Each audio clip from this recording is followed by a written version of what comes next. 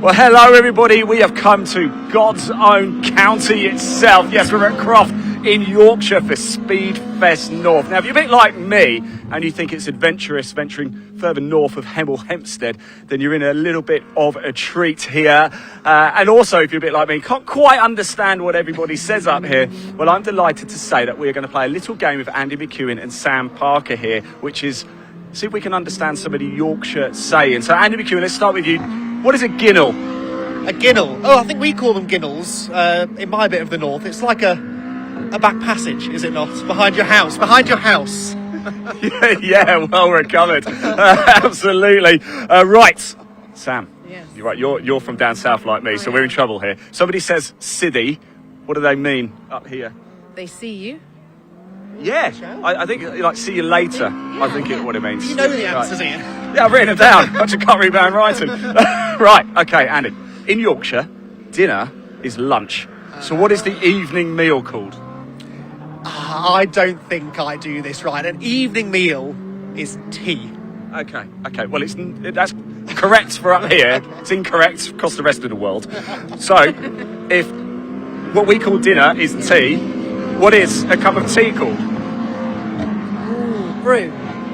Yeah, brew or just tea. It makes no sense whatsoever. What does make sense, though, is that we've got plenty of racing action coming up for you over the course of the next 2 days. Sam, you're here with Caterham. What have we got coming up? Yes, we have the Bilstein Caterham Roadsport Championship. This will be their round 2. We have FanDrive 270R Championship, and we also have the Motul 420, which is their first round. So we're very excited. There's 19 cars. Nervous, today. mate. Yeah, it's going to be good. We've got some people that have come back, championship winners come back. Obviously, last year's champion is back to do it all again. So it's going to be very exciting. And of course, you're here with TCR, second meeting of the season. What are we looking out for this weekend? Well, who knows after Brands Hatch? 3 races, 3 different winners. Quite a bit of calamity, at least in that first race, and a lot of drivers who really see this as the weekend to kickstart their championship. Got Jensen O'Neill going, leading the points. Who saw that coming at the start of the season? I don't know what to expect, but I'm looking forward to finding out. It is going to be sensational. We've also got the Junior Saloon Car action in action on track today, as well as track action. And we've also got the Scottish Minis here as well. Speed Fest North is go, go, go. There's only one thing left to do, and that is to go racing, everyone. Woo! Up north.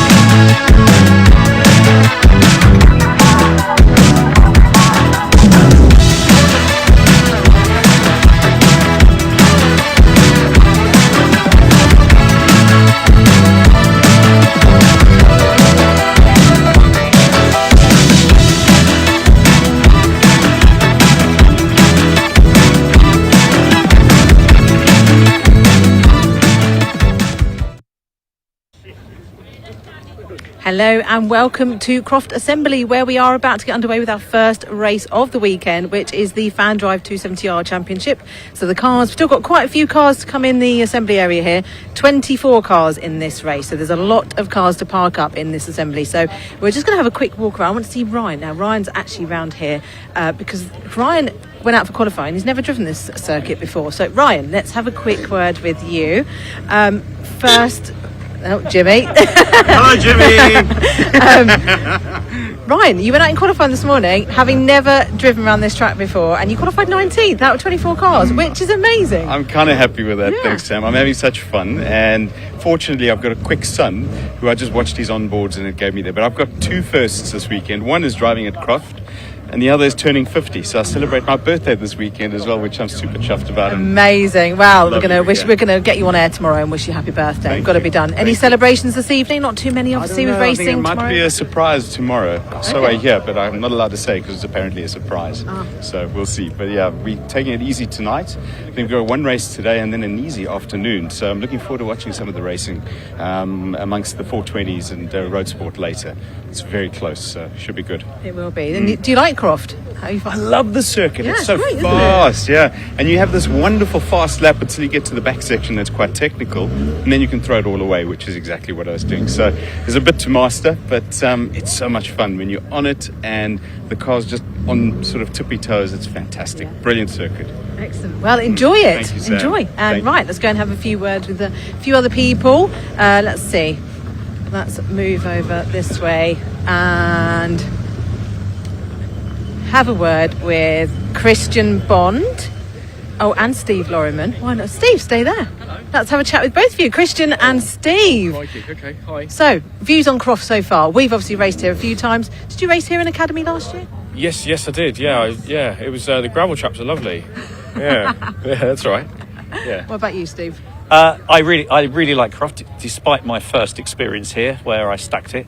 So, but I love it. I love really badly in qualifying. In qualifying, yes. Didn't even race. In Academy, that was, wasn't it? But I love the circuit. I just think it's really good fun, and I'm looking forward to the first race. It's dry. It's going to be fun. And you've had your best qualifying in Yep. in 270. Best qualifying ever, P9. So I'm super happy. So it should be good. So if I can keep P9 to the end, I'll be over the moon. Well, clearly you've got the pace too, so yeah. We'll see what happens. All right, well done. And I'll look forward to watching the race. Let's have a quick word with Chris Morling here. Chris, Hi, Sam. how good afternoon. How are you? Very well, yeah. Chuffed to be sat here. Yes, well done. So qualifying worked well for you. Yeah. Last 2 laps, it all came good. Good. Thanks to Andy, gave me a lovely toe. Bless See, him. the toe is really important around here, isn't it? Yeah, it gives you another 1 second, I think. But yeah, it's going to And be. what do you think of the 270 then after Roadsport last year? I love it. Well, I love them all. Yeah, I'll be honest, they all feel the same to me. But they're I fantastic. think it's as your ability gets better, the car gets better, so it sort of levels itself out. Okay, I'll take that. Thank Yeah. you. Cheers.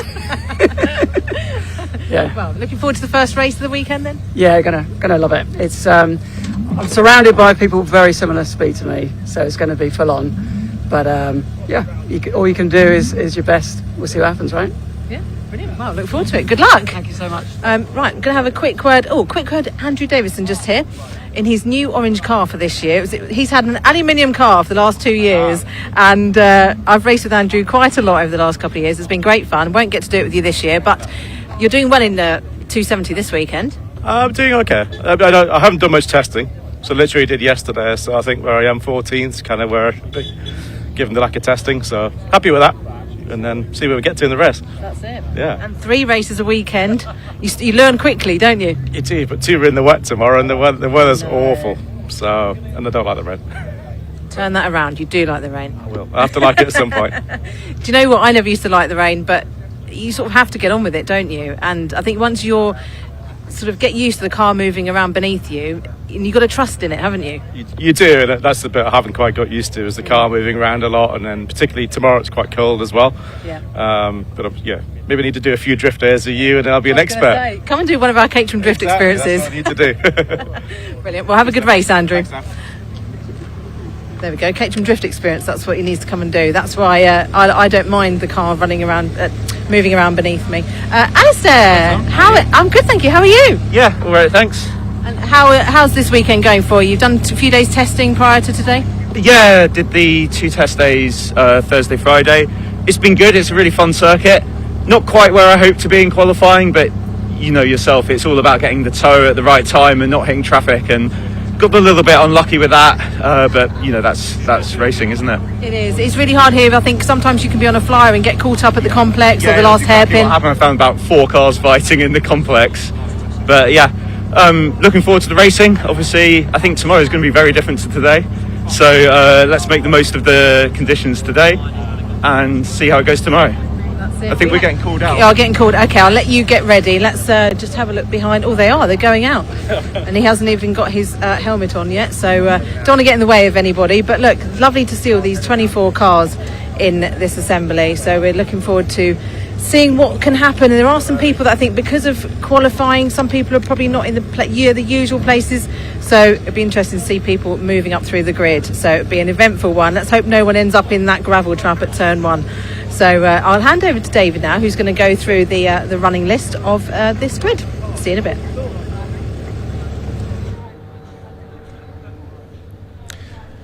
Yes, thank you very much, Sam. A very good afternoon, everyone, and welcome to Croft Circuit, the home of motorsport in the northeast of England, here on BARC TV for Speedfest North. 2 days of race action and a total of 17 races with the British Automobile Racing Club. My name's Dave Goddard, and I'll be taking you through the action this weekend, accompanied by Andy McEwen, who will take us through the TCR UK touring car action. They have their qualifying session a little bit later this afternoon. We have 3 races, first of all. The FanDrive Caterham 270R Championship making its way out now. That's followed by a mixture of saloon cars, the Track Action Racing Club. They have 2 races today, and then the Bilstein Caterham Roadsport Championship have a 20-minute race. They have 2 races this weekend. The FanDrive Caterham 270Rs have 3. Then there'll be a qualifying session for the TCR UK Championship. They have their races tomorrow, and then more racing to come. We have the Motul Caterham 7 UK Championship. The fastest Caterhams of them all will open their season this afternoon, followed by the Junior Saloon Cars. The young guns in their Citroen Saxo VTRs have the first of 3 races this weekend. We welcome the Scottish Mini Cooper Cup. We saw them a few weeks ago at Cadwell Park. Another foray across the border from their home base at Knockhill for this weekend. And then the Track Action Racing Club close out day 1 here at Speedfest North on the 2.1 mile Croft circuit. Here at Croft Aerodrome was a rallycross circuit for many years, upgraded in the 1990s, and the British Touring Car Championship came here for the first time in 1997. Breezy but dry conditions here today, but rain is forecast for tomorrow to make things a little bit more of a lottery. But our first race coming up to the grid then. It is the 4th race of the year for the Caterham 7 270R Championship, sponsored by FanDrive. They had 3 races at Cadwell Park last month. Brian Thornton, the Irishman, won the first 2, but he retired from race 3, and Paul Oglesby it was who took the win, and he leads the championship by 4 points ahead of Oliver White. Consistency putting him into second in the championship coming into this second meeting of the year, and it is Oliver White who has set pole position with a lap of 1:31.964 for this 2.1 mile circuit. Brian Thornton, double winner at the opening round, starts alongside, but he's only 7th in the championship after that retirement in race 3. Second row, Craig Evans, number 86, and 18, the championship leader Paul Oglesby in the bright green car. Aaron Oliver and Luciano Caruso start on row 3. Then it's Henry Speaks, and a good effort by Jasmine Shaw up there on the 4th row. Completing the top 10, Steve Loriman and South African Sebastian Thulle. We just heard from his father Ryan down in the assembly area. On the 6th row of the grid, we have number 42, Scott Helm. He's alongside 12, Alistair Morton. Row 7, 19, Chris Morling, 99, Andrew Davis, and we just heard from them. Row 8, Christian Bond in the 72 car alongside 74, Charles Chapman. Row 9, 23, Gary Cross alongside 27, Sean Murphy. And Ryan Thulle, number 48, celebrating his birthday this weekend, as we just heard, starts alongside Jimmy Way in car number 38. Row 11 is 65, Andrew Mackay, his first appearance of the season. Starts alongside 58, James Platt. In the final row, 2 more drivers who weren't out at Cadwell Park make their seasonal debut. 66, Tim Newman, and 47, Alistair Kinnear. Now, most of these drivers will have competed in the 2 rungs lower on the Caterham Motorsport ladder, the Academy for novices, and then the Roadsport Championship. And then the cars become upgraded to effectively the 3rd rung on the Caterham ladder. 270R, so named because they are 270 brake horsepower per tonne. We'd see effectively an upgrade of the car from Roadsports. They have their suspension upgraded from road to circuit racing spec. The windscreen and the lights are removed as well to make it look much more like a competitive racing car than a road car. Certainly shedding its road car roots, the 270R. Most of these drivers in their 3rd season of competition, as they line up on the grid here at the Croft circuit. We should see a green flag lap here just to warm these tyres up before they get underway with the first of our 17 races across the course of the weekend here at Croft. Tomorrow we kick off at midday with the first TCR UK race of the weekend. They, as we said, have their qualifying session later this afternoon. So the green flag waves then, and we get the cars underway. They'll have a lap to warm up their tyres, and we'll take you on a lap of the Croft circuit, this just over 2 miles layout. Takes them down towards Clervaux Corner. It's a tricky little section, this one. They go right, then it flicks back to the left again through the tyre stacks there. Very easy to run wide through the gravel there. Then back to the right again. It's effectively 3 corners in one, Clervaux. Then a short sprint up towards the right-hander at Hawthorne Bend. Across the end of the old runways here at the former Croft Aerodrome. And once the cars come out of Hawthorne, see Tim Newman there at the back, there is the left flick through the chicane, and then it's into the back straight. See the old rallycross course there to the left on the infield as well. And then it's this run along the back straight up towards the tricky Tower Corner, the right-hander. If you get it wrong here, if you overshoot, you end up in the field next door. Drivers do not want to be doing that here this weekend. Great field of 24 cars out there for this FanDrive Caterham 7 270R race. First of 3 races for them this weekend. After Tower Bend, it's a run up the straight to the Jim Clark S's, the left, then the right, again through the tyre stacks. Tricky to run side by side through the Jim Clark S's, named after the former Formula 1 world champion. There we see the Jim Clark S's in the tarmac runoff area on the outside. Then through there, it's up to the very fast right-hand flick at Barcroft, and then into the 2 right-handers at the far end of the circuit, sunny in and sunny out. Let's hope it does stay sunny here at Croft this weekend. As I say, rain is forecast for tomorrow, though.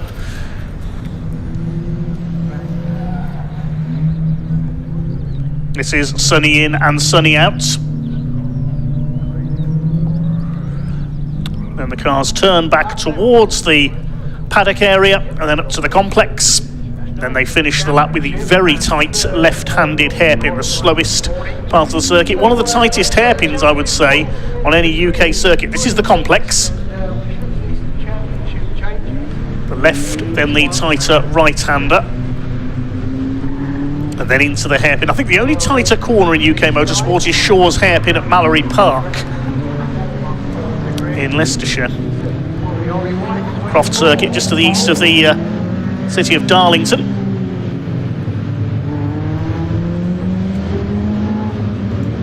Thanks for all your comments coming in so far. Big hello to Cheesy, aka Chris Hutchinson, our regular co-commentator on Caterhams. He's watching on. We'll have him back soon in the commentary box with us, I'm sure. Couldn't be with us this weekend, unfortunately. Cars head through the hairpin then. So just to take you through the colours of the leading car, it's the dark metallic green car, number 24, Oliver White, on pole position with the yellow wheels. He starts alongside the blue car with the orange stripes. That's Brian Thornton, the Irishman. Craig Evans in black and white on the second row alongside the bright green car of championship leader Paul Oglesby. Row 3 is Aaron Oliver. He's in black alongside the number 88 of Luciano Caruso. That's the blue and white Rothmans lookalike livery on row 3. And then Henry Speaks in red and blue alongside the maroon number 21 of Jasmine Shaw. Completing the top 10, Steve Lorriman is in white with a Union flag design. And Sebastian Tholle completes the top 10. The 5-second board is held aloft. It's time to go racing here at Speedfest North, here at the Croft circuit with the Caterham 7 270R Championship, sponsored by FanDrive. Oliver White's on pole position alongside Brian Thornton. Away they go down towards Clervaux for the first time. Decent start by Jasmine Shaw from the outside of the 4th row, trying to move through the middle. Side by side between the 2 leaders. Paul Oglesby's moved ahead of Craig Evans up into 3rd place into Clervaux. Let's hope nobody runs wide. A couple of cars go slightly wide, just brushing the edge of the gravel trap there, but they've all made it round so far. There's Andrew Davison, number 99, the orange car up on the outside of Chris Morling. They've dropped back a little from the 4th row of the grid, but they head down the back straight for the first time. Oliver White under fire from Brian Thornton for the lead of this race as they go down towards Tower Corner for the first time. Thornton up the inside, he takes the lead away from Ollie White. It's Oglesby in 3rd place. Luciano Caruso's got away well. The number 88, the blue and white car, he's up into 4th position, and Jasmine Shaw did get a good getaway up behind Aaron Oliver in P6 as they head out into the country for the first time. Look at the speed of these cars. You can really see there on the wide angle through the Jim Clark S's as they go up towards Sunny in and Sunny out for the first time.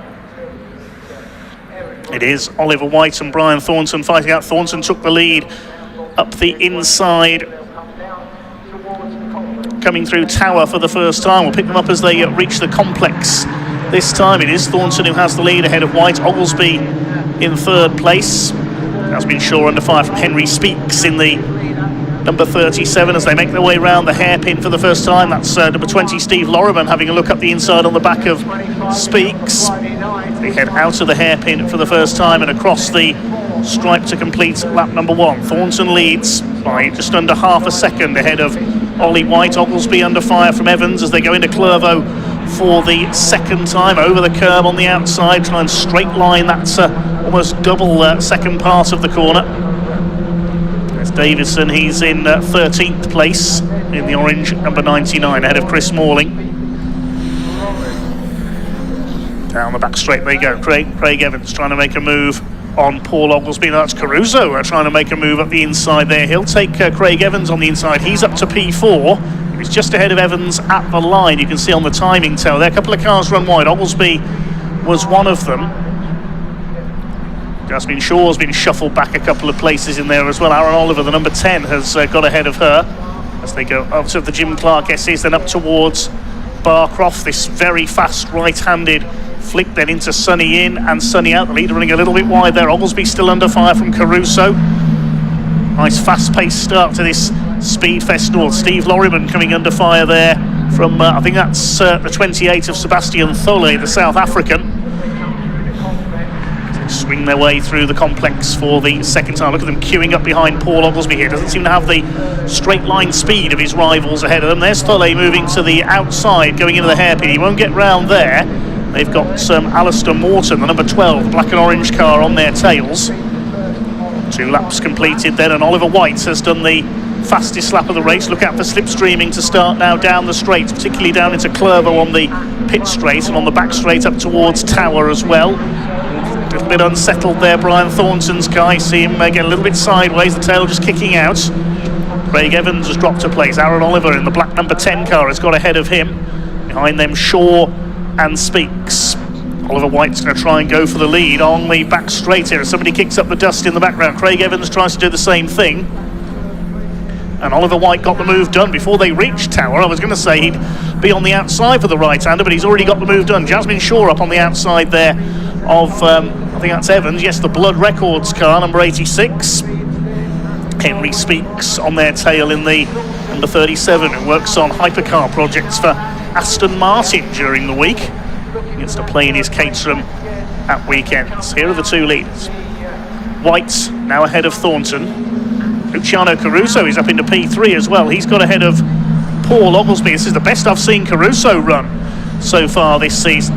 Steve Loriman coming under fire. That's Thole on his tail. Morton and Scott Hell in behind them. And Brian Thornton's got the lead back again, going into the complex there. Good move up the inside on the left-hander. Engaging duel here, developing for the lead. There's Chris Morling being chased by Christian Bond in the number 72. Who's that up behind them? I think that's Ryan Thole. Yes, the number 48's car closing in. That's the battle for P14 and 15 at the moment. Tail of the field turns its way out of the hairpin. Here come the leaders. Brian Thornton from Ollie White. Caruso going with them. It's Oglesby under fire from Aaron Oliver. Jasmine Shaw still going great guns up there in 6th position. Craig Evans has dropped back to 8th now behind Henry Speaks. Craig Evans just doesn't seem to have the pace he had in qualifying here. Along the back straight, and Ollie White's going to try and do what he did on the previous lap. Will he get the move done? Yes. The back straight just kinks round to the left there slightly, and White using that to his advantage to get the move done before the right-hander at Tower Bend. Here comes Paul Oglesby fighting back in the green car, trying to take P4 from Aaron Oliver. Behind them, Jasmine Shaw in the maroon number 21 car with the white roll cage. She's got Henry Speaks on her tail in the number 37. The midfield starting to spread out a little now. But this lot certainly aren't. Oglesby's gone wide there at Sunny Inn. Shaw up the inside, and Speaks is going to have a go as well. 3 wide into the complex. I don't think that's going to work. Oglesby stays ahead. Kicking up the dust on the inside there. That was Oliver in 4th position. Oglesby in 5th, but he doesn't seem to be handling too well. You saw the car snap slightly sideways there on the run to the complex under braking. Shaw next, then Speaks, and then Craig Evans in the 86. Behind them is Sebastian Thulle, and Steve Lorriman rounds out the top 10. Fastest lap of the race is with Caruso, 132.89 seconds. One car getting the black and white flag. There's a warning there for a breach of track limits. That's the number 18 of Paul Oglesby. Gets the flag there. If he gets another one, then he could be given a time penalty for exceeding track limits one time too many. It's noted by the stewards the first time you do it. The second time you get the black and white warning flag. The third time you risk a 5-second time penalty. As Brian Thornton back up the inside retakes the lead as they go into Tower Bend. Shaw has a look up the inside of Paul Oglesby. Behind them it's Henry Speaks. 4 cars breaking away at the front, with Caruso and Oliver going with the 2 leaders who've been almost tied together by a piece of string for the whole race so far, and there's a long way to go yet. Just under 13 minutes left in this FanDrive Caterham 7 270R Championship race. There's the breakaway at the front, the first 4 out of Sunny out up the short straight towards the complex. Oglesby is next. Doesn't seem to have the speed of his rivals, the championship leader. Jasmine Shaw behind, then Speaks. There's Evans and Sebastian Thulle closing up as well, the number 28s. Through the hairpin. Next in the order behind them is Alistair Morton, then Scott Helm, Davison, Bond and the rest of them. Across the stripe come the leaders. 5 laps completed. Less than a second covering the top 3. Luciano Caruso looking for his first podium in 270R. Paul Oglesby. Still somebody running wide there. Steve Lorriman through the gravel. First of most likely quite a few drivers who will do that at some point this weekend. Very easy to overshoot there into Clervo. He's got it through the gravel and keeps the Union flag liveried car going. All 24 cars still running at the moment who started this race. There's Caruso in the white and blue car, reminiscent of the Rothmans colours made famous by Porsche at Le Mans in the 80s and by Williams in Formula 1 as well. Second group headed up by Oglesby. There's 5 of them together, and then the third group is now headed up by Alistair Morton, who'll be up into the top 10 as a result of Steve Lorriman making that mistake. There's the second group, 5 of them together. There's Alistair Morton. Lorriman's lost 2 places there. Morton and Scott Helm in the 42 car have got through. There's the lead group. There's group 2, and that's now headed up by Henry Speaks. He's got ahead of both Shaw and Oglesby. I didn't quite see what's happened there. Did Oglesby make a mistake and Jasmine Shaw have to take avoiding action? Whatever's happened, Henry Speaks has got ahead of both of them, and now he wants to go after the 4 leaders. But look at Brian Thornton, he's pulled away now, 0.6 of a second clear of Ollie White out in front as we come up towards half distance. Ollie White just clips the curb on the inside there and settles the car slightly. Speaks goes a bit wide as well, very nearly drops a wheel into the gravel. If you do that you could spin out. Craig Evans trying to fight back, chasing down Jasmine Shaw. There go the leads. Look at them weaving about down the straight there with Henry Speaks trying to hold off a retaliatory attack from Paul Oglesby there. He's going to go and try and go around the outside into Tower. Doesn't quite manage it. Very difficult corner, that one. I said earlier, if you run wide there or go straight on, you're in the field next door.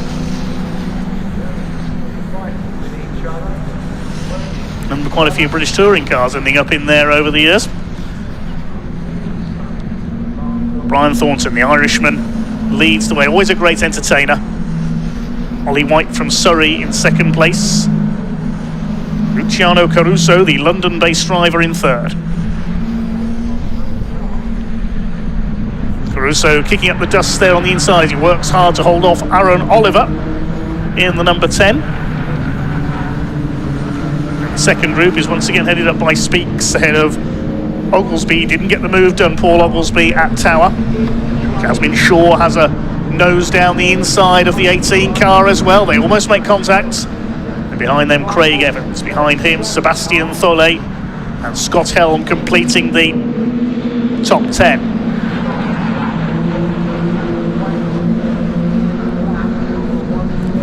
New fastest lap of the race by our race leader, Brian Thornton, 132.866 for the number 33 car. Weaving across, you see, to try and break the toe there to prevent anyone slipstreaming past them down the straight. Steve Lorriman recovering at the back of that group after running wide at Clervaux earlier on, and up the inside, Speaks holds 5th position.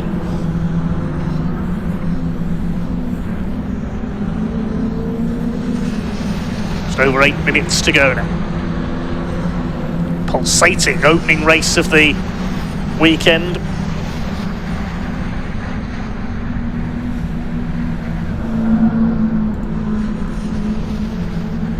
Jasmine Shaw all over the back of Paul Oglesby now, trying to take 6th place away from the championship leader.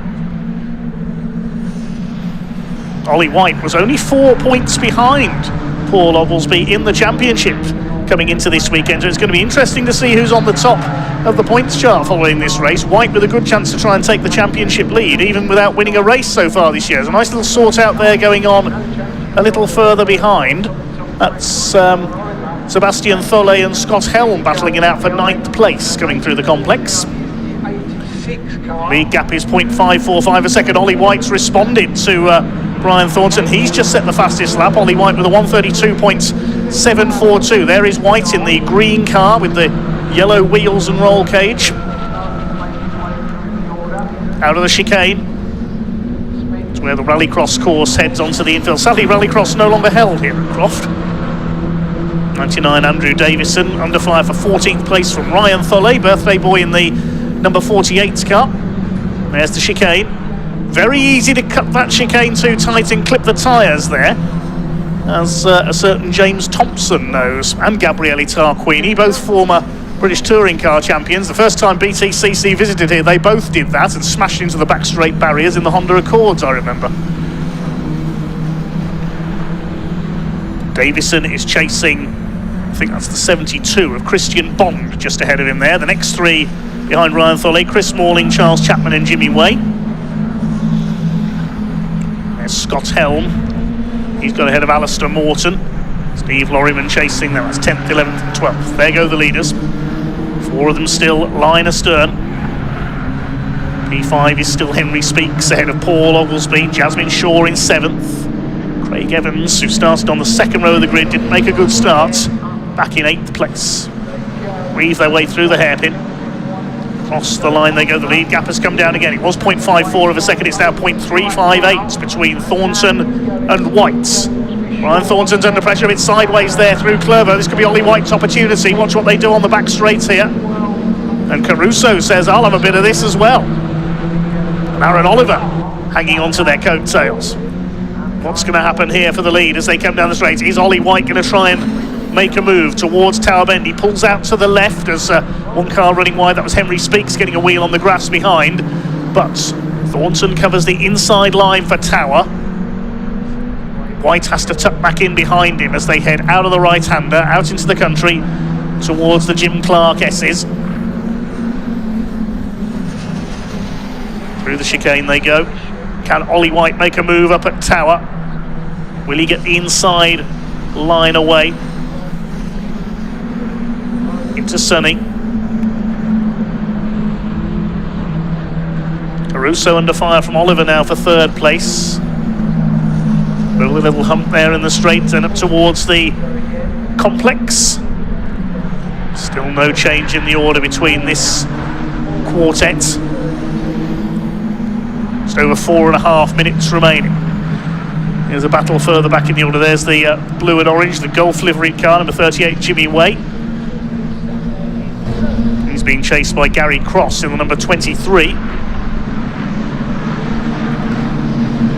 Chris Malling ahead of them, and also that's Charles Chapman, the sky blue and yellow car. Head of this little train for 16th place. Number 23 has been given the black and white warning flag for exceeding track limits. That's Gary Cross. He's at the back of this group. There's Jasmine Shaw in the 21.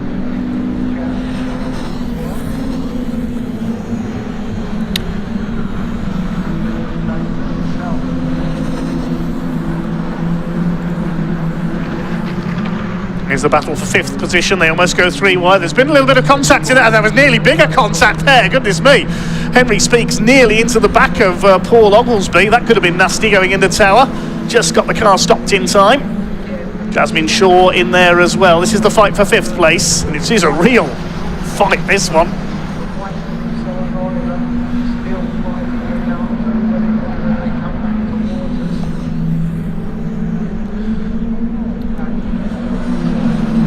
Here come your leaders then, down towards the complex, just over 3 minutes to go, so we get a couple more laps out of this one for the FanDrive Caterham 270R Championship. And Brian Thornton, if anything, has pulled away just a little bit from Oliver White now. The gap was 0.7 of a second last time around. Oliver White's still got the fastest lap though, 1:32.742 for the 24 car.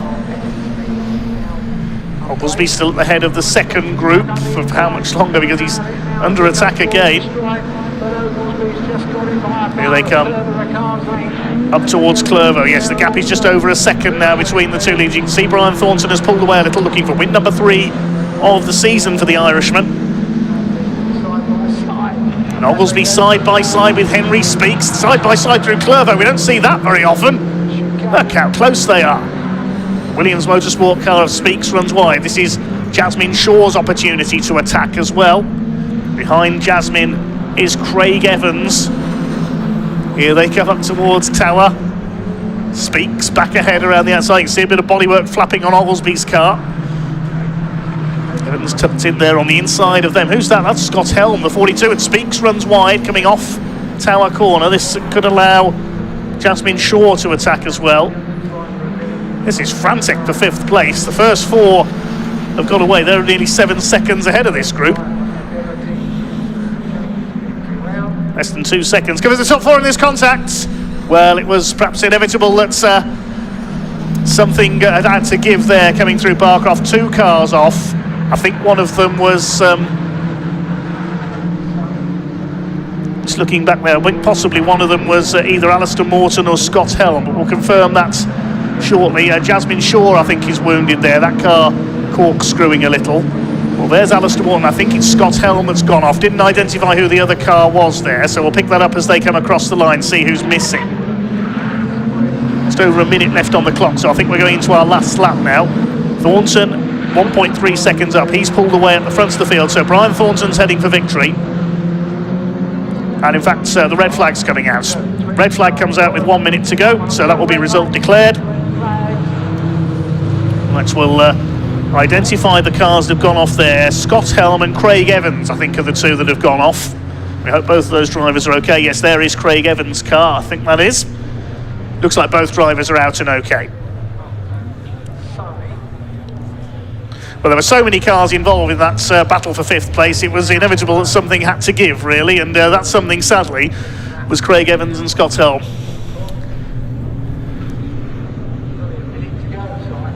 And we've already said on the TSL timing screen, this session will not be restarted, so results will be declared at the last completed lap, which will be a win for Brian Thornton, his 3rd win of the season. 2nd place for Oliver White, all provisional at the moment, of course, and 3rd place, well done, Luciano Caruso. Congratulations to him. I believe that's his first podium in 270R. Aaron Oliver will be 4th, and we'll confirm who takes 5th when we get the result through, because there were so many cars involved there together, it was hard to pick them out.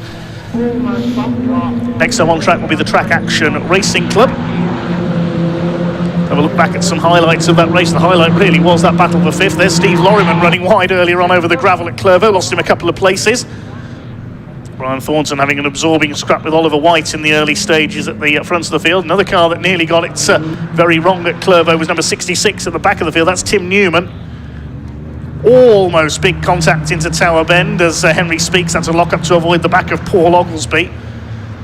Great fight it was for 5th, but then it all came apart, sadly, coming through at Barcroft. Yes, contact there the 86 and the 42, and walloped straight in they went into the tyre wall.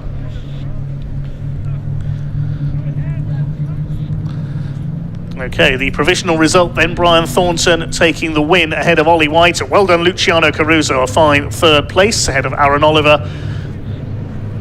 The result just going back a lap there to the end of lap 11, the last completed lap. So 5th place goes to Paul Oglesby ahead of Henry Speaks. Jasmine Shaw in 7th, Craig Evans in 8th place, but may not count in the result, he and Scott Helm, because they were the cause of the red flag.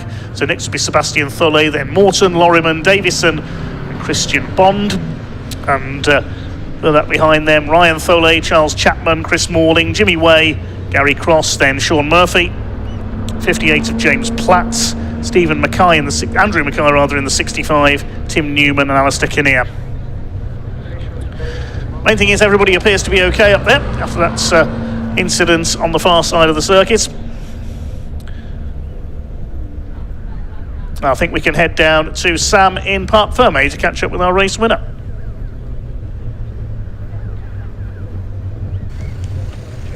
Well, it's a Caterham Trackstar lockout. So all of these guys are with Caterham Trackstars, their little team, and they will be delighted. What a brilliant race for them. I expect them to get their helmets off, and I bet it's rather warm. Exactly, it's really warm down here.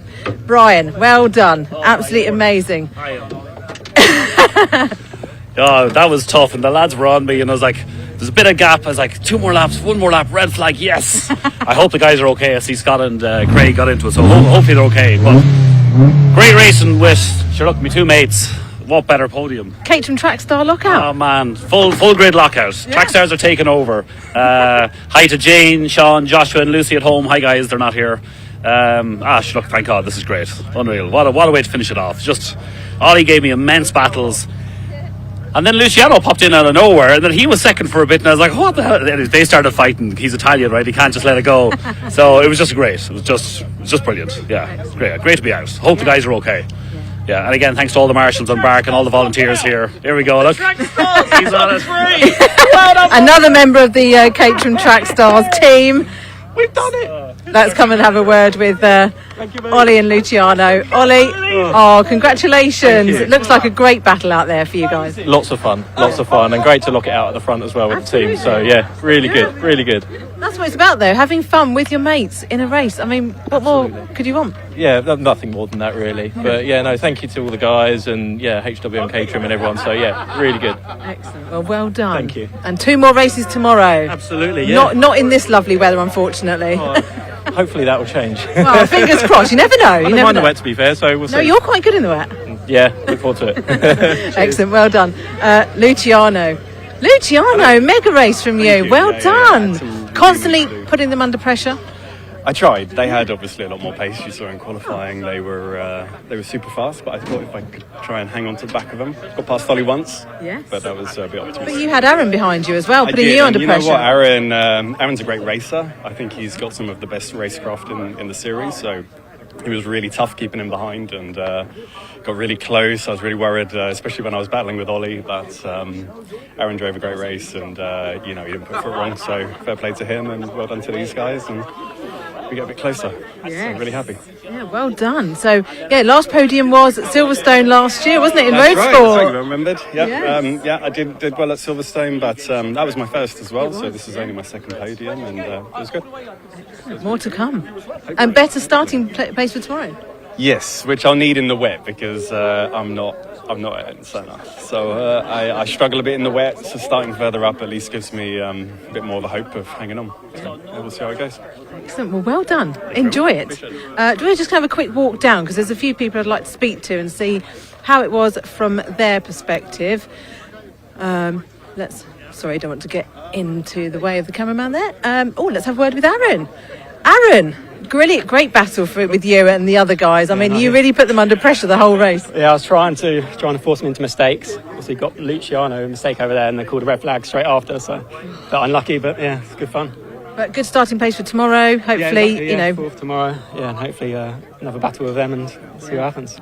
Yeah, it's a great race for you guys. It was good to watch them, and I just wanted a few more laps. Yeah, exactly. Yeah, a couple more laps would have been nice, but yeah, that's how it is. But yeah, it was good fun. Excellent. Well done. Good luck for tomorrow. Let's have a quick word with Sean.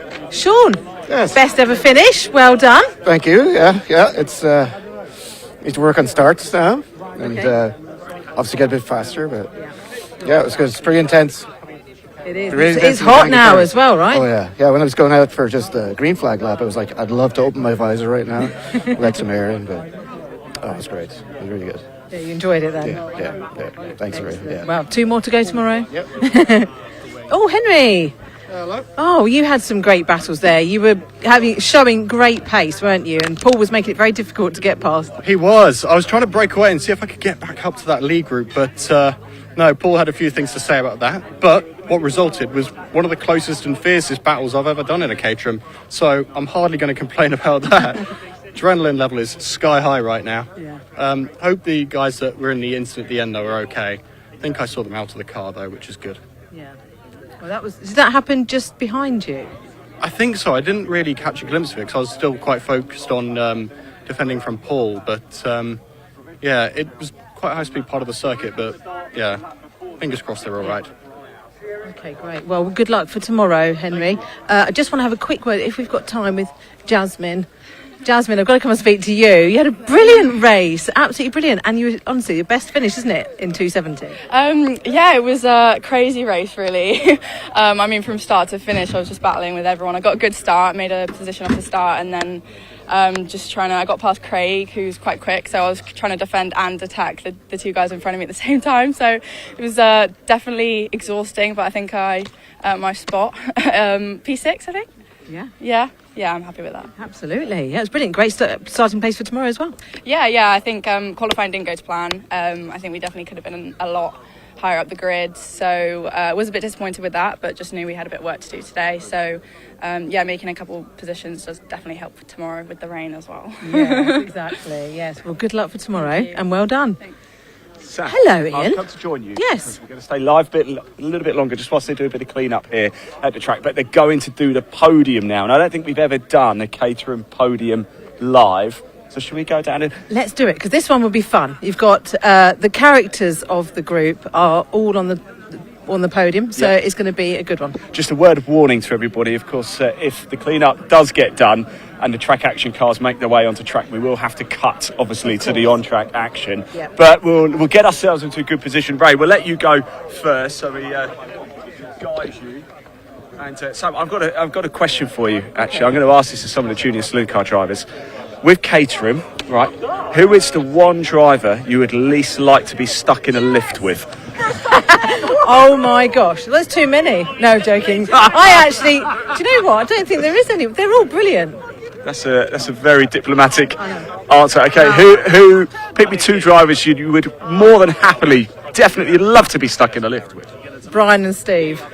It would be non-stop laughing. Can we have a look at these trophies over here as well? Let's just... Oh, we're going into it. We're going into it. Okay, I was going to say these trophies are very, very nice. They're new for this year. Tell you what I'll do. Let's we pop the camera over on Alex. In 3rd position for Luciano Caruso. There we go. Let's put the camera on the drivers. There we go. Big thank you to our series sponsor FanDrive. So Sean Murphy will be handing out the trophies today. He also has just been in the race, which is why he looks slightly out of breath. But yeah, thanks to FanDrive for sponsoring the series. In 2nd, we have Ollie White.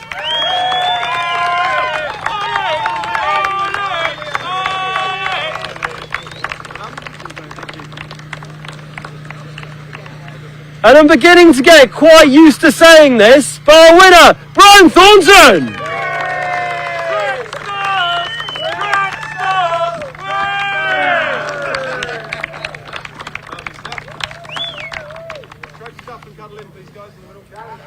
Well, they're just going to have some of the photos taken now, and then, of course, the champagne coming up as well. More Caterham action coming up for you throughout the course of the day. If you're watching, wherever you're watching, if you're on the BARC YouTube channel, the Caterham YouTube channel, we've got TCR Qualifying coming up for you a little bit later as well. So much action. If you haven't already, please hit that like button. Let's put the camera back on the drivers. If you haven't already, please hit that like button. Hit that subscribe button as well. Let's get as many people watching motorsport action as we can. The corks go up in the air. And look at this. This is what it's all about, isn't it? Glorious sunshine here at Croft. And tomorrow we are expecting quite a bit of rain. So let's enjoy these conditions whilst we can. Great to see so many people around as well. I wonder if we just grab Alex Reid here. Alex, very quick chat if we can. So I know we spoke at length, didn't we, at Cadwell Park, but so that weekend's done. We're here at Croft now. Beautiful sunshine. We couldn't have asked for better conditions, could we? No, it's a great venue, especially when the sun's out like this. I'm not sure we're going to have the same for tomorrow, and a really good first 270 race. You know, these guys are at least in their third year of racing, and you're starting to see some really fantastic racecraft come through now. So it's exciting to watch for us, for the spectators. Great racing for them as well, so it's mega. It's really nice actually for the drivers because they commit to the whole season, don't they? But the camaraderie that they build is something else, isn't it? Yeah, absolutely. You saw the top three there. The first thing they wanted to do was congratulate their pal on getting a top 10. You know, so they've just finished on the podium. It should be all about them, and now they've got the whole team in there to congratulate one of their other drivers on getting in the top 10. So yeah, that just shows the camaraderie and like friendship that they build through this experience. It's great stuff, Alex. Thanks. So I'm going to move away because it stinks of champagne over here, doesn't it, as well? There you go. Look, we're just talking about. Let's pop the camera on the drivers. How nice is that to see? Posing for the photos. There's certainly going to be a party coming up here very soon at Croft. Talking of parties on track action are making their way out now. So let's hand over to your commentator, Dave Goddard, to take you through the action.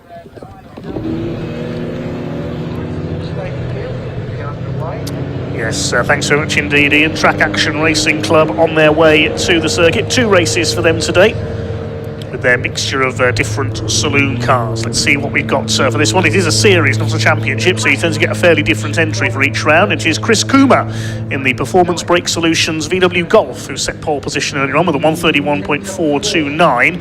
That was over 3 seconds quicker than Marshall Groves in his Vauxhall Vectra, double winner last time we saw track action out at Cadwell Park. Second row, Josh Hughes, he's in a Nissan 350Z alongside Lee Bull in his Renault Clio, and on the third row Nick Tasker with the VW Scirocco, and he starts alongside Rob Buckland with his Renault Clio. Fourth row, Adam Croft, double winner at Donington in March in his Scirocco, down at 7th on the grid alongside the boss of Track Action Racing Club, Dave Beecroft, in his Citroën Saxo.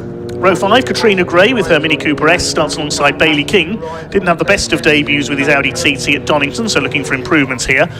And completing the grid, we have Mark Robinson, number 15. We saw him out in his VW Golf at Cadwell Park. The Golf got damaged in an accident, unfortunately, and Mark has a grid penalty here for causing a collision in that meeting, so he has to start from the back of the grid. He switched to a VW Scirocco. So 11 cars should be on the grid for what will be a 15-minute race. They make their way up to the grid.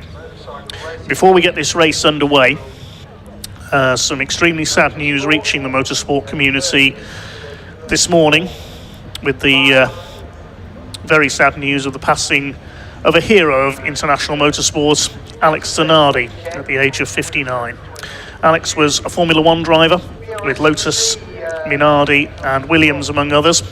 Went on to become a great success in American champ car racing. Of course, suffered that horrific accident at the Lausitz Ring, which resulted in him sadly losing his legs in 2001. But he fought, he overcame adversity, he overcame his injuries, and came back to compete in the World Touring Car Championship with BMW racing with Haddon Controls. He became a race winner there, and then went on to compete in paracycling, and was a 4-time Paralympic gold medalist, including at Brands Hatch of all places at London 2012 in hand cycling. Suffered another horrific accident while hand cycling in Italy some 5 or 6 years ago, and again fought back against his injuries, but very sadly the news of Alex's passing reached us this morning. We send our condolences to his family and many friends in the motorsport community.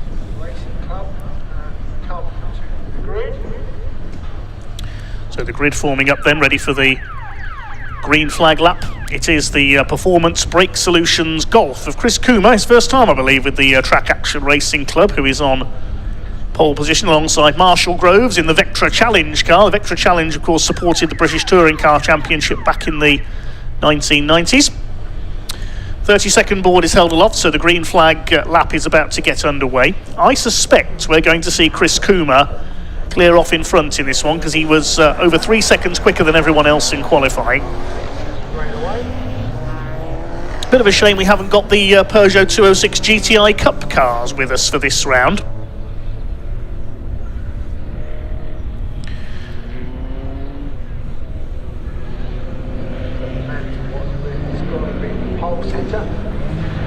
Yeah, no 206s this time, unfortunately. We'll see them back out later this year, because it's quite a frequent schedule of meetings for the Track Action Racing Club, given that, as we said, it's not a championship. There's no points on these races. There's Adam Croft.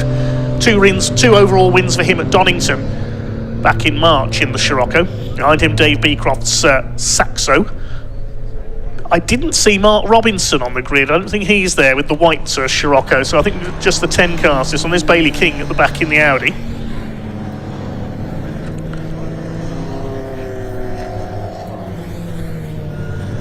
Of our commenters coming in, thanks to you. Hi to Dirt Devil RC Motorsports, who said earlier, I could be mistaken, but I think Mark Webber ended up in that field back in his younger days in British Open wheel racing. That was at Snetterton, actually, not here at Croft. That was at the first corner at Snetterton. He ended up in the cornfield after his front wing broke.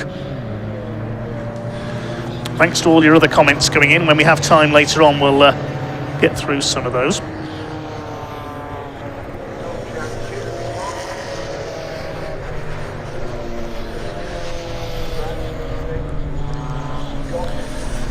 Big hello to Bethan Lloyd watching in South Wales. Jordine Crooks, hello to you, top rallycross official.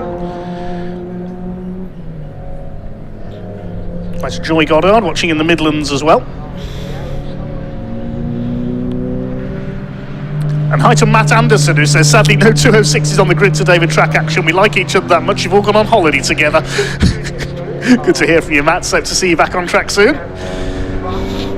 Hello to Dan Hughes, Colin Ware, Track Day Motorsport, who says they're on holiday with all the 206 drivers as well. See you back at Pembrey in June, says Track Day Motorsport, who runs several of the 206s.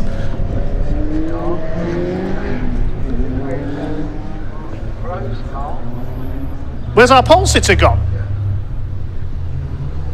Chris Coomer's pulled into the pits. What has happened? Has Chris Coomer got a problem, or is he starting from pit lane? It looks like he's going to start from pit lane, I think. So that makes things a little bit more interesting, because he'll have to come through from the back. So Marshall Groves starts alone on the front row of the grid in the Vectra. Josh Hughes in the Nissan 350Z on the second row. Away they go. And down towards Clervaux for the first time. It is Marshall Groves, 2 times a winner at Cadwell Park last time out in the Vectra Challenge car, who leads the way. Also competes with the Northwest Sports and Saloons, sponsored by CNC Heads at Alton Park. Mainly Lee Bull in the Clio gets away well. Now watch for Chris Coomer coming through. He has started from the pit lane in the Golf. He perhaps had a last minute issue there, but he's overcome it, and he's going to try and come through the field. So Groves leads down the straight for the first time, chased by Lee Bull in the Clio, then Josh Hughes, and it's one of the Scirocco's up there in fourth. I think that's Adam Croft. There's Coomer. He's already caught up to the back of the field. That's Bailey King's Audi TT ahead of him. Up the inside there, Rob Buckland in the blue Clio with the red wheels. Coomer's already made up one place, past Bailey King, newcomer to racing this year. Through the Jim Clark S's, the white Vectra streaks clear. Started from the outside of the front row. One non-starter, Mark Robinson, had problems in qualifying, I think, with the Scirocco. Look at Lee Bull, the Clio leaning its way through. It was a bit too quick there into Sunny Inn, I think. Rob Buckland up ahead of the number 20 of Nick Tasker, the second of the Shiroccos. There's Coomer, he's already up through about 50% of the field. There's Katrina Gray in her Mini Cooper. Groves from Bull. A bit of a lock up there again. Lee Bull is pushing hard in these early stages, but so is Chris Coomer as well. We'll see what his lap time is this time through from the pit lane and see where he's got up to. He's on the tail of Nick Tasker in the black Scirocco with the orange bonnet. Coming through to complete lap number 1 for the Track Action Racing Club. This 15-minute race. Across the line they go. Groves 2 seconds ahead of Lee Bull. But Kuma's already gained 5 places from the, well, 4 places, because of course one of those cars was a non-starter. He's up behind Nick Tasker now. There's Lee Bull, who's been racing, not Lee Bull, Rob Buckland, sorry, the blue Clio. Getting my Clios mixed up there, I do apologise. Rob Buckland's been racing with the Track Action Racing Club for a number of years now in their Tricolor Trophy series for French cars. The German cars compete in the Deutsche Marks category, get it? And the Japanese cars in the Nippon Challenge. You've got one Japanese car up there, the Nissan of Josh Hughes, the 350Z. And the Vectra, of course, is in their British car division. Slightly different way of doing things, organising the cars by their nationality. Through the Jim Clark S's. There's Adam Croft under fire from Josh Hughes. This is the battle for 3rd place. Adam Croft didn't have a best of times in qualifying with his Scirocco. These two had a bit of a scrap at Donington as well. I think that's the ex-Callan Trump Nissan 350Z there being driven by Josh Hughes. Josh based in Stockport near Manchester. Still leading the way, Marshall Groves in the Vectra. Didn't get very far at the opening CNC Heads Northwest Sports and Saloon Car round at Alton Park last weekend. His car sadly broke down on the green flag lap. Lee Bull in 2nd in the Clio, the man from Derby. Adam Croft up to 3rd. A late entry for this weekend's races, but it's turning out nicely for him up there in 3rd place. Hughes next, and Chris Kuma, I can tell he has come back into the pit lane, so he has got a problem with the Golf, unfortunately. See on the timing tower, pit, it says next to Chris Kuma's name, so he has got problems with the Golf. There's Dave Beecroft, the promoter of both Track Action Racing Club and the Junior Saloon Cars, hence probably why he's in a Saxo. His young charges will be out later on. Wait to see if Chris Kuma rejoins here. Tries to catch up with the field all over again.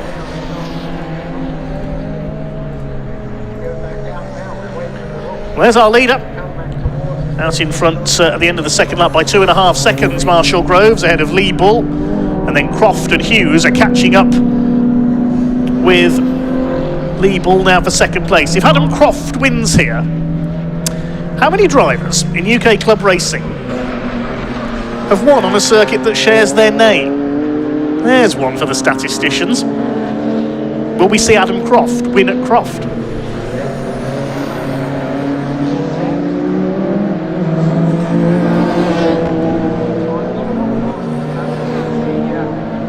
Over the line they come. Lead gap is up to 3.1 seconds now for Groves ahead of Bull.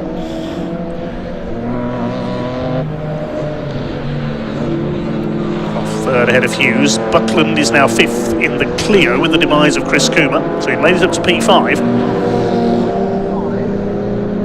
Nick Tasker's Scirocco is 6th, 7th behind them is Dave Beecroft. The other runners, Katrina Gray and Bailey King. Hopefully Chris Kuma will be able to fix his issues for race 2, which is at the end of today's programme. That's scheduled to go off at around 5 to 5. Oh, Adam Croft slow off the corner there, and Josh Hughes will go through. Now, did Adam Croft miss a gear there, or has he got a problem? Hope we're not losing another car. But Josh Hughes has got through, and you can see Croft has dropped back. I wonder if he's got possibly a gearbox or transmission problem there.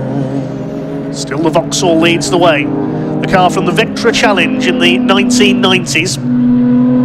Supported British touring cars, luminaries we saw in that, including Mark Ticehurst, Mark Blair, who went on into BTCC. Flavio Figueiredo, the Brazilian, had one BTCC appearance, replacing an injured John Cleland. Dave Pinkney raced in that series as well, and yes, Adam Croft has got a problem. He's dropping back towards Rob Buckland's Clio now. So I suspect we're going to see Adam Croft pull into the pits this time by. Let's see if he does. Not sure if he did there. I think he's kept it going. Yes, Croft is still going. Just under 8.5 minutes to go as Marshall Groves continues to lead in the Vectra Challenge car.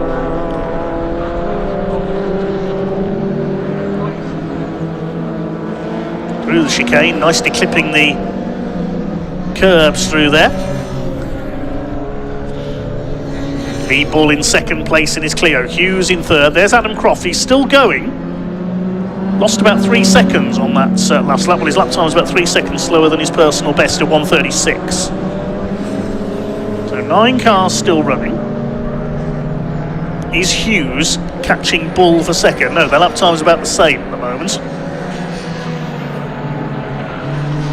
Groves dropped back by a couple of tenths on that lap. Lee Bull with the personal best cut the gap to just under 3 seconds. There's Hughes third in the bewinged 350Z. Racecarwings.co.uk is the sponsor. See, he's got the black cross on the back there. That means novice. You have to wear one of those for your first 6 motor races when you get your licence. Josh Hughes certainly not driving like a novice here. He's closing on Lee Bull for second place.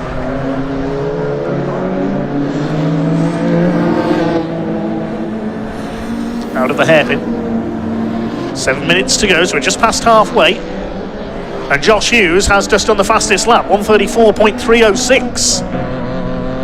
That's 3/4 of a second quicker than Groves that time through. There's Adam Croft, who's back up to speed. I don't know what his problem was on the previous lap. Perhaps just missed a gear coming out of Tower. He's got the momentum back now in the Scirocco, but he's got Rob Buckland's Clio behind him as well. Croft sponsored by Team Scrumpy Racing. If he gets a win today, we know what they'll be celebrating with. No drinking and driving, of course. To Tower. Is Hughes still catching Lee Bull? It took a second out of him on that last lap. It's a good run by Josh Hughes up there in that third place.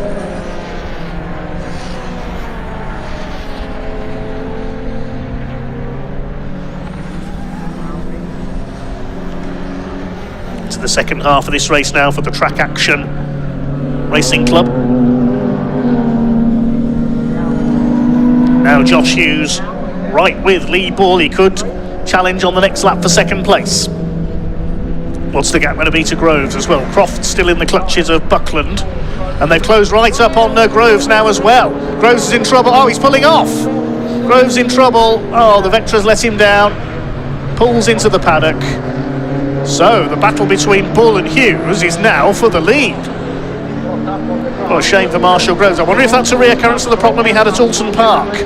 So Lee Bull finds himself in the lead in his bewinged Renault Clio, pulling away from Josh Hughes in the Nissan once again. There's just under a second between the two of them. Extra incentive now for Josh Hughes to catch that Clio. And a gap back to third, which there's a challenge for third, and through goes Rob Buckland past Adam Croft. Well, Rob Buckland has really got the blue Clio. 182, it's out of 182, no, 172, sorry, wound up. And he's up to third overall. They're running the same class as... up the inside comes the Clio, running in the same class, I was saying there, as Lee Bull, the two Clios. Adam Croft is listed as running in Class TA. Shouldn't be in the same class as the French cars. I think there's an error possibly there.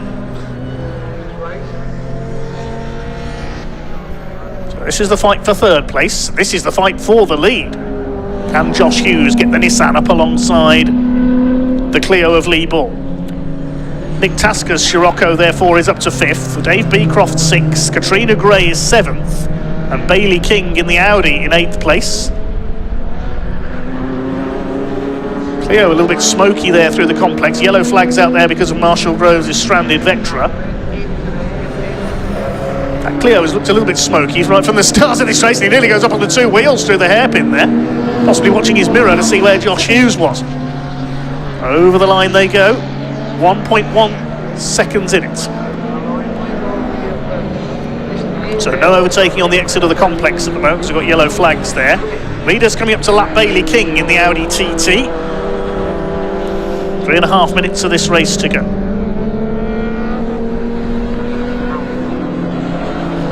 Out of Hawthorne, through the chicane. Clio seems to have the straight line speed advantage, pulling away from Josh Hughes. Then Buckland in third. And there's Croft trying to close back up on him in the orange and white Scirocco.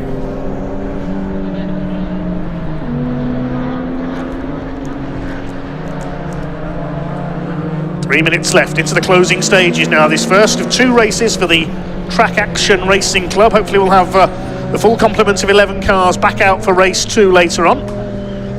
It's time to do repairs.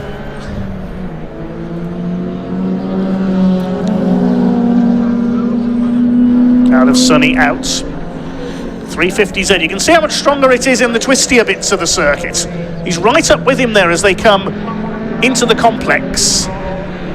He seems to be stronger under braking as well, but as soon as they hit the straights, the Clio able to pull away. There's still yellow flags out there at the complex, so no passing in this section. Out of the hairpin, there's the green flag, so out of the yellow zone, and then the Clio just gets the power down and away goes Lee Bull. Using his look at him pull away from the Nissan. They've lapped Bailey King, who's been shown the blue flag there, just to warn him that the quicker cars are coming round on him. Through Clervaux come the two leaders. Must be all those aerodynamics on the 350Z that give you the advantage in the turns. But then they hit the straights. Lee Bull puts his foot down and away he goes, although this time Josh Hughes able to stay with him a little more. And up to Tower.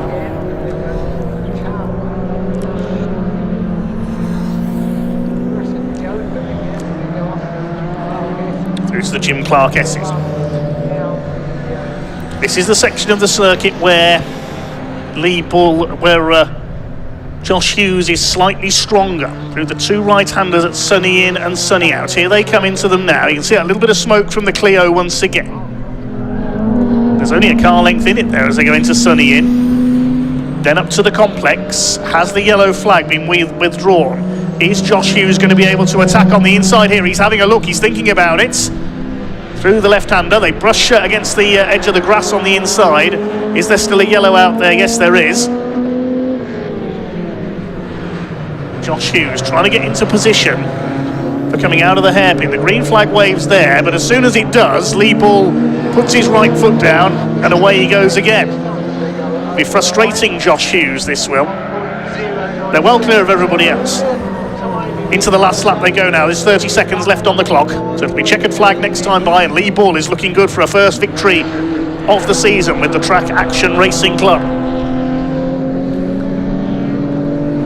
Through Hawthorne, you can see that little bit of smoke it's trailing there.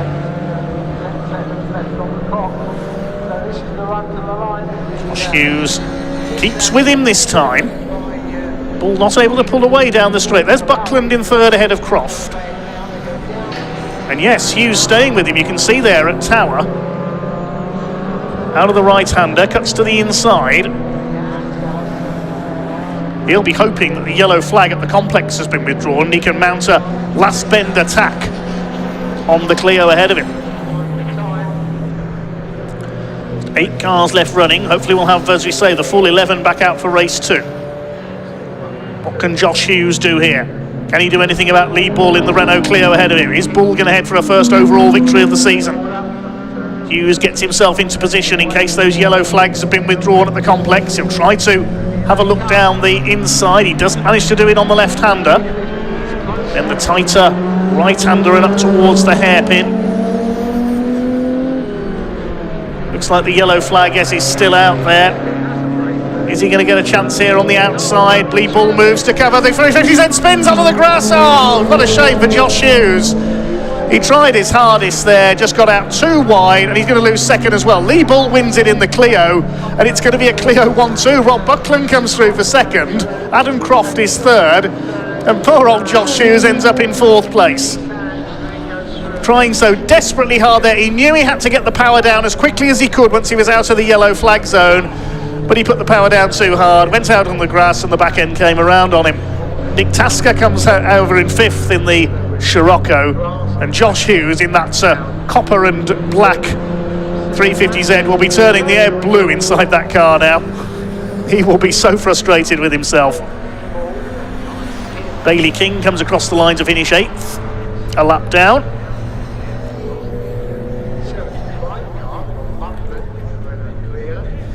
Tasker's come over in 5th place. It's not showing on the timing screen because his transponder's not working. So 6th is going to go to Dave Beecroft. There he is. We haven't seen much of the Saxo man in this race. He's got Katrina Gray in the Mini Cooper chasing. Oh, what an eventful race that was for the Track Action Racing Club. Plenty of action, living up to their name. You have to feel for Marshall Groves as well, who was clear at the front when the Vectra sadly let him down. Here they come up towards line. Katrina Gray, is she going to get up to the back of the Saxo? No, not quite. So Beecroft will take P6 and P7 will go to Katrina Gray.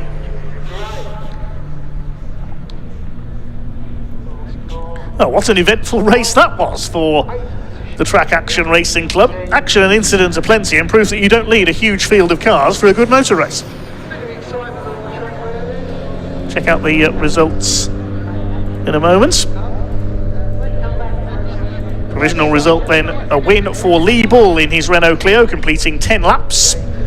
Second place for Robert Buckland, 6.5 seconds back, making it a Clio 1-2, and Adam Croft on the podium in the Scirocco as well. But the results don't tell the full story there, because Josh Hughes was trying to take the lead on the final hairpin, but he spun it, ends up back in 14th place in the Nissan. Then Nick Tasker 5th ahead of Beecroft, Gray, and a lap down Bailey King. We lost Marshall Groves sadly while leading the race midway through. Chris Coomer starting from the pits and then pulling back into the pits after a couple of laps, and sadly Mark Robinson didn't take the start. Pause to get our breath back, I think, after the first race of the day for the Track Action Racing Club.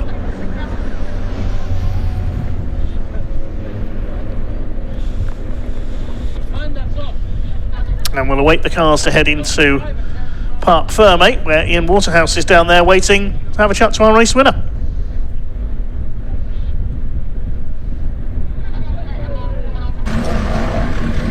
Well, it's certainly never over until it's over, is it? Wow, what a finish all race long.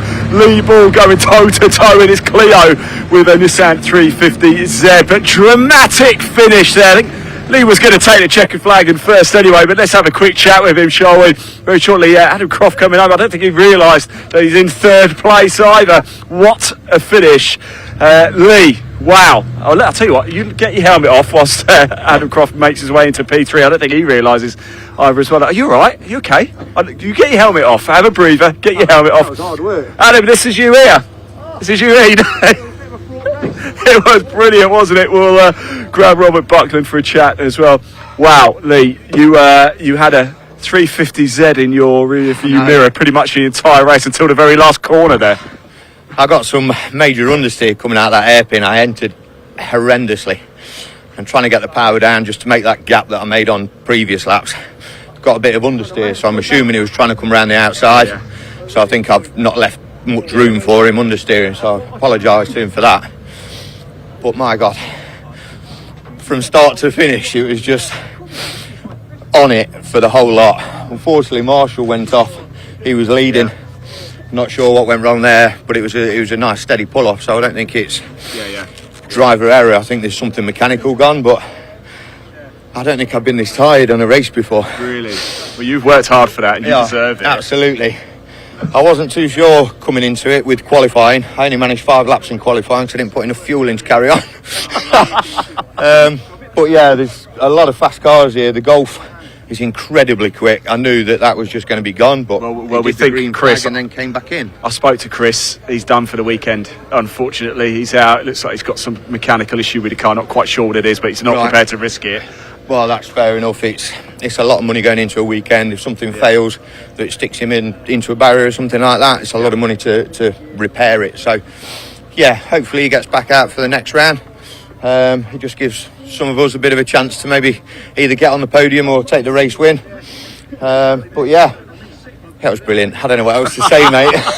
Look, you said plenty, and thank you so much for it. I really appreciate it. We really do. Let's grab Adam Croft, and we also want Robert Buckland as well. I've got boys. Can we grab you both? Actually, you don't even know where you finished, did you? No, I never do. It was quite a dramatic finish. I mean, listen, 2 Clios in front. remarkable as well, isn't We'll it? have to do something about that, won't we? No, they are awesome little cars and two very good drivers as well. And yeah, there was sort of people going off all over the place who didn't quite know where we finished. I had a little bit of rubbing with the chicane.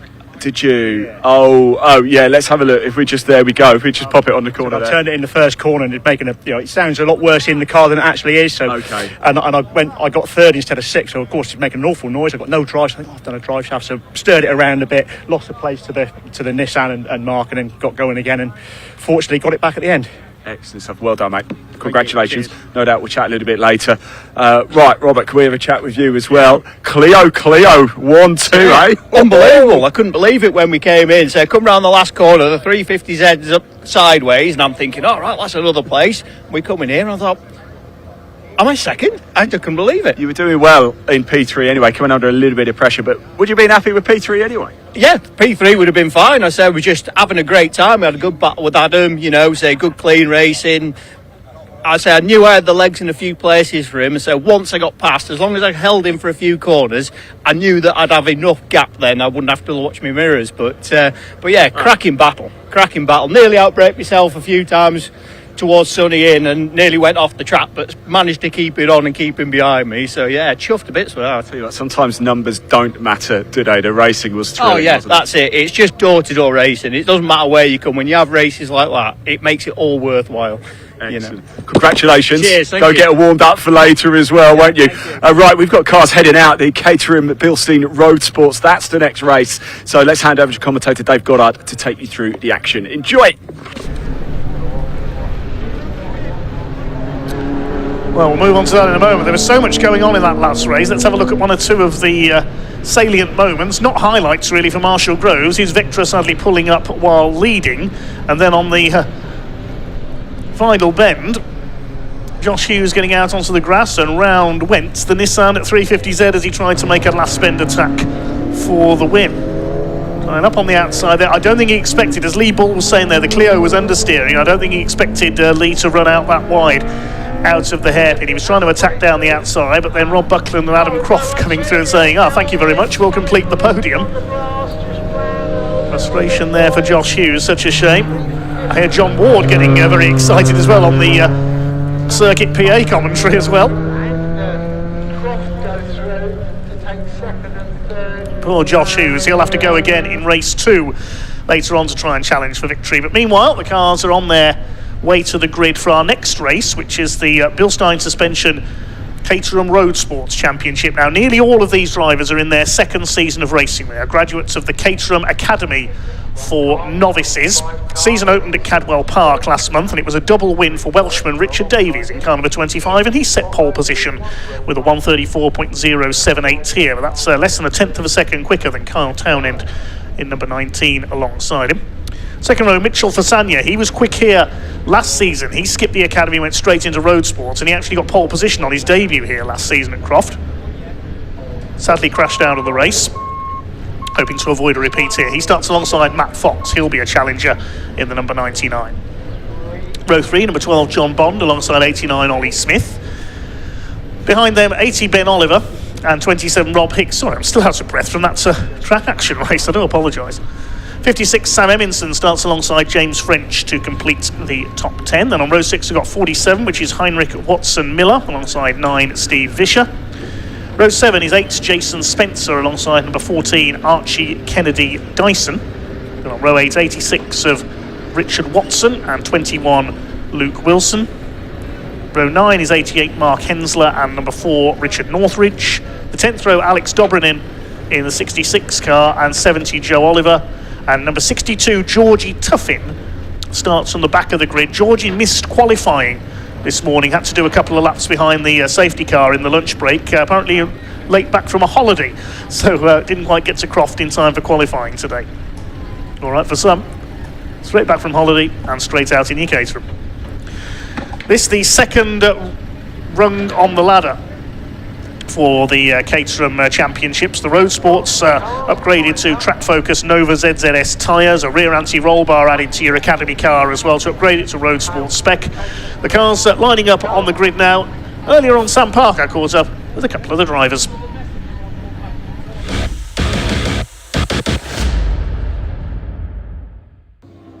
Right, your first race for the Roadsport series is up next. We've already had two.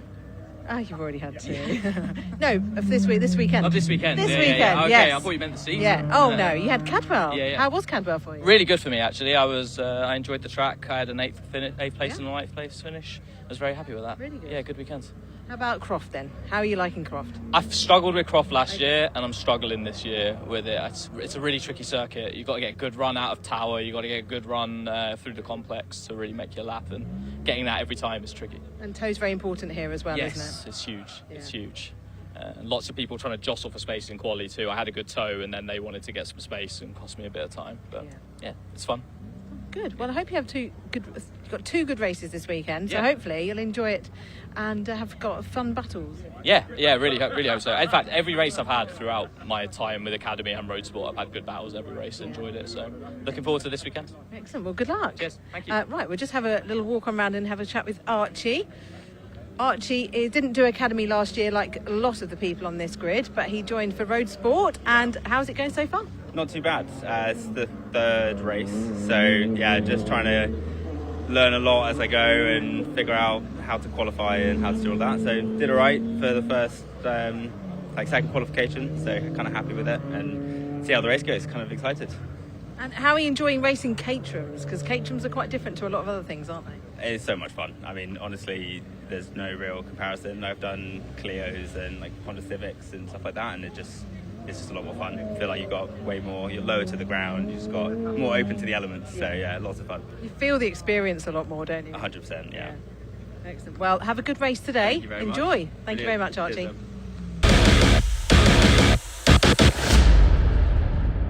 Cheers,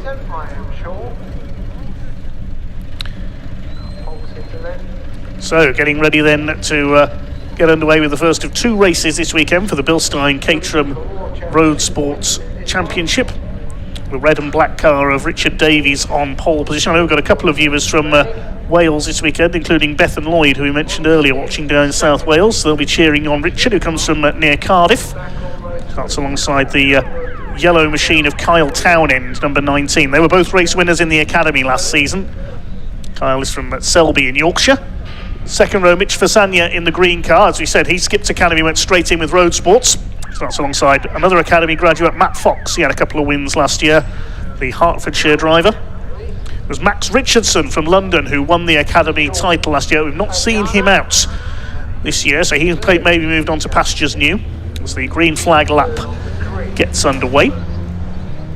Quick hello to Emma Hunter, who's watching from Spain. Normally marshalling here at Croft on post 17. So hello to all her colleagues here at Croft this weekend. Big thanks to the volunteer marshals, the Orange family as we call them. We could not go racing without them.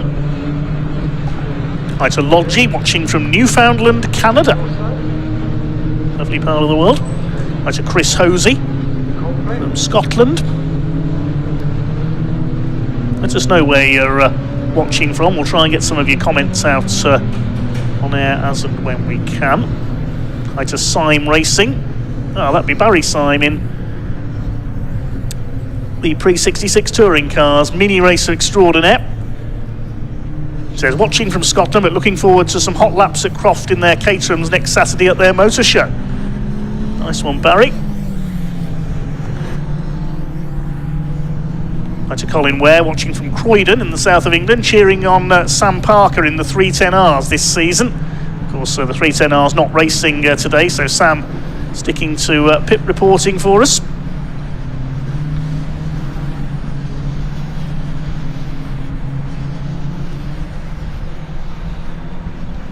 Viewers from Finland, from Spain, Canada and the USA. Great to hear from all of you. Ilvron7515 says I put in 45 laps in at Croft on the PlayStation on Toka 2 touring cars before watching this. My record lap at Rady Croft 1:15.91. What car were you in, Toka 2 player? Hi to Josh McCarthy, says go Ben and Joe Oliver. Imi and Josh watching from France. It's Ben Oliver in this race with the number 80, I think is on the 4th row of the grid, yes, and Joe Oliver, number 70, towards the back. Had an off in qualifying, unfortunately. There's Joe, the blue car, back of the grid. The pale blue car behind is Georgie Tuffin, who, as we said, missed qualifying. Didn't quite arrive at the circuit in time. Had to do a couple of laps in the lunch break after qualifying. 20-minute race then. The red car of Richard Davies on pole alongside the yellow of Kyle Townend. Mitchell Fasagna in green on row 2, the number 18. Matt Fox also in yellow, number 99. John Bond on row 3 is in white and blue. Ollie Smith, second in the championship behind Richard Davies after the opener at Cadwell. The number 89 cuts the blue car with the orange stripe on row 3. Ben Oliver is on row 4. That's the Brawn GP lookalike, the white and Dayglow yellow car. Okay, here we go then. The 5-second board has been displayed. The red light's about to come on, and here we go with the Bilstein Caterham Roadsport Championship here at the Croft circuit. We are underway. Decent start by Kyle Townend from the outside of the front row. Georgie Tuffin already making progress on the back past Alex Dobrin in the Russian-born racer in the green number 66 car. But who's going to have the lead as they throw the cars into Clervo? It is Richard Davies who has held his lead. A couple of cars a little bit wide towards the back of the field, but they all just about managed to funnel their way through. It really narrows through that section of the circuit. Let's see who's leading as they come to the back straight. It is Davies under fire from one of the two yellow cars. We'll pick up whether that's Kyle Townend or Matt Fox. Their cars almost identical liveries. As they come up towards the right-hander at Tower, it is Matt Fox, I think. No, it's Kyle Townend, sorry, in second place. Fox is back in 4th. Up on the outside, Heinrich Watson-Miller, the red number 47 car, runs out of it wide. They charge their way through Tower Bend for the first time and out to the back of the circuit. Almost side by side there for second. Kyle Townend run a bit wide. Mitch Fasagna trying to challenge for P2 as they come towards Croft. Very, very fast part of the circuit. This is the onto the brakes for Sonny in and Sonny out. Looks like John Bond up into P5 in the number 12 car. They filter their way through and turn back towards the paddock. One car running out a little bit wide on the outside line there. But everybody round the first lap okay. Fasagna's got through at the complex into second position. And the two yellow cars, Townend ahead of Fox. Out of the hairpin they come. John Bond rounds out the top 5 by the look of things. Then Ollie Smith in the number 89. A couple of cars again sliding wide on the hairpin. All these drivers, well, nearly all these drivers in only their second year of motor racing, graduating from the Caterham Academy. Across the line they come. There's the battle for 5th. John Bond ahead of Ollie Smith with the orange stripe, and behind them it is Sam Evinson, the green number 56 car. It's made a good start through the first corner section of Clervo, then onto the back straight out of Hawthorne and the chicane, and trying to make a move for the lead is Mitch Fasagna. Somebody going wide onto the grass big time there. Trying to identify who that was in a moment. I couldn't quite tell. Fasagna on the outside, Davies on the inside. Fasagna sticking to that outside line. It's working for him coming out of Tower Bend. That's good. Not very often we see the outside line work there, but I think Fasagna, has he held the lead? No, Davies back up the inside at the Jim Clark S's, and he hangs on at the front. So battle is joined early on between Davies and Fasagna. There's Fasagna in second place, then the two yellow cars in behind. It is Townend ahead of Fox, then John Bond in the white and greenish blue car ahead of Ollie Smith. Going with them is Sam Eminson. Heine Watson-Miller is next in the number 47. Then it's the number 80 of Oliver, and Stephen Vischer rounds out the first 10. Minor Stern through the complex for the first time, for the second time I should say. There was a green flag showing there, I noticed. Has somebody hit problems at the complex further back possibly? We'll pick up on that in a moment. 2 laps completed by our leaders. Fastest lap by Kyle Townend in third place, a 1:35.911 as they come across the line. I think we've lost Heinrich Watson-Miller, the red number 47. He must have had a moment at the complex. He'd come through in 18th place, so he's still going, but has dropped 10 places, so he must have gone off at the complex. There's Ben Oliver, the Brawn GP lookalike, the white and Dayglow yellow, running in 8th place. Now Fasagna's going to try and attack again as they come up towards Tower. Can he get the move done before the corner? He's up on the outside again. They're still side by side on the run through the corner. The rest go streaming through behind. The 27 there, that is Rob Hicks. Blue car with the yellow stripe. Now, who's going to emerge from the Jim Clark S's with the lead this time? They are still side by side. There's just no quarter asked or given between these two, and Richard Davies will have the inside line for Sonny. He just about holds his lead, but Mitchell Fasania, he went fantastically here at Croft last year until he sadly tripped over another car and crashed out of the race on his debut in Caterham Racing. He was in the fight for the lead up to then. Could we see a new winner in Caterham Racing here, or is it going to be 3 out of 3 this year for Richard Davies? All over the back of him is Fasania. There's Townend in third, Matt Fox in fourth. Starting to queue up behind them now. That's a quick lunge up the inside there. Kyle Townend tries to have a look for second place. Now this would be exactly what Richard Davies wants. He wants the rest of the field behind him to start fighting each other so he can escape at the front of the field. Fastest lap of the race this time by number 80 Ben Oliver in 8th position, 1:35.377. Shows how evenly matched the group at the front of the field is. Davies, Fasania, Townend, Fox, then Bond, Smith, Sam Eminson up there in 7th. Oliver, Hicks and Vischer round out the top 10. Richard Davies, who led by 7 points ahead of Ollie Smith coming into this round of the championship. Fasania third and Townend fourth, as Fasania again tries this wide line through Tower. Can he go all the way round Richard Davies this time? Up towards the Jim Clark S's. He's got to get the overlap done there. He's done it! Oh, excellent bit of driving by Mitch Fasania. He really is a fearless young racer. That was a superb piece of driving. So Mitch Fasania leads it. Richard Davies has a look on the inside at Sonny, but the move has been completed this time. Mitch Fasania, your new race leader in the number 18.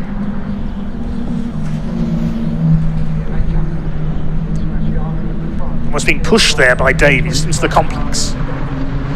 Townend and Fox next in the order.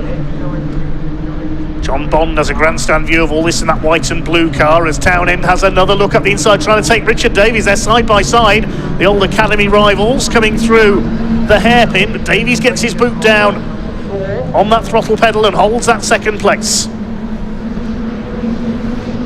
Down towards Clermont, 4 laps completed. Ben Oliver still has the fastest lap of the race. Matt Fox looking on from behind in 4th, then it's Bond 5th, there's Ollie Smith in 6th, Sam Eminson in 7th place, Ben Oliver in 8th. This group of 8 breaking away from the rest of this 21 car field. Where's Georgie Tuffin made it up to from the back? Up to 13th now in that second group. They're not going to go 4 wide, surely. They're not close enough to do that. Fasania on the inside. Davies thinks, okay, I'll play you at your own game, Mitch Fasania. I'll try and do what you did on the previous lap. It doesn't work, and it's let Kyle Townend in for a look as well in the number 19 car. Green, red, yellow, yellow, the top 4 order this time through Barcroft. Up to Sonny in. Townend in 3rd, Foxy giving chase in the 99.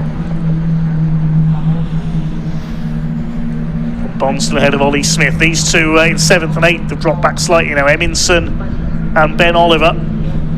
As Mitchell Fasania goes very deep there into the first element of the complex. He managed to get the car back across to hold off Richard Davies, and he'll have the inside line for the hairpin. I thought Fasania was going to slide wide onto the grass there, but he's lost a bit of momentum. This could be Davies' chance. He'll get in the slipstream down the straight. Nearly hits the back of Fasania, who was quicker than him off the hairpin there and didn't expect it. That's how much a small loss of momentum can affect you in Caterham racing. Look at this, they're drafting each other like a couple of NASCARs. Into Clervaux, right on the limits. Carl Townend had a look as well. They're really throwing these cars around this Croft circuit in this first of 2 races this weekend for the Bilstein Suspension Caterham Roadsport Championship. Suspension will be working overtime on these cars to keep them on the road. Townend having a look to the outside as they come down towards Tower. Fasania on the inside for the right-hander. Davies tries to breeze round the outside. Townend still holding off Fox for 3rd position. Terrific racing between these 4 at the front, and with John Bond and Ollie Smith trying to get involved now as well. 6 of them together Here they come through the Jim Clark S's. Fasanya's got the inside, forces Davies out onto the curb there. Here they come into Sunny Inn. Richard Davies kicks up a bit of dust. He's really trying here to wrest the lead back from Mitch Fasania as we come up towards half distance. Yes, we're not even halfway through this frantic pace yet.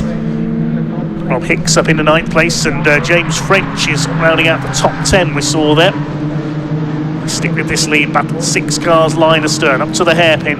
Kyle Townend has a lunge up the inside. He always tries to there, get alongside Richard Davies. They just avoid each other.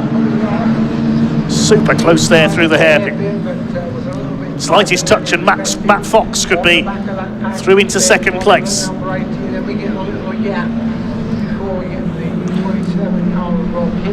Into Clerver, into lap 7. Ben Oliver still with the fastest lap because everybody else in this group are taking time off each other. Rob Hicks in 9th position. Somebody running a bit wide there. That was the number 8 of Jason Spencer. And off, I think that's Spencer that spun it there actually. I couldn't quite see the number. Yes, it is the number 8, Jason Spencer, spinning out. The man from Warwickshire gets it going again. Just avoiding the Rexacell barrier up there. A couple of battles further back down the order, and a big lock up there for the number 70. That's Joe Oliver trying to come through from the back of the grid. Brother of Ben is 16th at the moment, chasing Richard Northridge in the number 4 car. And here are the leaders. Still your leader is Mitch Fasania in that number 18 car, looking for his maiden Caterham win. Just over 9 minutes of this race to go. James French coming under a bit of pressure there from the number 9 car. That's Stephen Vischer. He dropped a couple of places on the last lap. See Mitch Fasania again moving wide there and then cutting back into the complex to try and prevent them from pulling up alongside him. Carl Townend gives his usual lunge down the inside, but he's closer this time for 2nd place, and Mitch Fasania a bit slow off the hairpin. Kyle Townend, if he's lucky here, could make up a couple of places, but no, he's going to be squeezed out by Richard Davies. This is going to allow Matt Fox as well. The 4 of them, look at this, almost on top of each other as they come down into Clervo, and Townend's lost out in fact because Fox has gone through. Fasania flicks the tail out there as they come into Clervo. He's held his lead, Davies 2nd, but a change between the 2 yellow cars. It's now Matt Fox up into 3rd position. So Kyle Townend thought he had a chance to get up alongside the leaders coming down into Clervo, but he ended up on the outside line, and Fox found the gap to come through into P3. Fasania on the inside. Davies briefly got his nose in front there, I think, down the straight, but Mitch Fasania's got the inside for Tower. This is absolutely frantic. And now it is a group of 6, because that's a little sort out between the 2 yellow machines has allowed Bond and Smith to close up as well. Fasania on the inside. Can he resist for another near 8 minutes of this frantic race for the Bilstein Caterham Roadsport Championship? Richard Davies looking for 3 wins out of 3. Mitch Fasania looking for his first ever race win. It's incredible stuff. And now Ben Oliver's closing up. He's got ahead of Sam Eminson up into P7. Side by side for 2nd. Here comes Foxy. We said he'd get involved. He tends to take a few laps to get fully warmed up. Matt Fox. Oh no, you don't, says Richard Davies. Oh yes, I do, says Matt Fox coming into the hairpin. And Mitch Fasania says, OK, that's just fine. You lot squabble with each other behind. I'll clear off into the lead. This is brilliant. Side by side now, the 2 yellow cars. Kyle Townend trying to get back into this. And you can see that's allowed Fasania and Davies to pull away slightly. Now, who's in 3rd place? It's Townend. He's got back ahead into P3. Recognise Fox's car from the back. It's got the black stripe down the centre.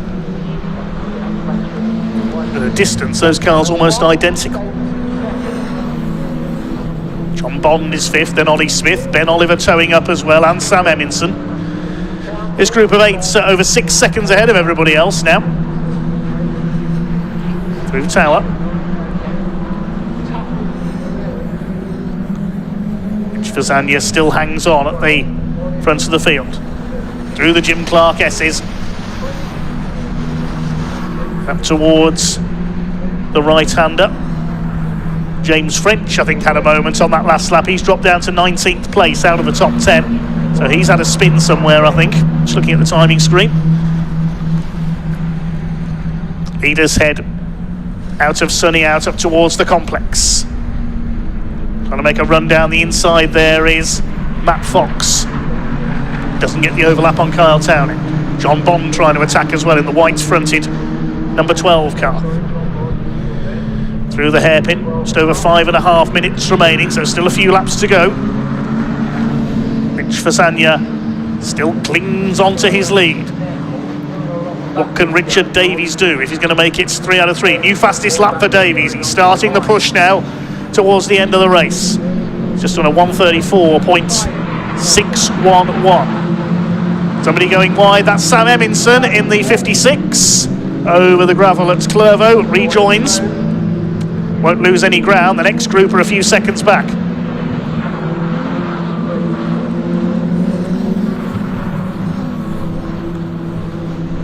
Here come your leaders. What's going to happen into Tower this time? Richard Davies goes to the outside. Side by side between the two yellow cars. Matt Fox up the inside retakes P3. Here comes John Bond in the white car as well, trying to take P4. Fasagna, is he going to hang on into Sunny in? Just about, I think. They come out of Barcroft. Right on the edge of adhesion through the right-hander, then up to the second right-hander, back towards the paddock they come. 7 of them now, with Sam Eminson having run wide and dropped back. There's Sam, we just caught a glimpse of the green car. Swing their way up towards the hairpin once again. Nobody close enough to challenge. Through the hairpin they come. Ollie Smith under fire from Ben Oliver. There's a battle a little bit further back as well. Rob Hicks fighting it out with Steve Vischer. And then behind them, Joe Oliver, who's come up from the back of the grid into 12th place. And behind him, that's Georgie Tuffin. This is the fight for, I think, 11th place. These two cars started from the back. Joe Oliver had an off in qualifying. Tuffin missed qualifying. The first 3 have pulled away this time into the start of the lap at Clervaux. We can see there. Look at the gap that's opened up. Matt Fox going with the 2 leaders. We said earlier, Matt Fox, he takes a few laps to get warmed up and fully into the battle. He's well and truly in it now. Kyle Townend a bit wide there into Tower, and John Bond will take full. Oh, sideways. They both went sideways there. I hope there's not any fluid on the track there. As Kyle Townend possibly got a problem here. He's losing time. You can see he's dropped back into that second group. He's down to 6th place now. So whether Kyle Townend's had a moment somewhere, I'm not sure. But Matt Fox saying he'll get into the battle late on. It's just in the fastest lap, 134.33. Couple of laps to go this time. So Kyle Townend is now down to P6. Zolly Smith up to 5th. And look at this, almost 3 wide for the lead of the complex. Richard Davies going for the inside. Can he get through there? They are 3 wide. Look at this up to the hairpin. This is never going to work. And Fasagna's been shuffled back to 3rd place. Davies has got the lead. Matt Fox is never going to get round the outside there. He could set himself up for the straight. No, Davies gets across the front of him and has taken the lead. That was terrific racing coming out of the complex. Brilliantly done. Great driving by Richard Davies. And he's got the lead back again. And now here comes Fox. What did we say again? Towards the end of the race, Matt Fox always comes on strong. He's up to 2nd now. It's red, yellow, green at the front of the field now. Fasagna down to 3rd, Bond up to 4th. Townend's back up into 5th place ahead of Ollie Smith.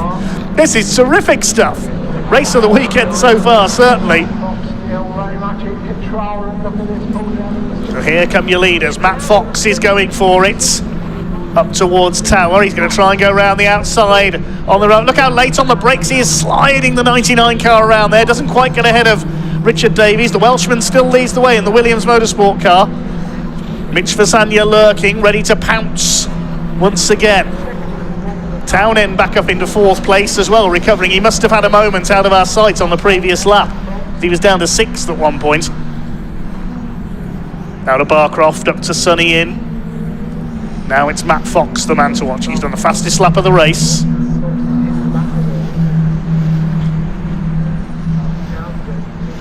Ollie Smith in 5th place. John Bond down to 6th, and Ben Oliver hanging on behind them. Here comes Fox. He's going to try and do what Davies did on the previous lap, but he's not close enough to make a move at the complex. Are we going to see him lunge at the hairpin? Are we going to see Mitch Fasania make a lunge at the hairpin? No. Finds his way blocked there on the inside by Matt Fox.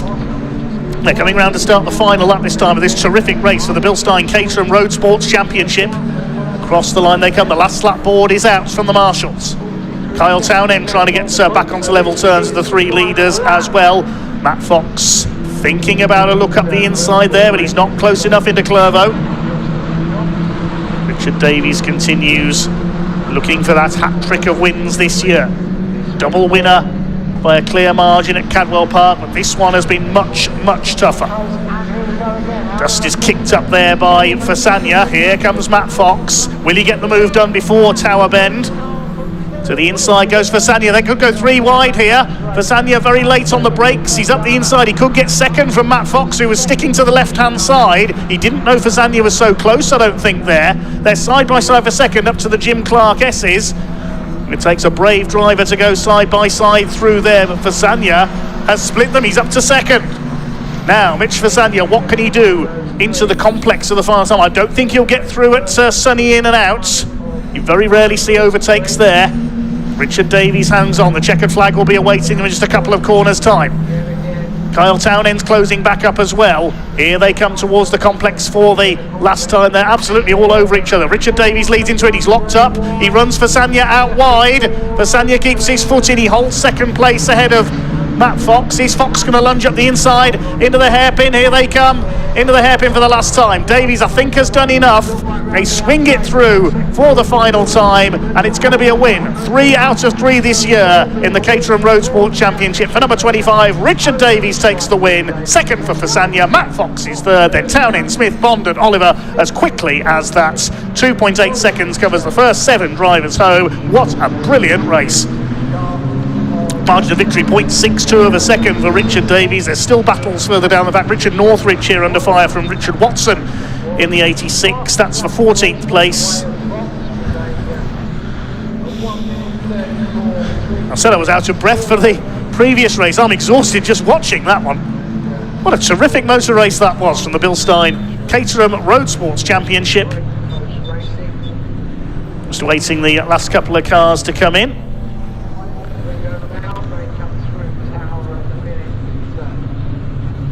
One more car to come in, which is Alex Dobrin in at the back of the field in the 66 car. And when he comes in, all 21 starters will have made it to the finish, which is pleasing to report. There is Alex Dobrin in. Dropped back a bit at the rear of the field, but he will complete a full complement of finishers. And from what I could see down that race, there were a couple of spins, but from what we saw anyway, not a single bit of contact. 13 laps completed by our race winner Richard Davies. The Welshman makes it 3 out of 3 this year and extends his championship lead. A magnificent race with Mitch Fasania, Matt Fox and Kyle Townend. They finished covered by 1.2 seconds. Matt Fox got the fastest lap of the race with a 1:34.33. So provisional result then of the Bilstein Caterham Roadsport Championship. Richard Davies keeps up his unbeaten run this year ahead of Mitch Fasania with Fox and Townend next, and a small gap back to Ollie Smith in 5th. He got home ahead of John Bond. Ben Oliver in 7th. Sam Eminson recovered from running wide at Clervo to take 8th. Then Joe Oliver up from towards the back of the grid in 9th that day, so that's a good run through the field. Rob Hicks rounding up the top 10. Georgie Tuffin started last, finishes 11th. Well done, Georgie, ahead of Steve Vischer, Richard Northridge and Richard Watson. Behind them, Heine Watson-Miller, Archie Kennedy-Dyson, and then the 21, which is Luke Wilson. 88 of Mark Hensler. James French, who had a moment dropping him down the field, was 19th. Then Jason Spencer, we saw him spin at Clervo, he was 20th, and Alex Dobrin completed the finishers. Shortly hand over to Ian Waterhouse and Sam Parker down in Parc Fermé to talk to some of the drivers in that terrific race.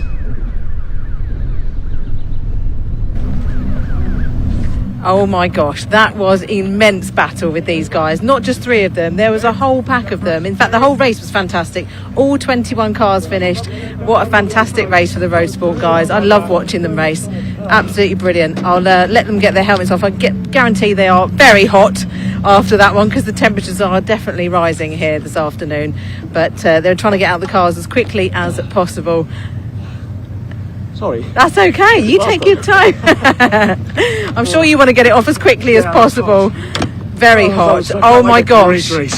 That was incredible. Mitch and Matt as well. That was incredible. Yeah, he did a brilliant move on me on the outside of the tower. And then I think he made a bit of a mistake down into the fast left after Sonny out. I managed to get around the outside of him, I managed to hold him off. But yeah, that was a cracking race. That was brilliant. 3 wide in many corners. I know, that was a little bit touch and go. But it's brilliant. I think he had a little touch, but it wasn't much. So we got away with it. It was good. Awesome. Absolutely brilliant. Like, Cool. so good to watch. I loved it. It gave me sweaty palms Really? watching it. Think about me. Think how I feel. I know. Yeah, absolutely brilliant. Well done. Well deserved. Thank you. Right, here you go. Look, these guys are enjoying it. Mitch, first podium. Congratulations. Chuffed. I felt like I had the win in me, if I'm honest, but I'm so happy. That was an amazing race. That's so much fun. I think it could have been any of you 3, to be quite honest. Yeah. 3 abreast in so many corners, like I just said to Richard. Yeah, it was scary, but it felt like we were all under control. It didn't feel like any of us were being too aggressive or anything. So I don't know who I collided with a little bit, but I think overall very clean race. Very happy. I think in those moments when it is that close, slight touching is going to happen at some point. Exactly. Yeah. It's part and parcel. Exactly. No, well done. Thank you. Congratulations. Matt Fox, fastest lap. Well done. Really? Yes. I'll take that. Yeah. P2 points, not bad. That's it. Yeah, well done. That was a fantastic battle. I was saying to Richard, it gave me sweaty palms, so God knows what it's like for you guys. It was really good fun. I think we learned quite a lot at Cadwell. That was our first proper race where we were within like a foot of each other. So this is going to be a great year. Really great year. I'll just say hello to my wife and kids who are at home. Never say hello to them, so hi. I'm sure they'll be very pleased for that. Yes, and very pleased for you. Well done. Thank you. And third place. Sorry, is very good place to start tomorrow. Yeah, apparently it's really wet tomorrow. Not my favourite thing, but I can get the car set up and do it properly. You haven't had TCRs are very loud. Wet racing, you've not had that much, have you? No, literally, you can count on one hand the amount of times I've been on track in the wet. So it's a new experience. Obviously, Cadwell is notorious if you go off there, there's no runoff. Whereas here it's flat, and there's quite a bit of tarmac at the back of the track, which is helpful. So yeah, hopefully it should be a lot more comfortable. I was about to say, it's a bit more for the confidence, isn't it? Yeah, that's it. Absolutely. Yeah. Getting the right setup, not on low, dry tyres, put some wets on. But somebody told me it might be dry for our race at 2 o'clock, so who knows? Who knows? It's Yeah. going to change. Thank you. Well done. Thank Well you very done. I just want to have a quick word. If we've got time, fingers crossed, I just want to have a quick word with Georgie, because she started at the back of the grid and she came through. Georgie, what an incredible race. Oh You did so well. I'm exhausted. Yeah, it was great. Like, really fun. Made up, like, I think 10 places Yeah, or so. you started at the back and finished 11th, was it? Yeah, it was brilliant. I didn't make qualifying because I was stuck travelling back from New York, so it was missed that and wasn't feeling super prepared, quite tired, bit jet lagged. So not just New York, was it Bermuda? Bermuda first, then New York. Yeah. So little jet setter just cruises in and then brilliant. fantastic. Yeah, like great racing, and just you can really tell how far we've all come from Croft last year, just in terms of racecraft and it was brilliant. So really fun as always. Very popular. Well done. Right, so TCRs are out qualifying now, so I'll hand over to David.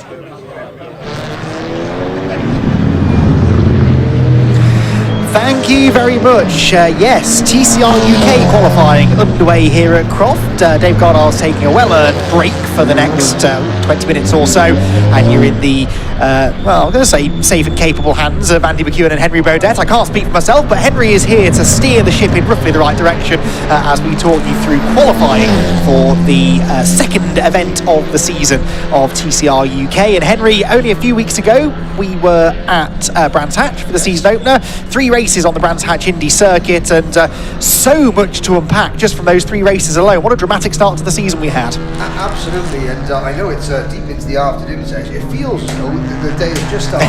It's just got here. Incredible. We're a couple of cars down. on Brands Hatch, but a dramatic start to the campaign. Only 2 races here this weekend, but I've got to say I really like this circuit. This is a real throwback. You've got this was designed by CAD. This isn't a Tilcadrome. You don't get barriers where they are. You don't get a long back straight that sort of curves. It's very bumpy with a wall, 6 inches to your left, and then the runoff is nothing but cornfields. That's something you don't get with a modern circuit. So it's a very different set of skills and challenges for the drivers. You've got the very technical first section, and then you've got the aforementioned back straight. But then of course out the back, the Jim Clark S is one of the most formidable sets of corners in British motorsport. Yeah, the section out the back, it's where you can really gain a lot of time, but of course with extra risk comes reward. Do you take that risk in qualifying with 2 races tomorrow? Well, we are looking at 77 car going through the Mark Smith Cupra Leon, and there is arguably, I would say, maybe the hero of Brands Hatch, Andy, young Jensen O'Neill going. Yeah, absolutely so. The youngest driver ever to win a TCR race anywhere in the world, we believe. Jensen O'Neill going at just 16 years old, won the second race of the weekend at Brands Hatch.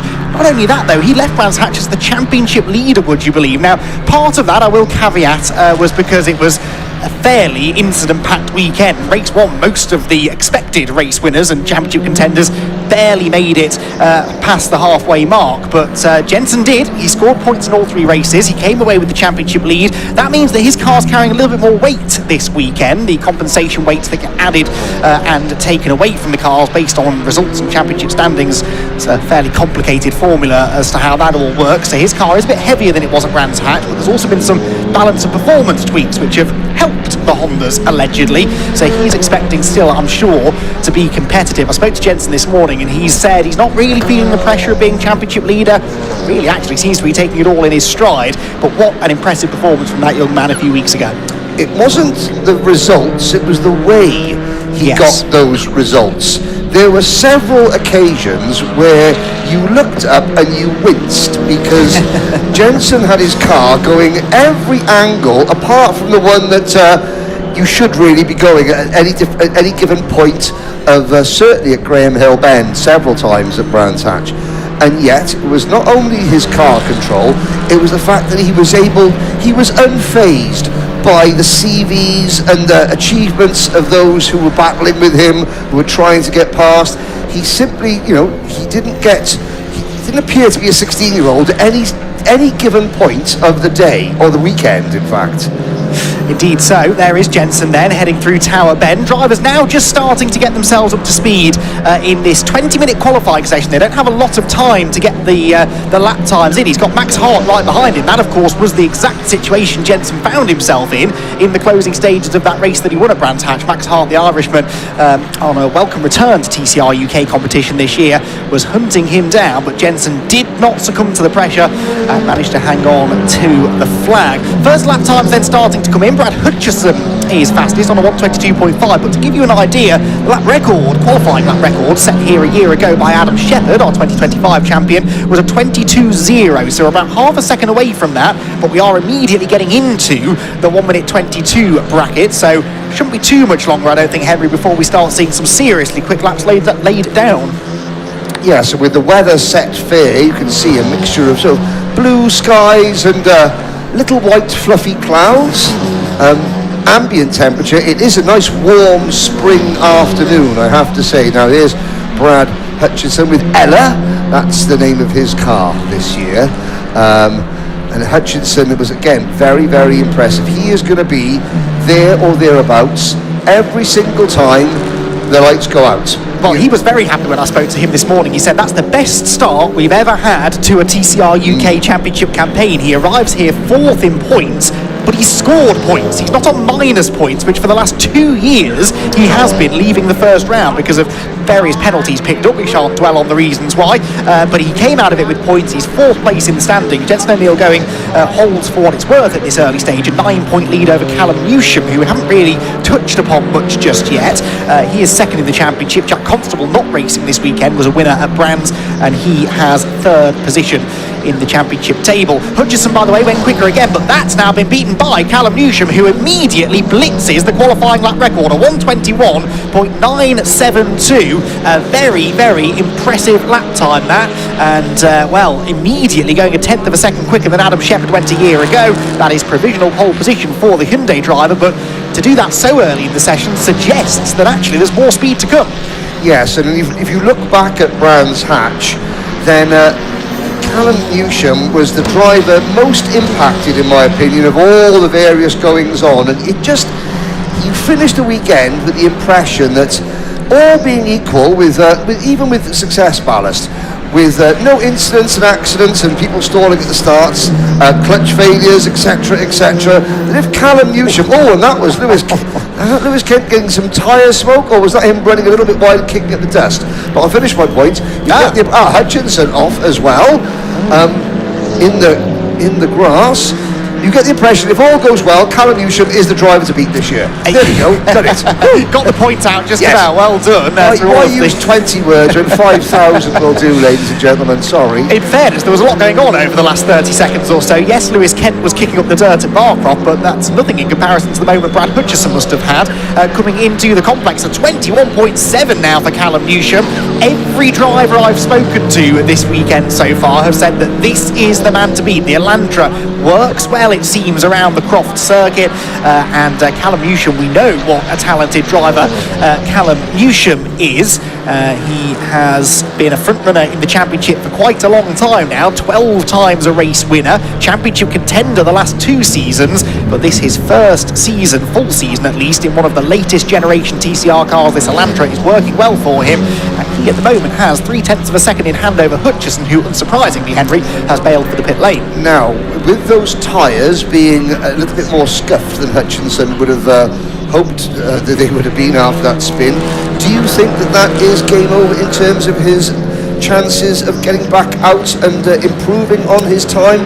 Will he be thinking, okay, second, let the rest shoot at it, and I'll save the tyres for 2 races tomorrow? Because we haven't seen the weather forecast for tomorrow, which could be interesting. Well, some of the drivers have seen a weather forecast, and I don't think they're going to be having much need for slick tyres tomorrow. So actually, if they've got another fresh set of tyres, might as well throw it at the car now. It's that old, smoke them if you've got them type thing. Use them now, because, as of course, it's a bank holiday weekend, isn't it, ladies and gentlemen, here in the United Kingdom, and therefore rain, I'm sure, will disrupt proceedings. Now, that is that car, number 77 of Mark Smith, that Cupra Leon. Was it gunmetal grey at Brands Hatch? I'm trying to think back. I think so, yeah. yes. It just seemed very striking. Now, of course, here is another. If all goes well, Carl Bordley, they've moved teams. McCart, speaking to McCart this afternoon. Andy from SVG has come across and has helped Carl Bordley. Oh my word! Carl Bordley, not only will he need Andy from SVG's help, he might need a local laundromat's help after that moment. Interesting that after Brands Hatch, I interviewed Carl after he got onto the podium in race number 3. I said, "Are you coming back?" And he said, "Well, this is supposed to be fun for me. I have to look and see if the family, because he brings his children, his wife with him, did they have fun? Did I have fun? Was it good?" Obviously, it was. Yes, he's back.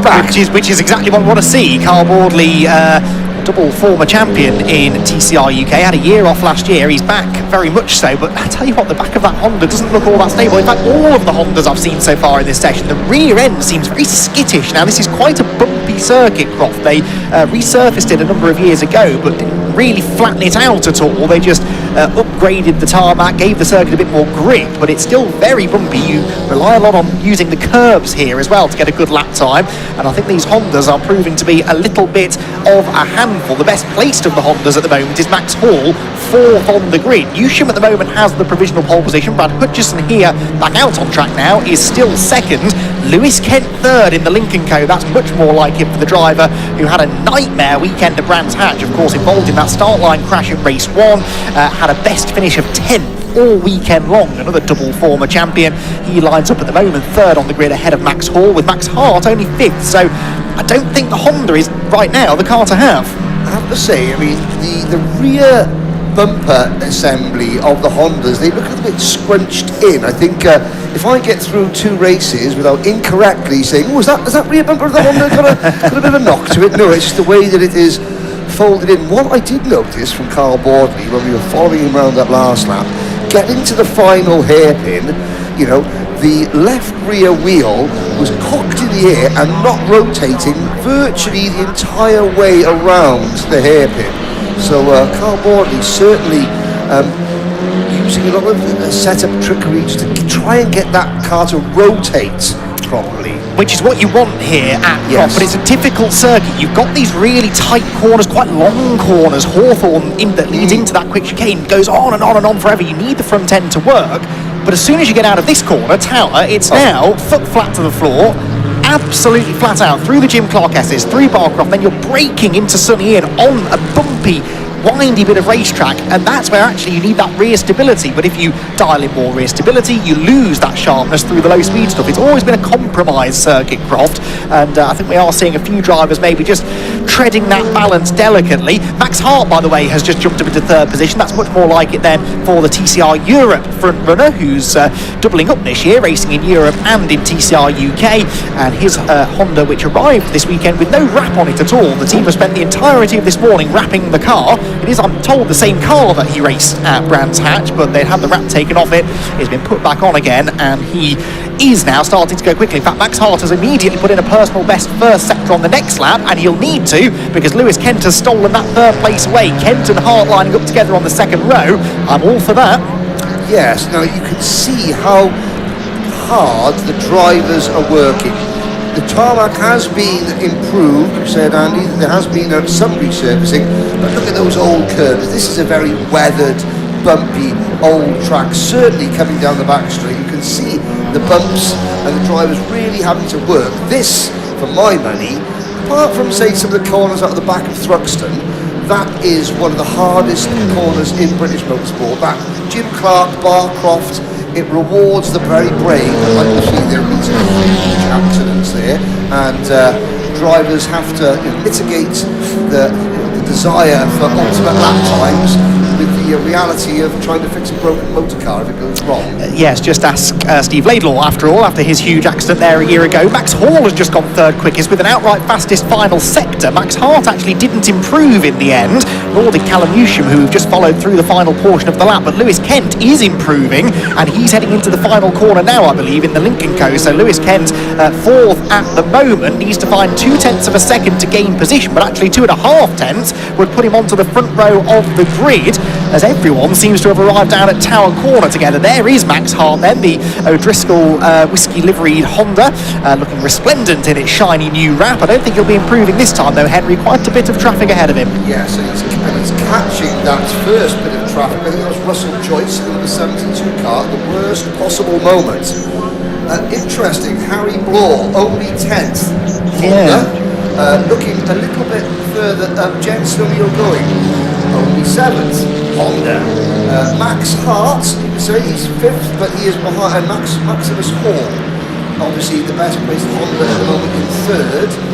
But yeah, considering they are numerically superior, the Hondas, accounting for nearly half the grid, the fact that not one of them is on one of them is the top 2 rows of the grid at the moment does lend to your point that the sweet spot is just a little bit tricky to find on the Honda around here, but it is maybe some of the other cars. We do always get this ebb and flow though in TCR competition, where certain circuits favour certain cars, and as I said, we've had the tweaks made to the compensation weights, which will have no doubt had an effect with that as well. And so, yes, the Honda's seemingly struggling, although Max Hall is third and only 4/10 off pole position. That might be about to change. In fact, it does change as Lewis Kent goes third, 27 thousandths of a second away from the front row. Brad Hutchison hasn't improved since that early flyer that he put in, that at the time was good enough for pole position, and he's now starting to look a little bit more vulnerable. Callum Newsham, though, is going quicker again. The provisional pole sitter, fastest of anybody in Sector 1 in the Elantra. Callum Newsham is on an absolute charge on this lap. He's already got pole position by just over 3/10 of a second, but he is not done there. He wants to try and find extra improvements, as does Kent, who has gone personal best in Sector 1. I'm impressed, Henry, with how many consecutive laps Kent is putting in, where he keeps on finding improvements. Yeah, I think he might have understeered a little bit out of Tower then, but again, apologies if there's a slight audio issue. Normally people don't complain when they can't hear me, but the purpose of this, then it's get the microphone sorted. But yeah, you know, Lewis Kent, 1:22.08 now. Considering how early on in the session Callum Newsham broke the lap record, I'm surprised that not more people have not then subsequently improved on Adam Shepherd's 2025 mark, considering the track conditions traditionally improve. Yeah, Hutchison's time is a 22.055, which is 5 thousandths off the lap record pace that had been set before this weekend. Newsham the only one to go underneath it. That previous lap for Callum didn't actually go anywhere really, but he's just on another absolute fastest first sector. So Callum Newsham continuing to push on as the session winds down now towards its conclusion. We have less than a minute to go. There's Mark Smith turning into Sunny out, making his way down towards the complex at the end of the lap. Mark Smith currently 11th position in his Cupra VZ, just ahead of Russell Joyce, who rounds out the 12 cars that have been out onto the circuit. So Newsham then at the moment looking good for pole. In fact, he's just on an outright fastest second sector. Here he comes then, Callum Newsham, in towards the final corner. And is he about to move the goalposts, I wonder? He's already got more than 3/10 of a second in hand over Brad Hutchison, who has pitted. Is he going to improve this time then? Across the line he's about to go, and Callum Newsham sets a new fastest time of the session, and what an improvement, a 21.562. He's half a second up the road. That is impressive. And who was that? Is that Carl Bordley? That's Bordley, who has obviously gone into the gravel at some point around the Clervaux-Hawthorne side of the circuit. So that, I think, will probably be all she wrote, because not only has the clock struck zero, but Carl would have brought lots and lots of horrible grit and gravel and dirt onto the circuit. So that's probably all she wrote. What a performance. New lap record holder, Callum Newsham. Well, and by half a second, Henry. Yes, half a second under the record. But were we not thinking at the end of Brands Hatch qualifying, where Callum Newsham had 3 laps disallowed and yet still had the fastest first and second lap? So we're thinking, oh, it's going to be a Callum Newsham walkover. This is oh, how wrong we were. So even though Newsham is half a second up the road at the moment, that does not mean that he will have the same advantage in race trim. Of course, we have to see what Mother Nature has to say about it as well. I can't believe we got through the entire session and hardly mentioning Ron McGovern after such an incredible debut at Brands Hatch. Anonymous here, I think it's safe to say, a 120. Let's have a look. It's a 123.6, just behind Alistair Kellett, who is the only addition to the field. We've lost a couple, but we've gained a Kellett. Yes, Alistair Kellett's in the car that was being driven by Barry John McHenry at Brands Hatch. Kellett, I've seen racing very successfully in Ford Fiestas. He's a multiple former champion, I believe, in the Fiesta ST240 Championship. So a very, very quick driver in similar cars to these, front-wheel drive, 2-litre turbocharged, slick-tyred cars. And he is going to be an interesting one to watch over the weekend. So Callum Newsham breaks the qualifying lap record by half a second to take pole position provisionally here at Croft, with Brad Hutchison set to line up alongside him. and then it will be Lewis Kent and Max Hall on the second row of the grid. So, exciting stuff from TCR UK Qualifying. They'll be out at around midday tomorrow for their first race. More racing, though, still to come here from Croft.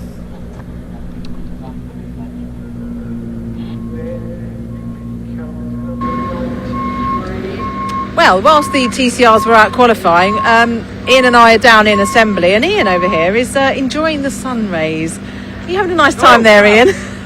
Didn't see you there. What a glorious day, isn't it? I'm catching the sun nicely, I have to say. I don't think we're going to have this tomorrow, though. Unfortunately not, I don't think so. It's meant to rain tomorrow, but who knows? People keep saying different things. It might actually dry up by the afternoon, so... I think, well, maybe, you never know. Listen, we've got something big about to happen now, haven't we? I'm very excited for this one. This is Caterham 7 Championship UK cars are going to go out for their first ever race of this season. So kicking it off, we have Harry Senior on pole, which is great for him. Like, he'll be absolutely delighted with that.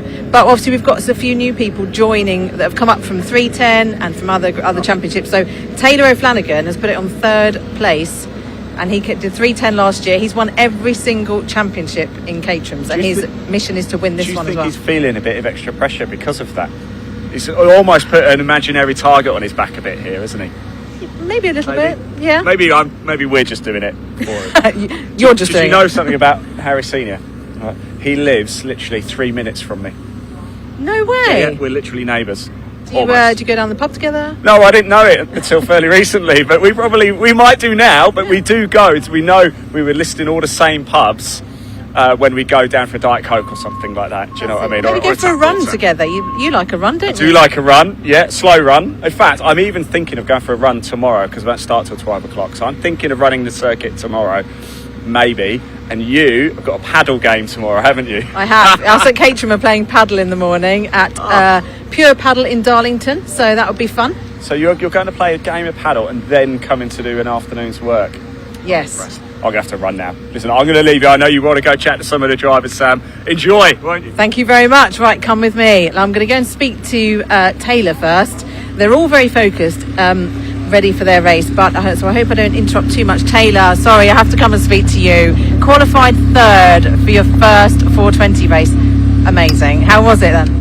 Yeah, really happy with that. I felt good in the car, but obviously you don't know where everybody else is coming into a new championship. So yeah, really happy that we're there or thereabouts, and now we'll see how everybody is in the race. But yeah, feeling good. Feel like I've finally connected with the car. So good timing ahead of the first race. So yeah, looking forward to it. Excellent. I can't wait to watch this race.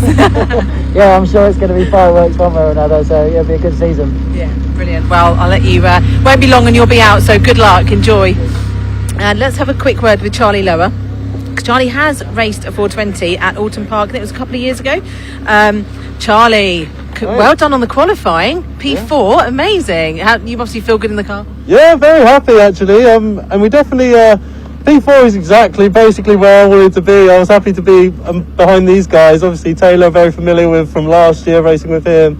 But yeah, I know I've got the pace. So I had to look a bit of data, and the time was still in there. So I just have to execute it, which is good to know. It is. It's good that you've got more in the bag. Yeah, exactly. Yeah, that's not the most. Yeah, brilliant. Well, enjoy your first race. Thank you. Right, next up, I'm going to have to speak to Chris Fraser because he has a new livery for this year, which looks amazing.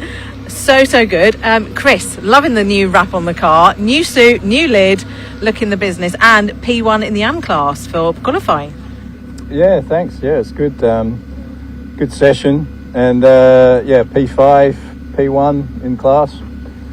Hopefully I can remember which one's the brake and not the clutch this time after what I did last year. So, in turn one. Don't think about that. Well, everyone's reminded me. So no, go well. I always go well here, so hopefully we can have a really good, nice, fun race. Go fast. It's your local track, isn't it? Yeah, I'm only about 45 minutes, an hour away from here, so yeah, it's nice to come here and hopefully represent. Yeah. And yeah, the car looks great in the sun.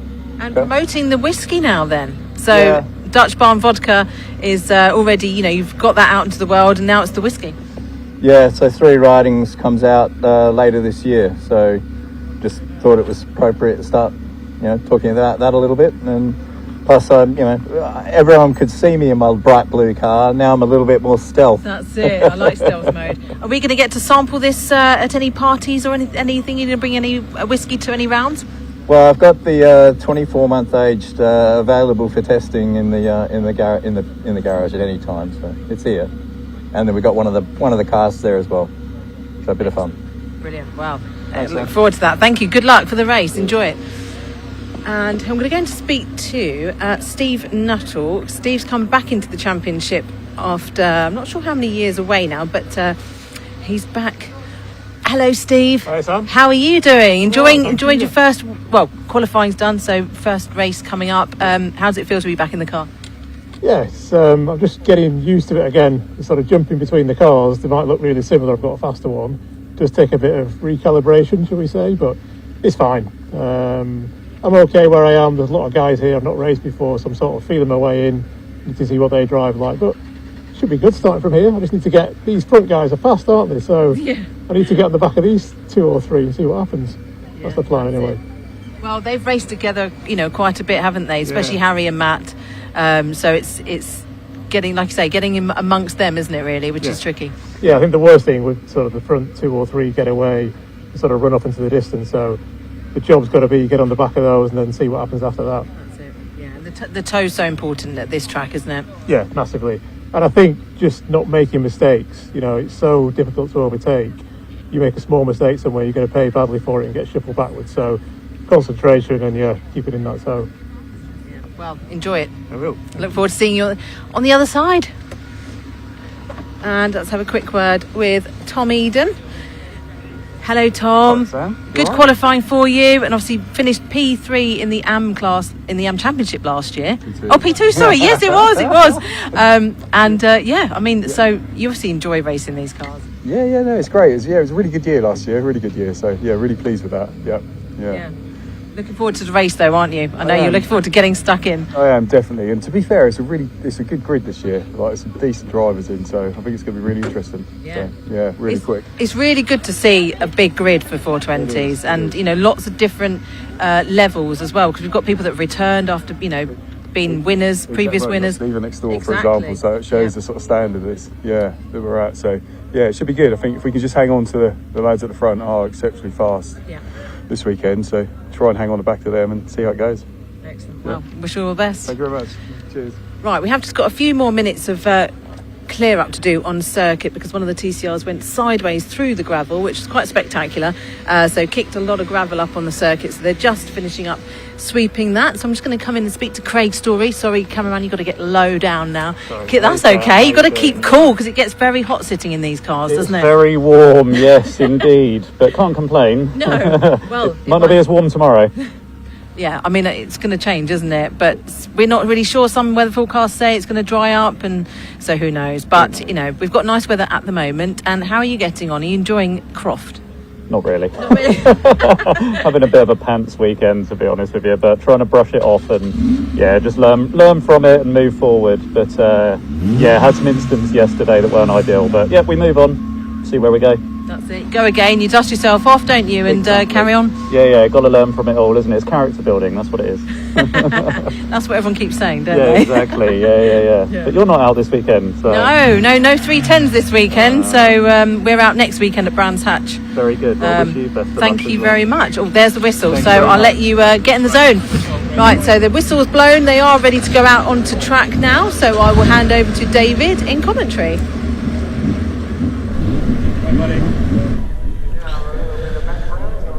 Thank you very much, Sam. Yes, it is time for Caterham's Premier Championship, the Motul Caterham 7 Championship UK, to get underway. First race of the season for these incredibly quick machines. This is not an update of the Academy cars as we see through the other steps on the Caterham ladder. These are fully bespoke race cars.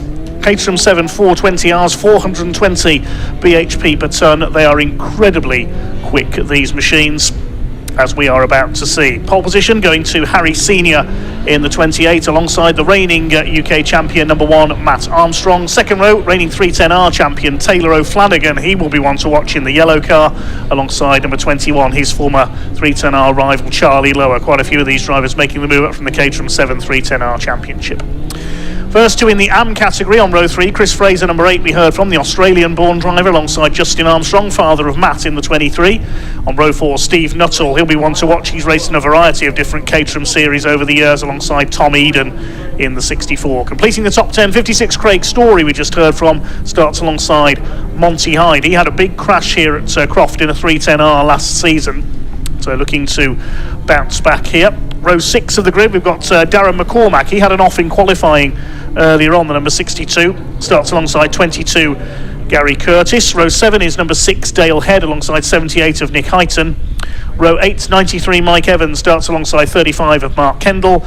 Welshman Louis Darling, number 25, alongside 68, Chris Welch. And number 10, Henry Heaton. Watch for him coming through. He had some problems in qualifying, so if he's there on the grid, he will be flying through from the back. A very experienced racer at this level of Caterham competition. This will be a 20-minute race. If you've not seen the Caterham 7 Championship UK this year, a new title sponsor, Motul Motor Oils, you have really got a treat coming up here. Incredibly quick these machines are. Some very brave drivers indeed, the speeds that these cars achieve around the circuits of the UK. Matt Armstrong taking his first title last year, and he's on the outside of the front row, the blue and red number 1 car. His father Justin a little further back on the grid, but it's Harry Senior in pole position, the light blue car with the red cage. We've seen these cars support the British Touring Car Championship in the past at Brands Hatch last season. That was a momentous day for one of the UK's top club racing categories. Taylor O'Flanagan, watch for him on the second row. It's his first ever Caterham 7 UK Championship race, but he has won titles, Taylor O'Flanagan, at every other level of Caterham racing. He's the reigning 310R champion. It's a shame his arch rival from last season, Lars Hoffmann, hasn't moved up into the UK Championship, the German-born racer. But we've got Charlie Lower out there in the 21. He's a 310R star as well. He's in the black number 21 machine, just out of our view at the moment on the second row. Chris Fraser on row 3. I mentioned a new paint job for him this year, not in the turquoise Dutch Barn Vodka colours this year. The man behind Dutch Barn Vodka, long-time sponsor of Caterham Racing, now, as we heard, diversifying into other spirits. Again, as always, we urge you not to drink and drive.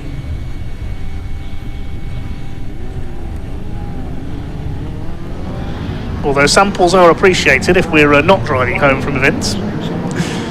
There's Justin Armstrong, the blue and yellow machine. Craig Story in his familiar Dayglow yellow and pink, number 56. Green flag lap is underway then. Let's get some heat into their tyres. Henry Heaton is there, the turquoise, metallic turquoise liveried number 10 car. He's had many wins at this level over the years. Dale Head we want to watch as well. His brother Aaron, a former champion at this level. I suspect we'll hear Henry Heaton's family from the sidelines. I was watching with them at Donington a few years ago. They're very vocal indeed.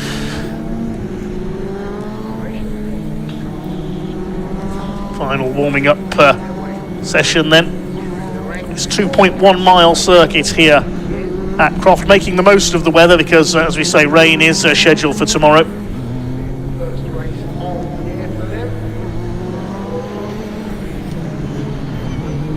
Harry Senior, the runner-up from last year, looking to go one better than 2025.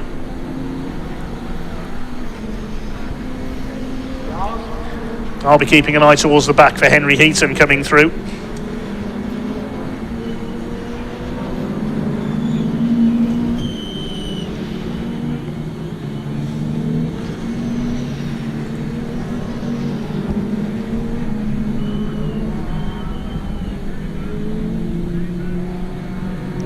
Steve Nuttall we want to watch as well, the black and gold number 46 car. He's won titles in other Caterham series and now back in the UK Championship after a couple of years absence.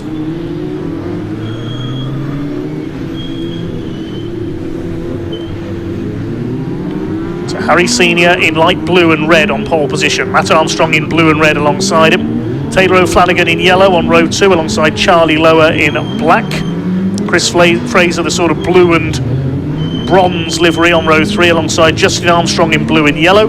Steve Nuttall in black and gold starts alongside Tom Eden in yellow. Craig Story yellow, pink and black alongside Monty Hine. Good to see him back out this year in the white, blue and Dayglow yellow livery, completing the top 10 on this grid. This 20-minute race for the Motul Caterham 7 UK Championship. The fastest Caterham racers in the country. Many would say the bravest Caterham racers in the country. I am really looking forward to this race. As Caterham Motorsport's Premier Championship gets its 2026 season underway.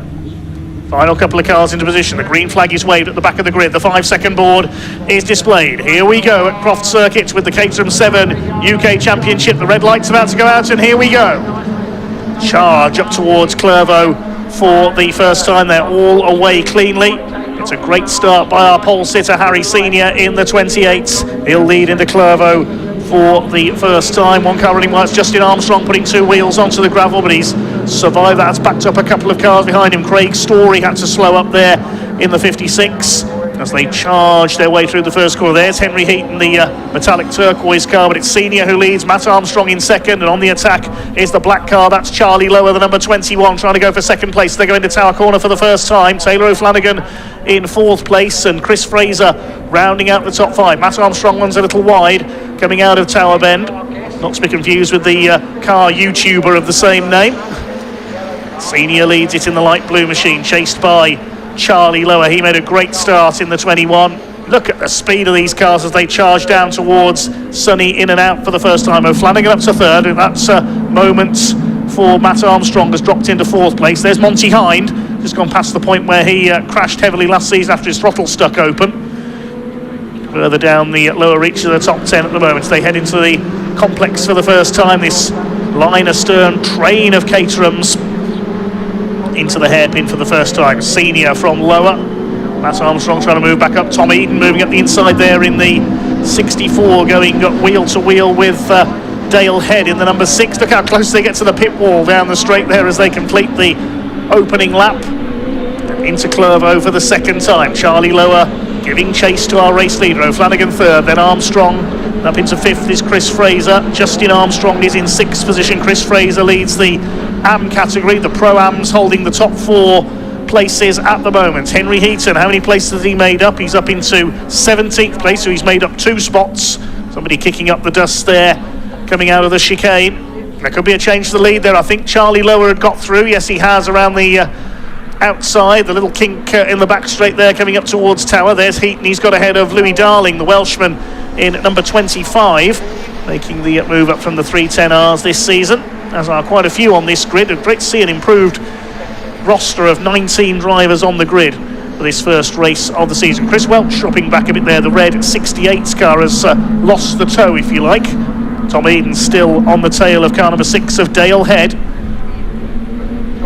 They make their way into the complex for the second time. Charlie Lower now has the lead in his first ever Caterham 7 UK Championship race. And Kenny's old rival from the 310Rs, Taylor O'Flanagan, make his way up into second position. Henry Heaton all over the back of the 78 of Nick Heighton, another newcomer to this level of Caterham racing. Up the inside there on the 93 of Mike Evans takes him wide in the green car.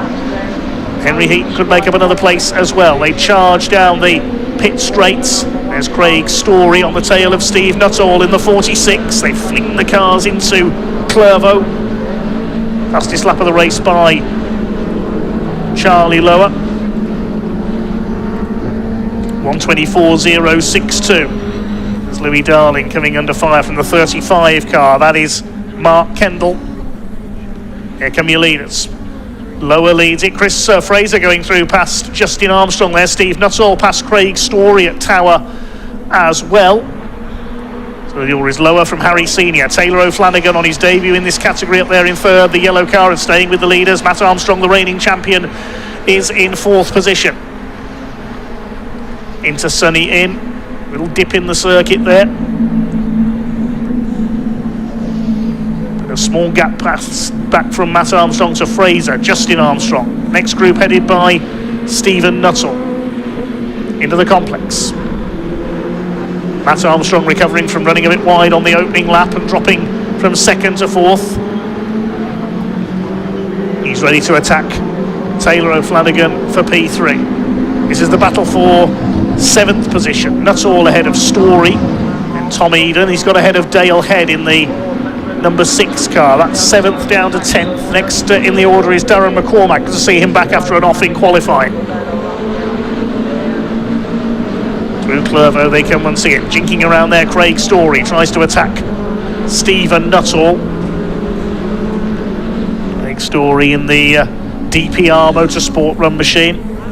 Charlie Lower for PT Motorsport leads the way ahead of Harry Senior. He's run by PT Motorsport as well. But have they changed back again? Yeah, yes, they have. As Matt Armstrong makes his way up the inside, so Harry Senior's retaken the lead. Taylor O'Flanagan in the LFP Motorsport machine, and Matt Armstrong for Team Parker Racing, fighting it out for 3rd place. They drop slightly behind Senior and Lower. Harry Senior back into the lead down the back straight. Here he is. The 28 car, last year's championship runner-up, leads the way.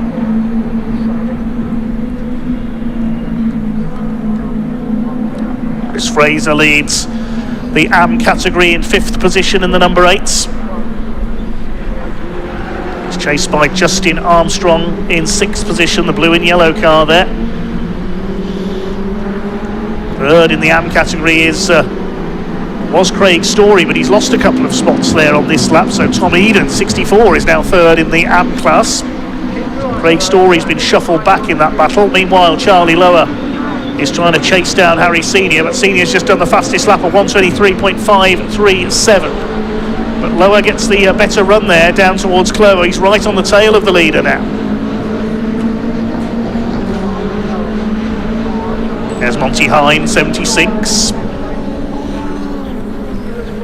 Further back in the order, staying ahead of Mark Kendall, I think that was. Up the inside, Matt Armstrong through on Taylor O'Flanagan, up into 3rd place. Can he get the car turned back and complete the move? O'Flanagan fights back. Charlie Lower, meanwhile, has retaken the lead as well. Every time we look away from this lead battle, it changes between Lower and Senior. This is allowing Fraser and Justin Armstrong to close up as well. So Charlie Lower back in front in the 21. Look at O'Flanagan going as well in the 11. He's won the Academy, he's won the Roadsport title, he's won 270R, he's won the 310R title. Can he complete the set this year? Craig Story drops a wheel onto the grass there briefly in the 56. There go your leaders. Lower, Senior, O'Flanagan and Matt Armstrong, your top 4. Out of the head. 5 laps completed, and Harry Senior's done the fastest lap, 1:23.537, still his quickest mark. Personal bests coming further back in the pack. Monty Hind has dropped back down the order. He's not come through, in fact, has he? No, his transponder's not working. He's there in 12th place. Apologies. Louis Darling, though, has pulled into the pits in the number 25. Problems for him. As the leaders disappear down towards Tower. Lower leads it from Senior. O'Flanagan back up into 3rd ahead of Armstrong. The grandstand view for number 8 of Chris Fraser, the 23 of Justin Armstrong. Charlie Lower leads. Settled down a little now. What am I saying? Of course things haven't settled down. This is Caterham racing. Things never settle down in a Caterham race. The leader runs a little bit wide there, puts 2 wheels onto the grass coming out of Sunny. Up towards the complex. Has that lost him momentum? He kicks up some more dust there, coming into the left-hander at the complex. That could allow Harry Senior up to attack and try and retake the lead. Taylor O'Flanagan shadowing their every move in the number 11 in 3rd place, as is Matt Armstrong. Down the straight they come. The pit boards held out, telling the drivers exactly where their opponents are behind them. The gaps are, how many laps there are to go. 6 of them line astern. There is Justin Armstrong in the 23. Second of the Team Parker racing cars. 3rd of them is Nick Heighton further back, as here comes Senior attacking again. There's that little left-handed flick. That's where you can get through, and Harry Senior has. That's where you can get up the inside before Tower Bend and cover the move off. Tom Eden under fire from Stephen Nuttall. Good fight going on there for 7th place. It's just been taken by the man in yellow, number 64, Tom Eden. Behind them, Dale Head and Craig Story. So here are your leaders. Harry Senior's got the lead back again. Bruce Sunny in. Can O'Flanagan get through for 2nd place? Going with them is Fraser, much more now. Could we have a 6-way battle for the lead? We're not even at half distance yet. 10 minutes, 20 seconds of this race to go. Second group is headed up by Eden ahead of Nuttall, and sliding about there in 9th place is Dale Head in the number 6 with the pink crash helmet, under fire from Craig Story. Behind them is Darren McCormack in the 62. There's Nick Heighton, the 78. Evans, Heaton and Kendall round out the top 15. Gary Curtis has pulled into the pits, so lost a couple of cars towards the back of the field.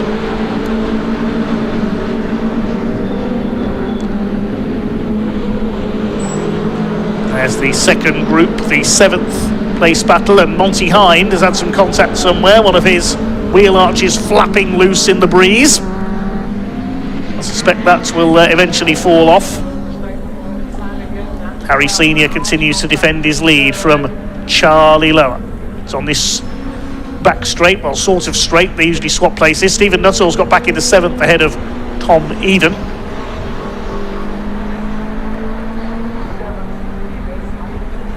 Here are the leaders going up towards Sunny Inn for the 8th time. Matt Armstrong has got through into 3rd ahead of Taylor O'Flanagan meanwhile. A great debut in the category by Taylor O'Flanagan, showing his experience of Caterham racing, looking for success at the highest level. Fraser and Justin Armstrong keep pace with them. The gap between Armstrong and Eden is just over 4 seconds now.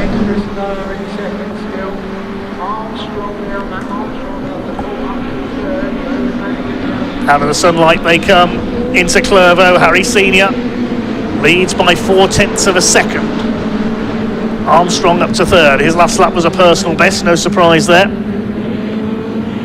Still Chris Fraser leads the AM category in 5th place overall.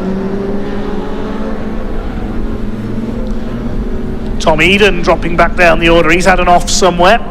There is the 64. So he's had a moment out on the back of the circuit and dropped out of the 7th place battle. And I think he's coming into the pits. Yeah, looks like he's damaged the underside of the car. He could be our 3rd retirement. Dale Head under fire from Craig Story. So this is the 7th place battle now. Nuttall ahead of Head, Story, and Nick Heighton is completing the top 10. I wonder why that's why Monty Hind's got that bit of wheel arch flapping. Maybe he had some contact with Tom Eden. Meanwhile, Charlie Lower is once again trying to get the lead back again from Harry Senior. But Matt Armstrong has now broken clear of Taylor O'Flanagan by a few lengths and is starting to put the leaders under pressure. Speaking of under pressure, Chris Fraser under pressure here from Justin Armstrong in the 23 car. All happening here in this fantastic season opener for the Motul Caterham 7 UK Championship. That's Gary Curtis just pulling out of the pits there. He's rejoined a couple of laps down on the leaders. I think Justin Armstrong has got through here. Yes, he's ahead of Chris Fraser into Clervaux, so change for P5. Justin Armstrong has taken P5, but more importantly has taken the lead of the AM class.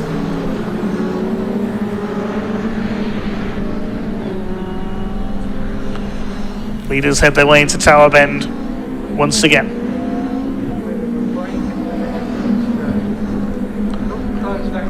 Somebody's come to a halt there. Who is that?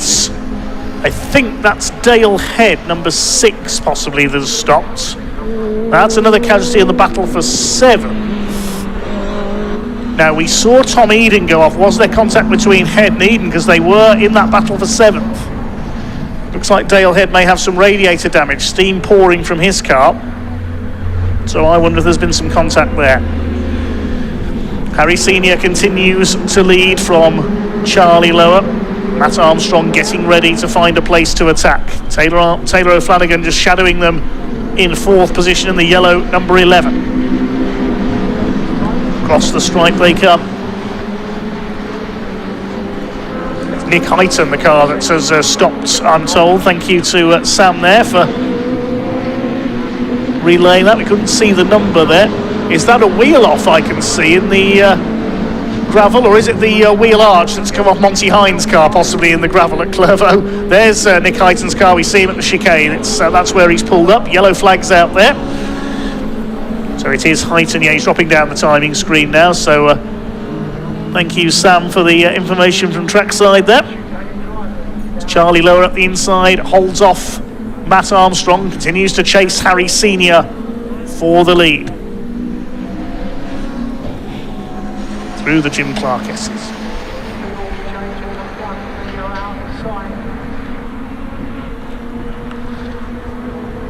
Charlie Lower back ahead of Matt Armstrong now up into P2.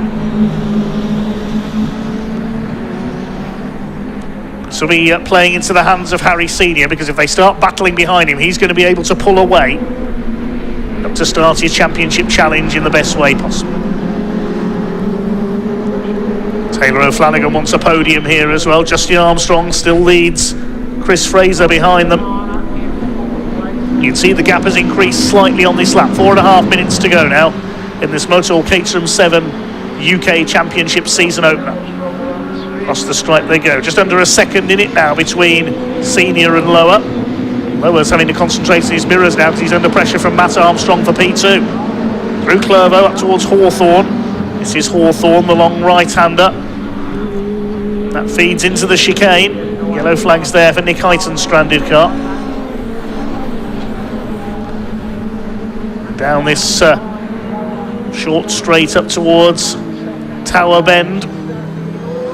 Charlie Lower not able to get the overlap on Matt Armstrong, but as I say, that Armstrong runs wide. Taylor O'Flanagan wants to join in with this as well in the yellow car. Gary Curtis back into the pits, unfortunately, so more problems for him. Now Taylor O'Flanagan, I said he might get involved there with Matt Armstrong running wide. He's got through and up into P3 now, the newcomer to this level of Caterham racing, the 310R champion. The Armstrong family now left to battle for 4th place because Matt under fire from his father. All playing into the hands, as we say, of Harry Senior, who's able to pull away slightly.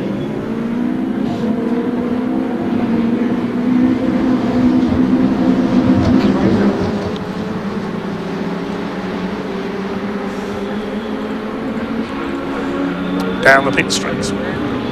Just under 9/10 of a second in it now between Senior and Lower. So Flanagan leading the challenge.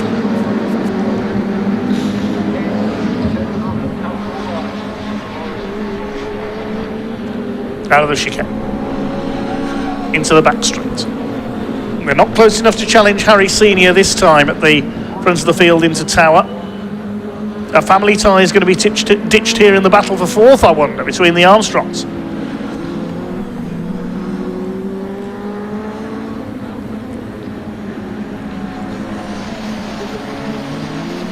Out of the Jim Clark S's come the 6-car pack at the front of the field. They're 10 seconds ahead of Stephen Nuttall now, who's in 7th.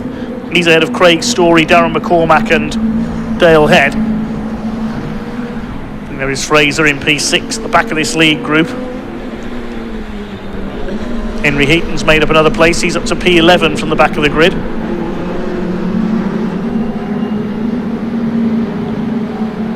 There is Heaton just ahead of Dale Head, the number 6 now. Monty Hind is in behind them. A lock up from one of those 3 cars there. In behind them is Mike Evans, the number 93.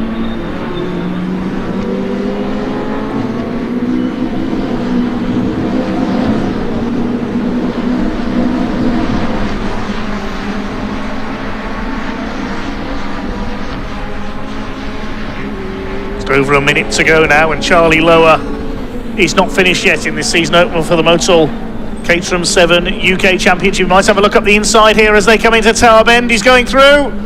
Brilliantly done. He came from a long way back there. Good piece of driving by Charlie Lower. Couldn't believe it was his first race since moving up from the 310Rs likewise finished yet in the 28s. And the Berkshire driver having a look up the inside here as they come towards Sunny Inn. He won't get through there. Through Sunny out. Up towards the complex. Matt Armstrong weaving around on their tails slightly as well now. All over O'Flanagan. He'll have a lunge up the inside into the hairpin. Is this going to work? Yes, it does, and that shows just why Matt Armstrong is the Caterham 7 UK champion. Great move past Taylor O'Flanagan. Into the last lap we go. Battle is joined once again between these two. Look at Harry Senior. He's almost bump drafting Charlie Lower down the straight there. Into Clermont. Matt Armstrong muscles O'Flanagan out wide to hold that third place. It's allowing Justin Armstrong to close up as well. Looks like he's going to win the AM category. Now, here comes Lower and Senior. They're side by side on the run up towards Tower Bend. And Senior's got it back again. Round the outside going into Tower. O'Flanagan's trying to do the same thing, but he's later into the corner, so he won't get through that time. Oh, this is going to be a really close finish between this group. Through the Jim Clark S's. Senior has it at the moment. Charlie Lower getting ready for one last fight back. But I think he might just come up short. It's difficult to slipstream down towards the finish line here at Croft. It's not the longest run to get into the slipstream and then jink out and get alongside. O'Flanagan under fire from Justin Armstrong as they come into the complex. This group is split into two groups of three. Hard to know where to look as they come through the complex for the final time. It looks like Harry Senior has done enough though. They come out of the hairpin as Justin Armstrong at the inside. He's got both of them, I think, going into the hairpin there. As up towards the flag, Harry Senior takes the victory ahead of Matt Armstrong in second. And Charlie Lower's got a penalty. Charlie Lower has been given a 5-second penalty for exceeding track limits. That just came up as they came up to the line.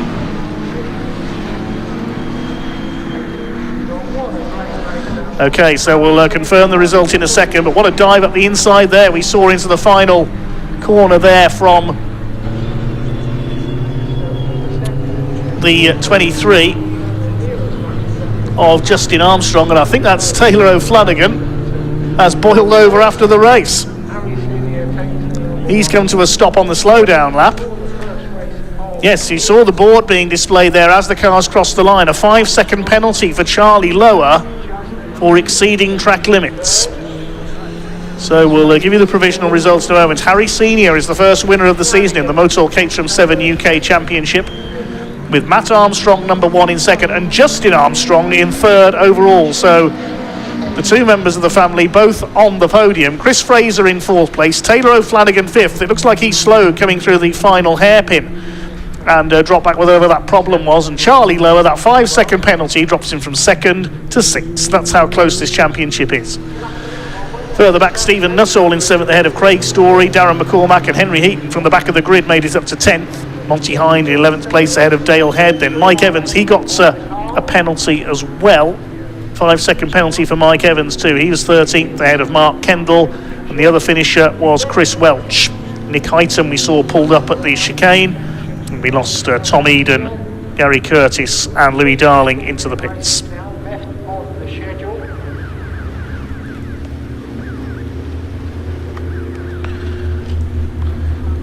Wait to see what the issue is with Taylor O'Flanagan's car. I hope that doesn't put him out for the weekend. There's 2 more races for these cars coming up tomorrow.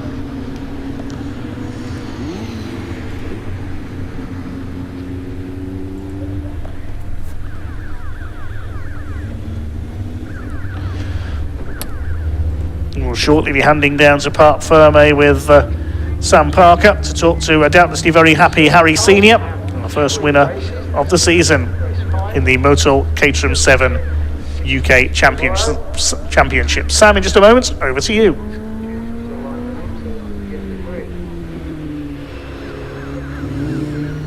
Wow, what a great race for the first 420 round. And there's a bit of confusion because there were some unfortunate track limit penalties. So where they win on the road, unfortunately their time, obviously they get the 5-second penalty. So Matt gets second, he's already in. So the rest of them, as you can see, are coming in now. Charlie, unfortunately, doesn't know. That's the problem. They don't know sometimes that they get these penalties until they come into Parc Fermé. But Matt's out the car, and Harry's got to make his way through into first place, if he can get through everybody. So he'll be delighted with that. And we'll just wait for them to get out of the cars in a moment and get their helmets off. And third place, I don't know if third place is going to be able to get down here, because that is Taylor, we believe. Taylor finished 5th on the road, but obviously he is a Pro-Am. We've got Am and Pro-Am in this car, so a bit of confusion there to get everybody through to their correct spot. So let's have a word, when he gets his helmet off, with Harry Senior, our winner of round 1. Hello. I will give you a moment, no problem.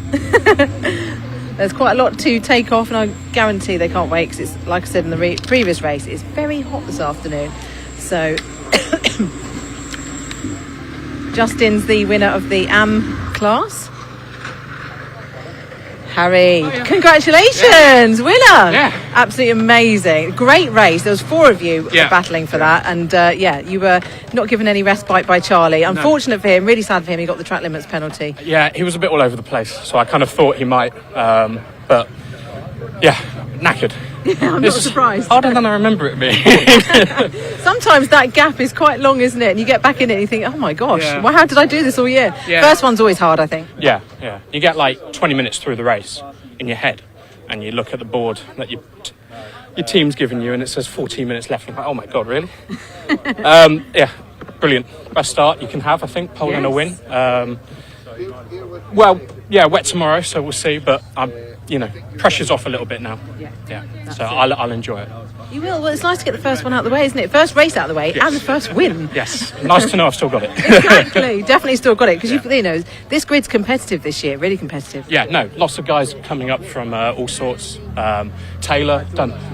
Again, just like Cook last year, done amazing to jump up from a 310 to was he third, I guess, then? Yes. Yeah. So yeah, that's brilliant podium on debut after driving a 310 for so many years. Yeah, that's impressive. So they'll be getting quicker throughout the year. So me and Matt will have to be on our A game. And that's the thing, you're racing against a few different people, so it's knowing how they race, isn't it? Yeah, no, new people to figure out, but so far I'm very pleased. No, nothing over the line, nothing scrappy. It was a great race. Excellent. Well done. Thank you. Let's have a word with Matt. Where has Matt gone? Let's have a quick scour round for him. Can't see him. Where is he? Where's Matt? Where's Taylor, in fact? Where are they? Where's Matt and Taylor? Oh, here's Matt. Matt. Oh, sorry. Hello. Don't wander off. Well, congratulations. Second place. Fantastic. Well, it looked like quite a hard race. Yeah, we went very fast, so it was a bit difficult, but yeah, glad to finish third. Technically, I finished third, so it's probably the best we could have done in that race. Yeah. Well, we've got 2 more to do tomorrow. It might be wet. See, how do you find it in the wet? We'll soon find out, won't we? So I'm normally all right in the wet, but it's a bit of a guessing game until you go out there. So hopefully a bit faster than I was then. Yeah, well, good luck for tomorrow. Thank you. Right, I've just been told Taylor stopped out on track, I think, so he's being towed back in. So, Justin, third overall then. Fantastic. Well done. How was it from your side? It was a good race, actually. It was clean, tough but clean. Just exactly how you want it.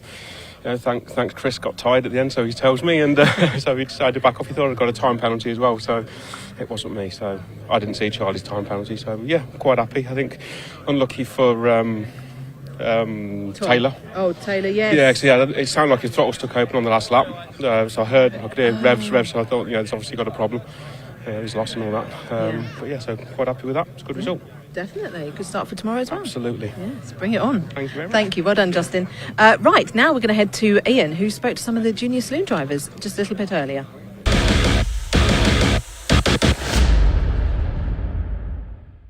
Right, everybody, time for the first Junior Saloon Car action of the weekend. It's already the 3rd meeting of the season. We're about to have race number 7 of the 2026 campaign. Ollie Smith has won 5 of the previous 6 races already, but he starts this one in P3. What can he do from there? We're about to find out. I just want to go chat to a new driver we've got over here. We've got Ricky Pittman. Let's have a quick chat, my friend. How you doing? I'm doing good, thank you. How are you? Scottish? Yes, I am. Well, you've made the trip down then. Why Junior Saloons? It's just the best championship around here. You don't really get much better than racing little citrus axles like these around the country. It's just great fun, so yeah. What have you done before this? Have you done any karting? What's your experience? I came from sim racing. My dad's got a computer business, Pittman Computers, up in Scotland, and so he got me a sim rig around when I was like 8 years old, and then I've just been sim racing ever since. So it's just iRacing, everything, Assetto Corsa, just learning everything, learning the basics, and then. So you could probably do this place blindfold. Basically, yeah. I've done hundreds of laps around here, so yeah, it's great fun around here. So yeah. What are you expecting from this race today? It's just like, look, let's just get a feel for it, let's learn it and go from there. Yeah, just learn the car, learn the track. I'm still quite new to all this, so if I gain a few places, that'd be good. If I stay at the same place, I'm still happy with that. Just keep learning everything. So yeah. Nice one. Whereabouts in Scotland are you from? What? Whereabouts in Scotland are you from? Right at the bottom, basically on the border. So yeah, it's not too far. Yeah, they come from far then, just down the way. Then, only a couple of hours, so it's okay. Top man, look, beautiful sunshine, enjoy it. Thanks for talking to us, really do appreciate it. Let's just move around a little bit. We've got Francis Lawson here, let's just jump in and say hello as well. How we doing, my friend? Are you alright? How are we feeling? Good, thanks, yeah. Tell us about your experience. It's great to have you here, by the way, in the Junior Saloon Car Championship. Have you done much racing before? Yeah, I know a few drivers got a bit of sim racing experience. What about yourself? Not really. I just did my odds like 6 weeks ago, and that was nice. Since before that, just rental karting, nothing else. How are we feeling? Are we feeling confident? Yeah, excited. A bit nervous, but. Listen, you know what you're doing. Go enjoy it. Thanks for talking to us. Really appreciate it. Yeah, good stuff. Great to have you. Thank you so much. Great to have you along. New drivers joining us this weekend for the Junior Saloon Car Championship. Look at this. What a great grid of cars. Time to go racing. Let's hand over to commentator Dave Goddard to take you through the action. Enjoy.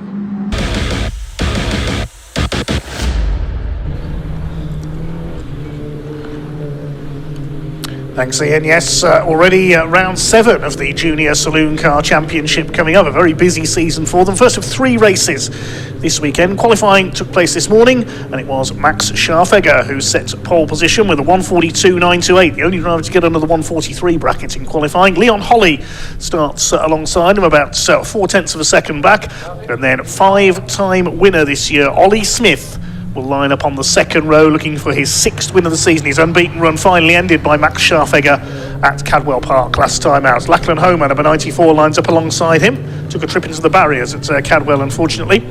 Row 3 of the grid, Jake Wardle, who took his first pole position last time out in Lincolnshire, but now starts back on row 3 alongside Martin Wright in the 14. Row 4, 27, Matthew Swatton, none the worse for a rollover at Cadwell Park last time out when he hit the tyre wall. Starts alongside Zane Quecker in number 44. Row 5, Tim Leonard, number 29, alongside William Omar in the 41. Then on the 6th row we have Charlie Allen at number 17, the son of Ollie Allen, the Ford Fiesta racing star, and racing his modified Fiestas in a lot of series over the years as Ollie. And the first of our 3 newcomers on the grid this weekend, Atta Huna, starts alongside him in the number 81 machine. I can see we've got a couple of our commenters cheering him on. Alongside Atta we will have Atta starts alongside Charlie Allen, On row 7 is Ralphie Branscombe, the scholarship winner in number 96 alongside 95. We just heard from Ricky Pittman making his debut. And Francis Lawson, number 11, the third of our newcomers this weekend, starts at the back of the grid.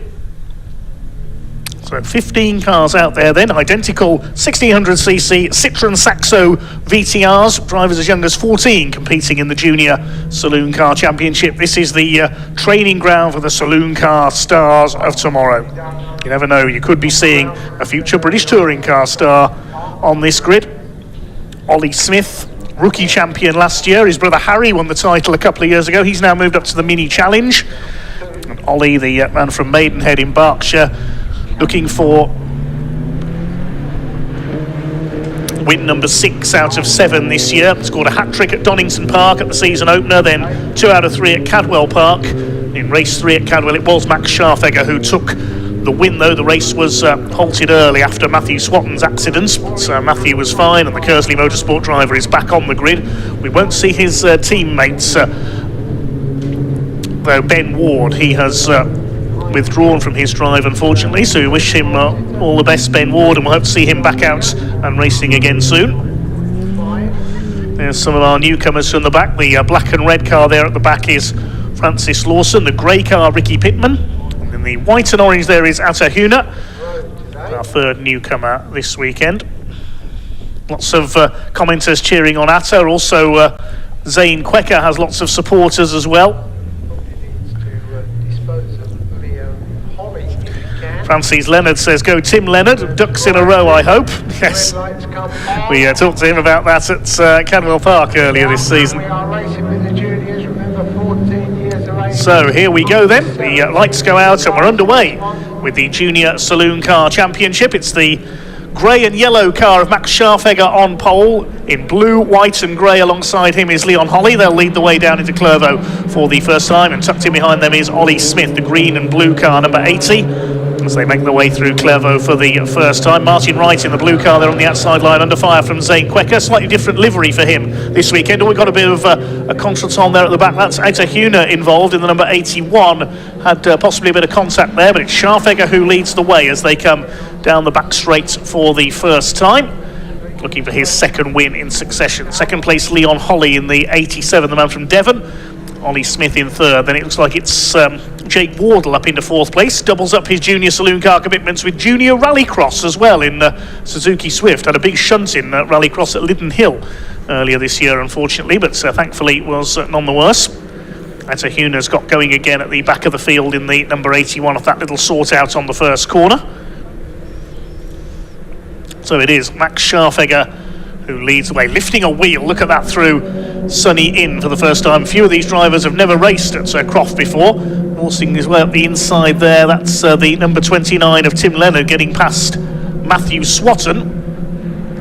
17 of George Allen drops a wheel onto the dirt there. George Allen, not to be confused with the former truck racer of the same name, of course. As round the outside of the complex, good move by Ollie Smith. He's going to go up into second place into the hairpin.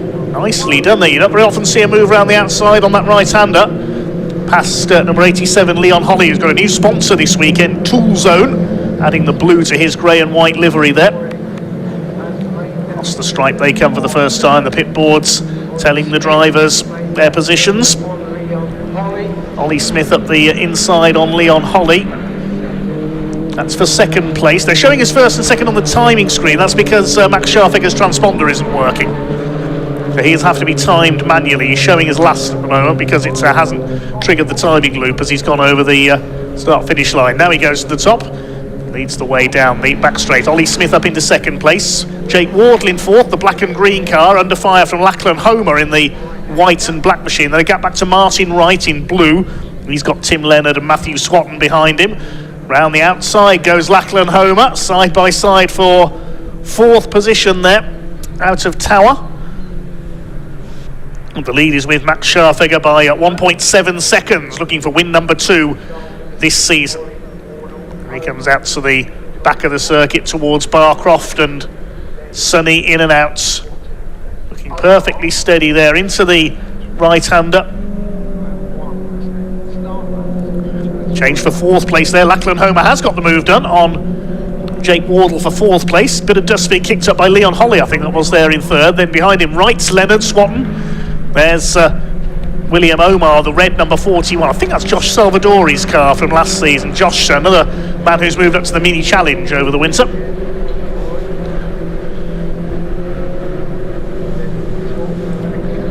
Up towards the hairpin, Matthew Swatton trying to make a move up the inside for P8. It forces the issue a little there on Tim Leonard, who bounces down the grass slightly on the outside. Matthew Swatton gets 8th position. Zane Quecker dropping down the timing screen as well. Is it a transponder issue for him, or have we... No, he's come through now. He's come through in P11, so he's had a moment somewhere, Zane Quecker. He's dropped down the order slightly. The order is Scharfegger, Smith, Holly, Lachlan Homer up to 4th, ahead of Jake Wardle. And Martin Wright in 6th. Swatton's made up 2 places into 7th. Then Leonard, Omar and George Allen rounding out the top 10. Second place group heads into Tower Bend. Sideways there, throwing the car around Tim Leonard, the 29. This is a former rallycross circuit, and that was rallycross style there from Tim Leonard.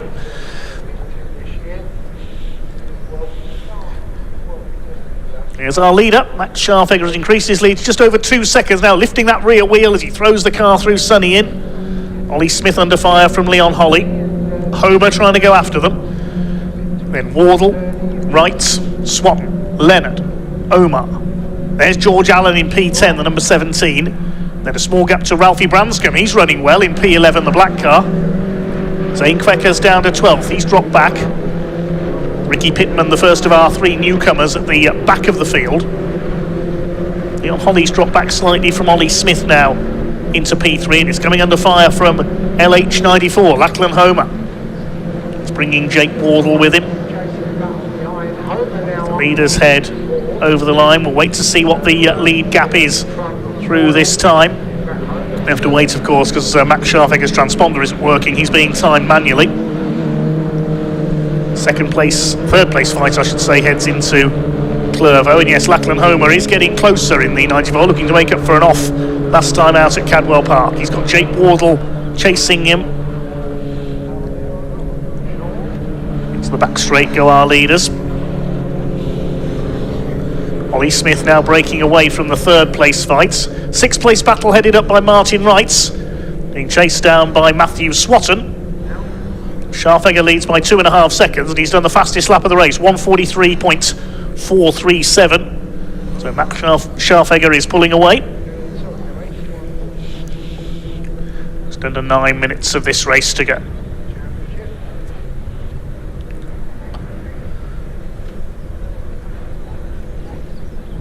Scharfegger continues, same style through the right-hander at Sonny. Ollie Smith running a bit wide there. Leon Holly under pressure now from Lachlan Homer for that final podium place. Jake Wardle in 5th position.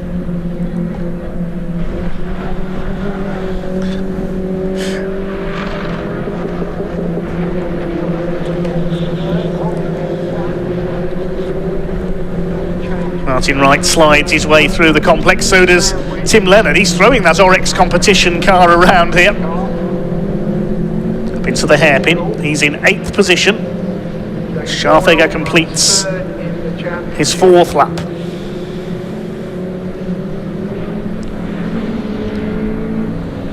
Great style being shown by these young racers.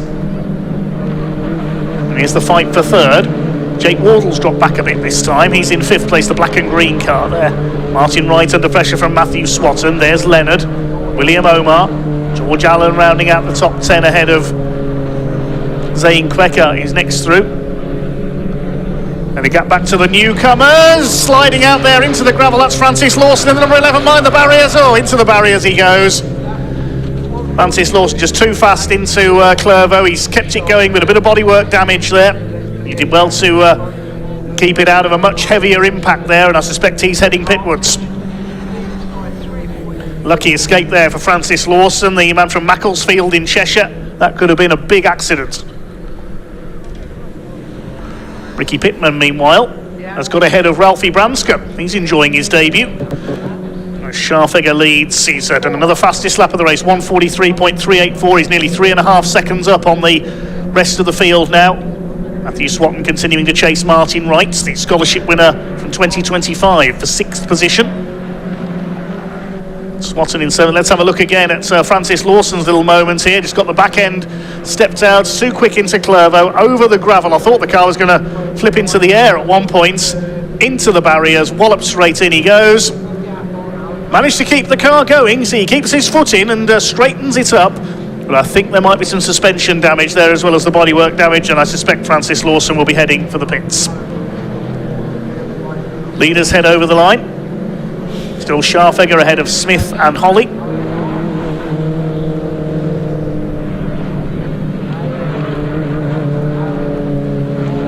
There's Matthew Swatton in the Kersley Motorsport car run by Alex Kersley, whose son Harvey has raced in this series in the past. He's now in the Hyundai Coupe Cup. Still see the dust in the air there from Francis Lawson's off. That's dropped into the rear of the field. Is he still going though? That's what we'll have to see. I suspect he will pull into the pits. And yes, he has. Leon Holly still under fire from Lachlan Homer, but he's not made an attack yet for P3.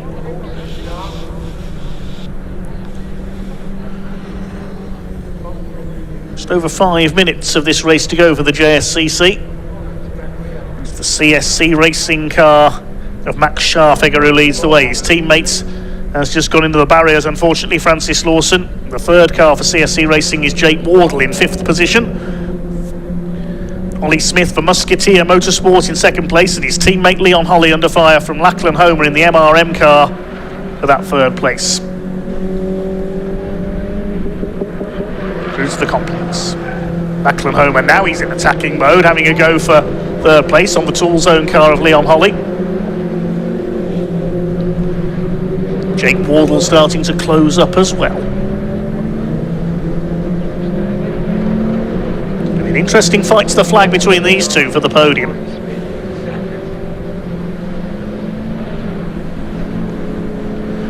So 14 cars still running then. Hopefully the CSC racing team get Francis Lawson's car fixed for tomorrow's 2 races.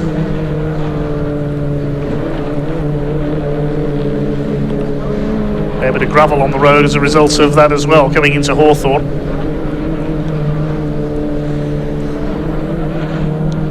Out onto the back of the circuit. These 2.5 seconds behind Ollie Smith now in 2nd place, but is Smith going to have to settle for 2nd place for the 2nd time this season?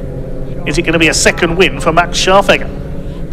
Martin Wright still under fire from Matthew Swatton.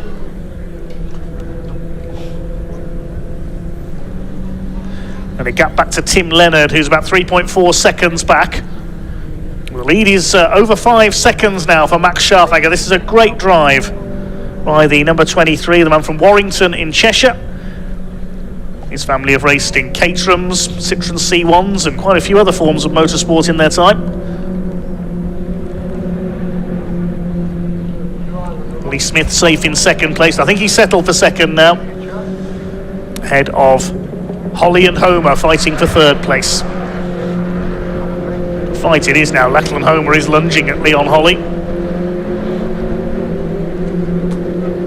Won't go around the outside of the hairpin, I don't think. And as they hold each other up battling, Jake Wardle's able to close back up as well. Bit of understeer there for Leon Holly, sends him out wide. This is Lachlan Homer's opportunity. If he can get up alongside down into Clervo, but he's on the wrong side at the moment. He's going to try and slipstream him by the look of things for that P3. Can he get the inside line into Clervo? I don't think he's close enough this time by. No, he's not. Wardle 5th behind them, then Wright and Swatton. Then a gap of about 4 seconds back to Tim Leonard in 8th position.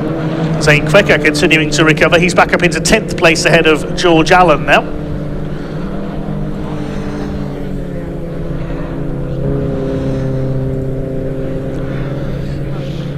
12th is Ricky Pittman. He's the best of our newcomers. There he is, the grey car. And Etahuna runs wide there onto the gravel. Goes wide again. He's going off. Oh, wallop straight in goes the 81. What a shame for Etahuna. One of our newcomers goes off. Now that might bring about an early end to this race. There's less than 2 minutes left on the clock. Just too quick there. Yes, I think the red flag is coming out. Indeed it is. I thought that might bring an early end. With only 1 minute 40 left on the clock, this race I don't think will be restarted. Such a shame there for Atahuna, just a bit too enthusiastic through Clervo. I thought he'd brought it back round, but the car just slid out wide again through Hawthorne into the Recticel barriers. We hope he's all right. I was just about to say he got a lot of supporters in our comment thread.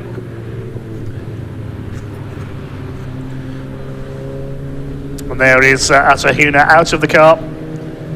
The young gun also from Cheshire. He appears to be okay, just talking to the marshals.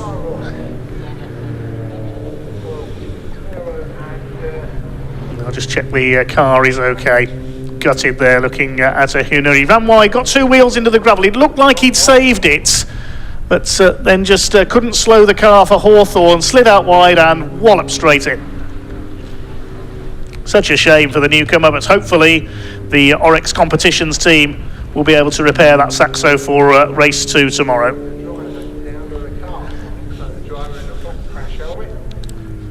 Good news. Where are we at? 7 laps. 1:43. I've got a feeling that could be the end of that one, which means Sharpfield will be given the verdict from Smith Holly. So Atahuna will just get a quick check-up from the medical staff, no doubt, just make sure he's okay. There was 1 minute 41 seconds left on the clock when the red flag came out, so I suspect that will be a declared result. No confirmation at the moment, so if it is, Max Scharfegger will be your winner. Second win in a row for him, following on from Cadwell Park. Ollie Smith in second and Leon Holly in third.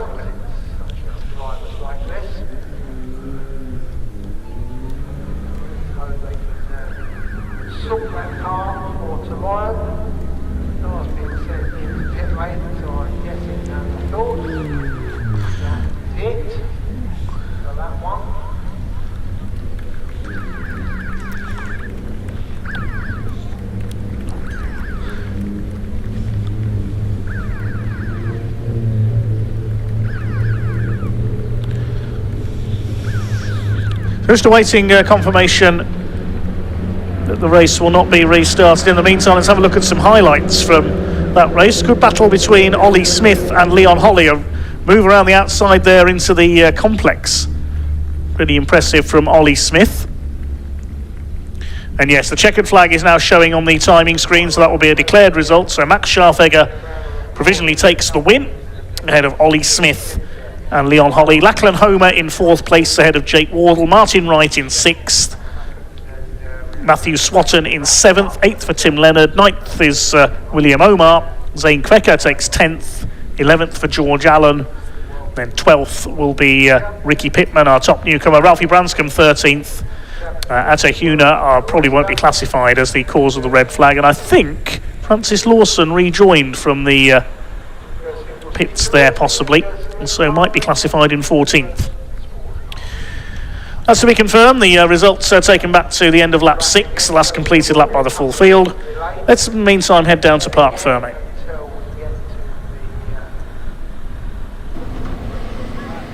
Yeah, well, great racing indeed. It's win number 2 of the season for Max Scharfegger as well. Max, well done. You kind of controlled it, didn't you, really? Yeah, that was quite a good race. Got a bit of an off start, but managed to gain back into turn 1 and then just kind of got my head down and cleared off from there. Have you been enjoying these conditions today? Because I've got a sneaky feeling tomorrow might be a little bit different. Yeah, I like the dry, but I love Croft, and I do like the wet as well, so hopefully it should be good. That's back-to-back wins for you, isn't it? Because you picked up the race 3 winner over at Cadwell Park. You're making your way to the top here. Yeah, 2 in a row. I'd like to get more. Top man, Max. Well done. Congratulations. Great to see you as well. Let's move over here. It's got Leon Holly and Ollie Smith as well, our championship leader. He's on the podium for every single race. Ollie, over you come, my friend. It's a good haul of points here for P2. Yeah, it was a really good race. Got a good start. Stuck with the front 3. Got into second and yeah, just kind of sat there really. Max kind of went, so we were in our own space. Is this a championship race where you start thinking about that because you've been on a podium every time so far? Pick up points, right? Yeah, that's the main aim really. Get the points and then hopefully win the championship. Ollie, don't forget our little golf challenge a little bit later as well. That'll be a lot of fun. Yes, a bit of a clue. We'll be bringing you that later as well. Let's grab Leon. Can we grab you, Leon? Come on, let's have a quick chat. I love this livery, by the way. A podium, Leon. You happy? Yeah, I'm very happy. It's a great race. It was a really good race, wasn't it? Look, Croft, what do you make of it as a circuit? Have you enjoyed the experience so far? Amazing circuit, real fast, real flowy, and that's my type of circuit, yeah. Right, Lynn, whilst I've got you, okay, and I think we're just going to have a bit of a clean-up on the track. Got a question for you, all right? If you were stuck in a lift, which junior saloon car driver would you most likely to be stuck in a lift with? Martin Wright. Okay, and which driver would you least like to be stuck in a lift with? Lachlan Homer. Okay, well, that's why. Top man, good stuff indeed. Let's keep moving around, shall we, and have a quick chat. Look, let's go chat to Ricky up here as well, shall we? Hello, mate, you all right? Let's grab him, find out how we got on. Ricky, can I just borrow him again? How was that? I know we spoke before the race. How was that? That was amazing. I don't even know what to say. I'm lost for words. It was a great race. Came from P14. I think that was P12 at the end, something like that. So yeah, it was good fun. Got a little bit of contact at turn 1, but just couldn't do much about that. But yeah. Are you kind of glad it's over now? Like you've done it. I got the sweat in my eyes. I couldn't see much. So yeah, but I love that. That was great fun. Have you got the bug now? You're like, right, that's it. Tomorrow, can't wait. I can't wait. Rain tomorrow, but we'll see what that'll do. So yeah. Yeah, worry about it tomorrow. Exactly. Well done. Congratulations. Let's grab Martin. Can I grab you for a second, if we can, please, as well? How was that? All right, mate. Yeah, not too bad. Just a bit of a bunch up at the start caused us to drop back a few places, but strong drive back through. Did you? I mean, you obviously learned a lot last year from the scholarship coming into this year. What's been the biggest difference for you over the winter coming into 2026? Probably doing a lot of testing, to be honest. A lot of time in the cars really helped. So, yeah. Excellent. 2 more to go tomorrow, and it's going to be wet. Do you like the wet? Yeah, I do like the wet. Excellent, good stuff. Thank you indeed. Right, so we're going to make our way to the front. We're almost done. In fact, I can see the car is just being towed off now. We've still got 2 more races coming up for you today as well. We've got Scottish Minis and the second track action race of the day. As if you haven't already, please hit that like button, hit that subscribe button. We're live, of course, on the BARC YouTube channel, live on the Caterham YouTube channel. Tomorrow we'll be back live on the TCR UK. 2 TCR races coming up for you tomorrow. Loads and loads and loads of content as well. Just before I do hand back as well, we have a producer, his name is Elliot. He's superb, by the way, he's really good at his job, but every time the Caterhams or the cars go out on track, he tries to replicate them. He goes meow as the cars go past every time, and Elliot, it cracks me up every time. Keep doing it, you're amazing. Thank you so much. Not too long to go before we get back onto the track action, so let's hand over to commentator Dave Goddard.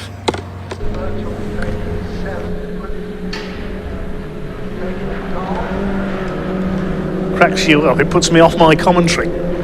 Only joking, of course, Elliot. Thanks for all your work behind the scenes. Let's have a look at some highlights from that Junior Saloon Car race. Good battle in the early stages involving Tim Leonard and Matthew Swatter. We saw Ollie Smith make that move around the outside of the complex as well.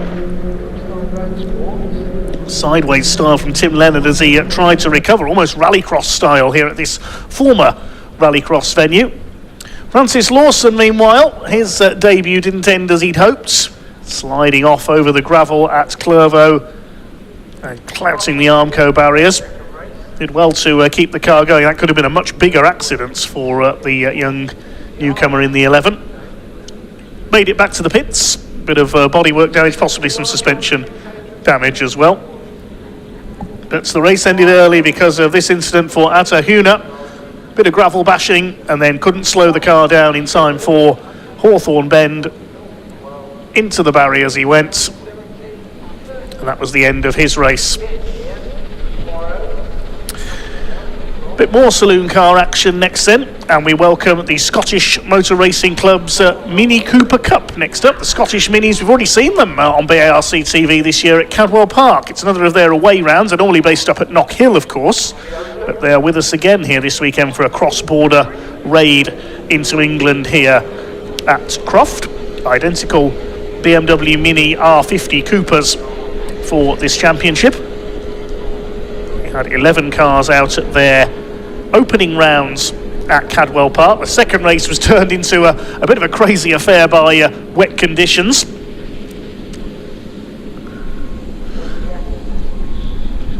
And we'll have the cars on track shortly. There's a bit of recovery work going on, of course, from Atta Huna's shunt there.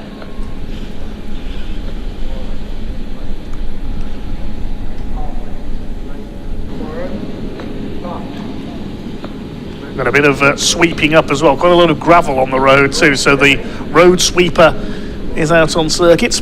Big thanks to our marshals and clean-up crews and recovery crews, medical staff and everybody else here at Croft this weekend.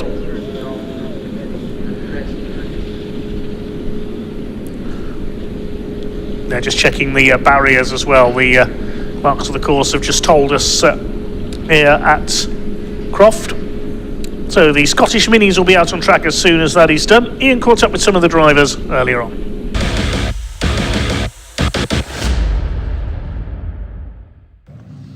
Yes, DADAL Dalglish. Yes, it's Robbie Dalglish. Do you like what I did there, Robbie? That was terrible, wasn't it? That was pretty bad. That was pretty bad. What's not bad, though, is where you line up on this race. You had a podium, of course, at Cadwell Park. Can we replicate that here? Yeah, I'm purely going out for race wins, to be fair. Yes. That's what we're after. So, yeah, Cadwell was a bit gutting.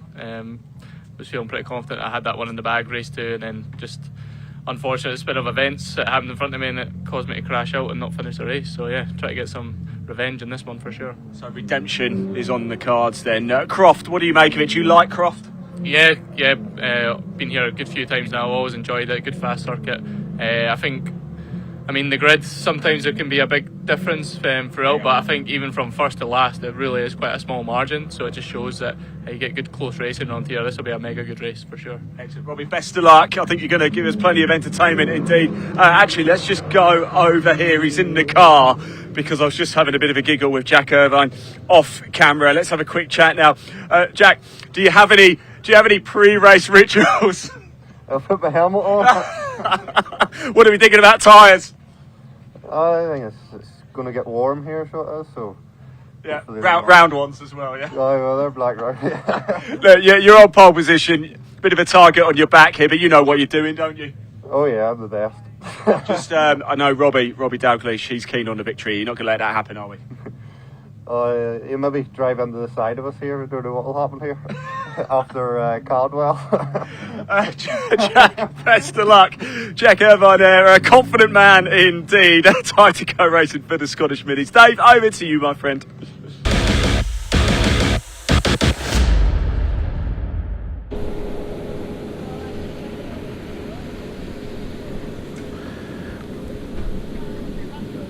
Well, thanks very much, Ian. We await the clear up to be completed then for the Junior Saloon cars. You can see gravel still being swept off the circuit at Clervo. Once that's completed, the Scottish Minis will be released onto track. They were certainly entertaining at Cadwell Park. The opening race being won by Jack Irvine, number 65, and reigning champion Chad Little in his Dayglow yellow machine winning the second race.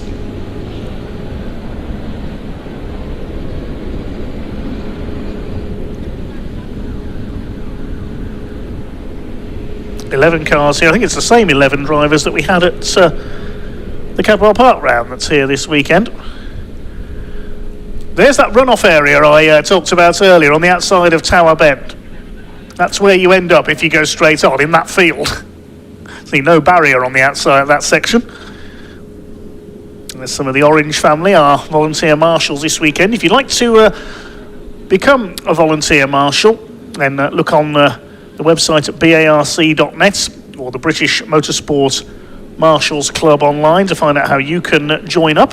Certainly not all about waving flags, as you will see. Do follow our social media platforms as well and subscribe to our YouTube feed on BARC on YouTube. Look at British Automobile Racing Club and on our various social platforms as well.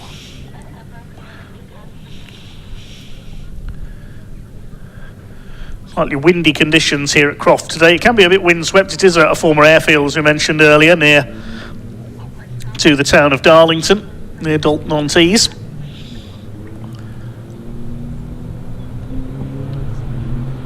Biggest event of the year, the annual visit of the British Touring Car Championship. First held here in the mid-1990s in the Super Touring era. Good weather today, but that sadly might change tomorrow.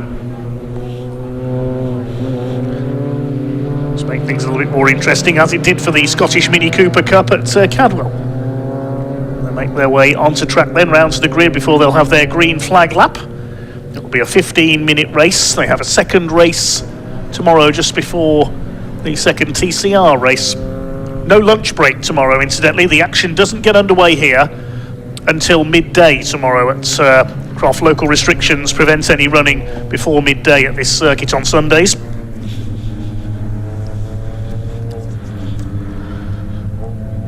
So the identical Mini Coopers, all 1600cc, making their way around to the grid. We'll give you the grid line up in a second. It is winner of race 1 at Cadwell Park, Jack Irvine, the man from Antrim in Northern Ireland. You don't have to be Scottish to race with the Scottish Motor Racing Club.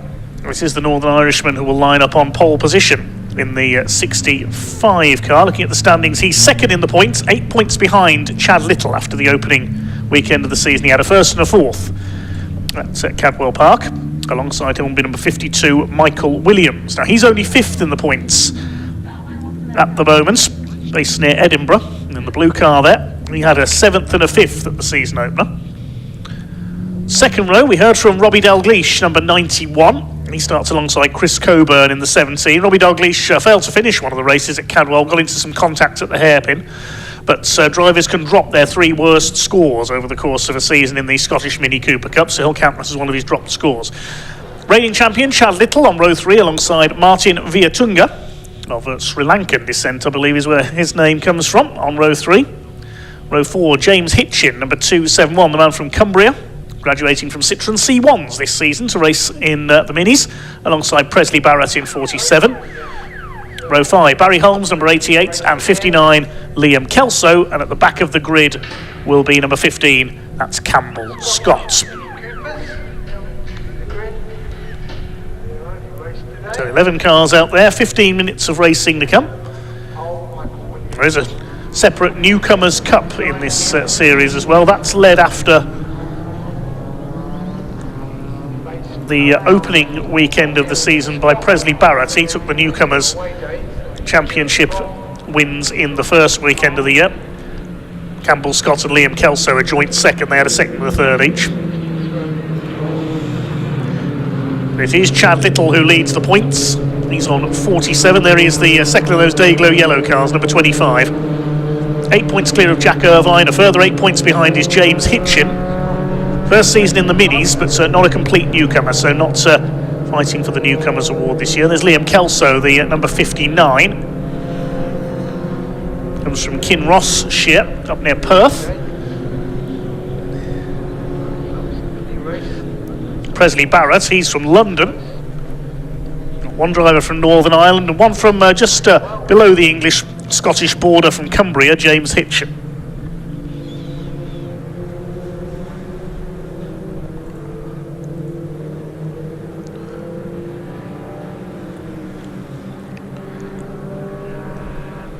Possibly missing Campbell Scott from the back of the grid there, I think.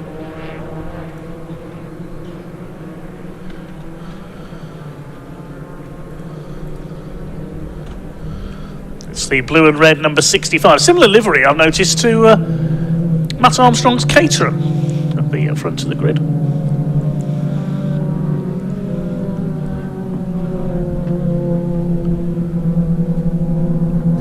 I know, Campbell Scott is there. They're just slightly out of order at the back of the grid. It looks like we have got all 11 cars. Big contrast to Cadwell Park, the very undulating circuit, as is Knock Hill, the regular home for these cars, a much flatter circuit than they're used to. It's the blue and red of Jack Irvine on pole. Alongside him will be Michael Williams, number 52, in a two-tone blue livery. Robbie Dalgleish in red on row 2, alongside Chris Coburn, number 17. He's in the bright yellow and blue car. Comes from Glasgow. Row 3 of the grid, Chad Little in the bright yellow, alongside Martin Viatunga, number 27, in the pale blue car. You'll notice the Sri Lankan flag on his car.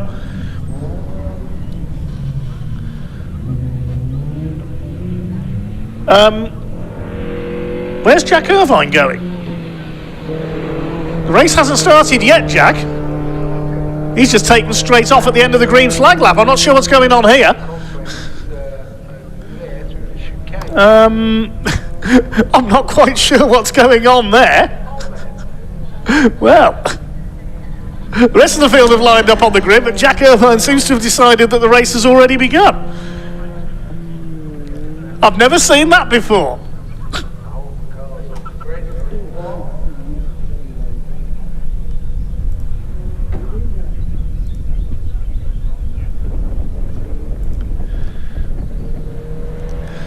He's taken the shortcut back towards the grid.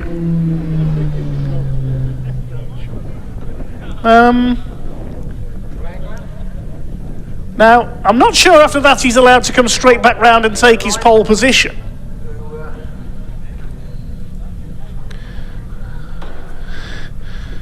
Yes, I think the stewards might have something to say about that, but the race is about to get underway. What a bizarre occurrence. 15 minutes of racing coming then. The marshals have spotted it. He can't come back and take his pole position after that. I think he's going to have to start from the back. I've never seen that before. What do we do now?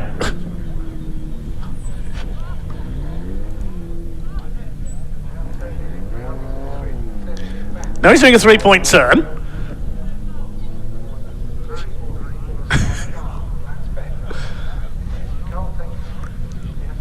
Yep, he's going to have to line up at the back.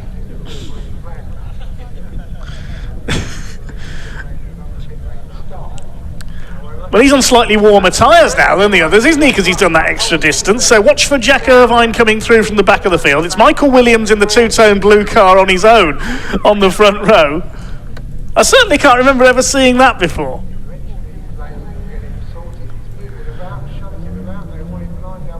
Or is he being sent into the pit lane now? Can't quite see down at the back of the grid. They're going to... the rest of the field are now going to do another green flag lap because of that delay. Now on the back row of the grid.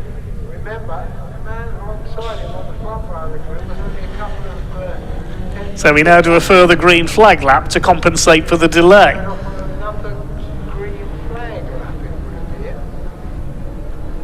Is that because of the delay in the cars? Just get them back up to Yes, thank you, Darren Holmes, one of our officials here who confirms that. Will be another green flag lap. Well, that's one of the more bizarre things I have seen in my time covering club racing.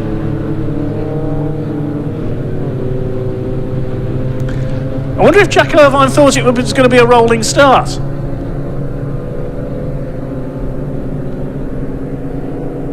Maybe that's what he thought.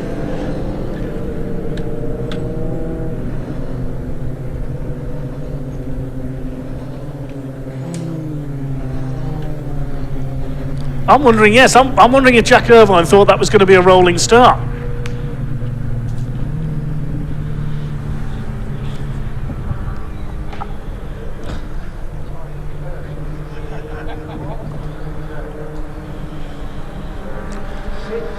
But whatever, he's back to the back of the grid.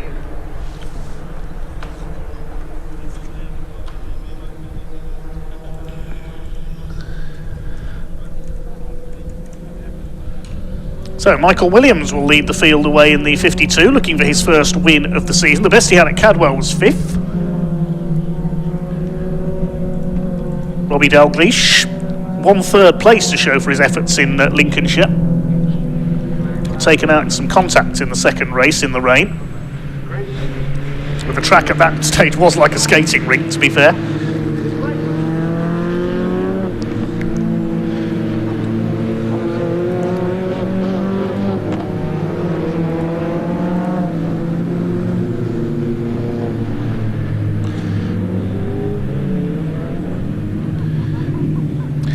Chris Hosey, who's a regular at Knock Hill, has been in touch. Jack Irvine may have thought there was a second green flag lap. They tend to get 2 green flag laps there because it's a shorter circuit, so perhaps that's what Jack Irvine was thinking. Well, we'll maybe find out from him with Ian post-race. So, Michael Williams on his own on the front row. Robbie Dalgleish, the former champion, with a free run on the inside, with Chad Little, the reigning champion, behind him. Here we go then, the first race of the weekend for the Scottish Mini Cooper Cup, administered by the Scottish Motor Racing Club. Red lights are on, the revs are up, and away they go. Good start by the number 17 of Chris Coburn from the second row of the grid, trying to get across there. Watch for Robbie Dalgleish in the red car down the inside. Jack Irvine's already made up a couple of spots from the back of the field, but it is Michael Williams who leads into that first corner at Clervaux. A couple of cars bouncing over the curb on the inside. Dalgleish in second. Bit of push and shove there. That's Irvine trying to make his way through. Takes the 47 of Presley Barrett out wide. in the David Slay racing car there. David Slay, a multiple former champion in this division, now running a number of the cars on this grid, including Chad Little, the reigning champion. So Williams leads from Dalgleish. A few of these drivers will have never raced at Croft before, so it's a new experience for them. Chad Little leaning on James Hitchin there as they get round Tower. They've all made their way round this first lap okay so far in this 15-minute race for the Scottish Mini Cooper Cup. Up towards the Jim Clark S's for the first time.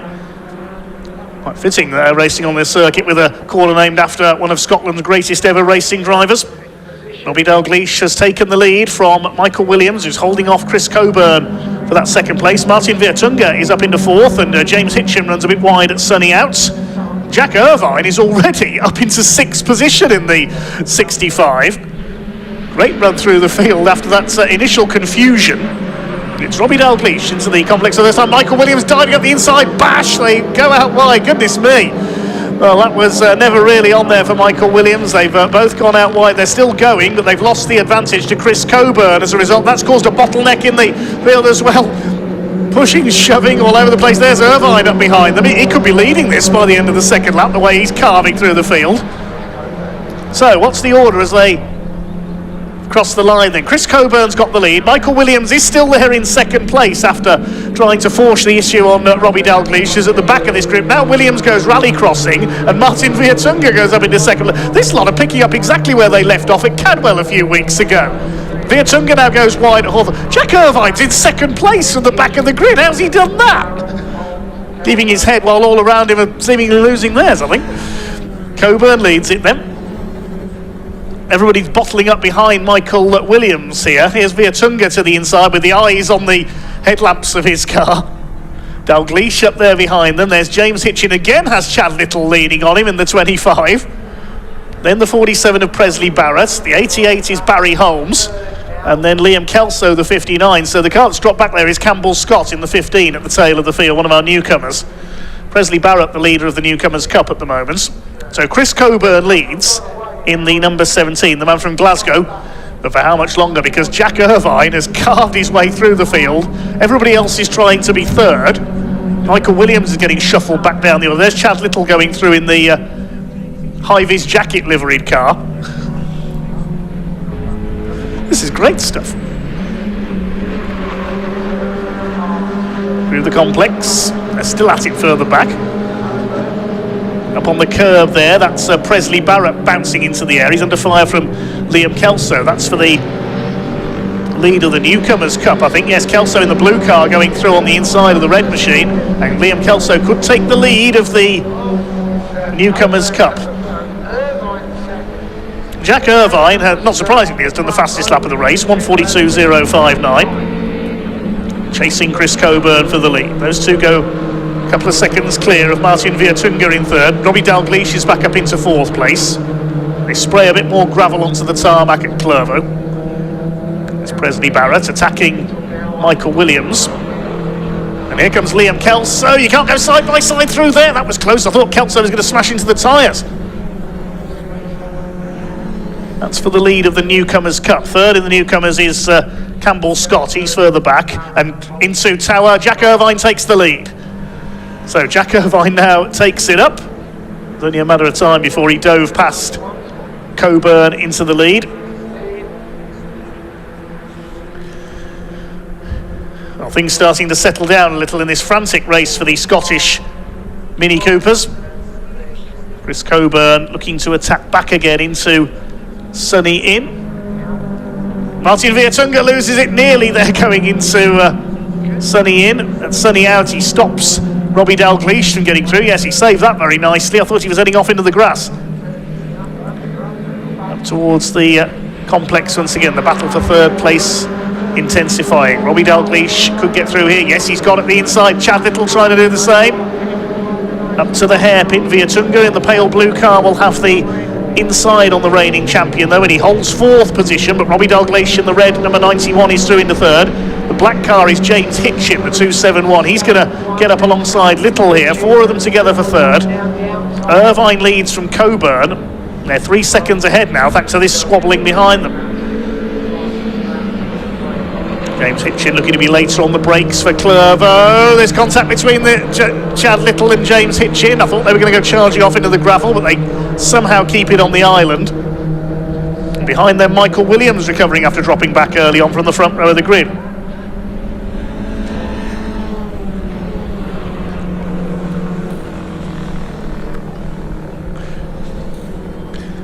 On the Scottish Mini Cooper Cup, the levels of action we're seeing here, this could be renamed the Scottish Touring Car Championship.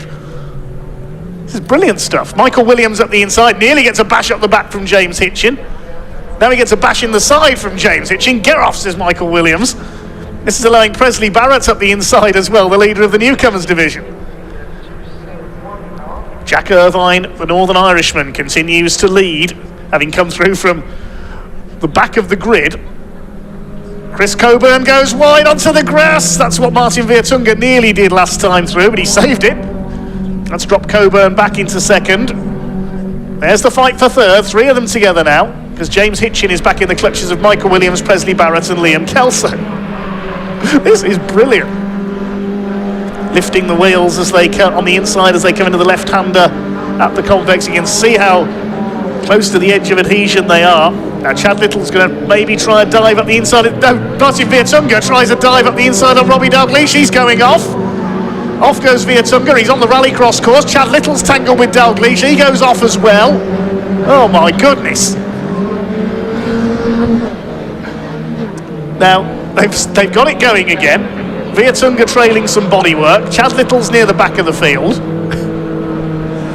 Well, Viertunga went for the inside there into the hairpin on Chad Little, on Robbie Dalgleish rather, but then Chad Little went for the inside as well and didn't realise that Viertunga was going to turn across him. With the rear bumper hanging off.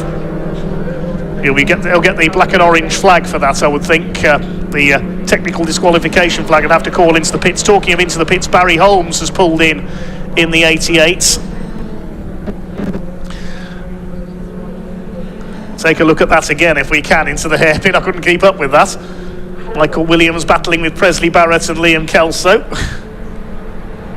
These drivers must be loving this. Jack Irvine missing all the fun. He carved through the field in the first two laps. Chris Coburn keeps it on the tarmac this time through Sunny Inn. Now who's in third place? It's remarkably, it's still Robbie Dalgleish after all that mayhem at the hairpin. James Hitchin is fourth, and then behind it's Williams and the rest of them. Now here's what happened at the hairpin. Chad Little went for the inside on Viertunga, who didn't realise he was there and went for an attack on Dalgleish. That was the cause of the contact. And then as Dalgleish tried to keep it off the grass, he didn't realise Little was going past him. Nearly into the marshal's post there, Chad Little. Dear oh dear. There goes Viertunga, he's heading for Darlington Town Centre. And then Chad Little gets spun aside as well. Chaos.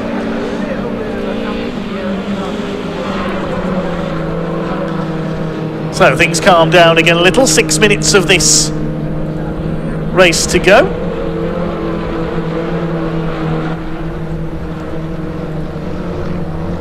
And still your leader is Jack Irvine.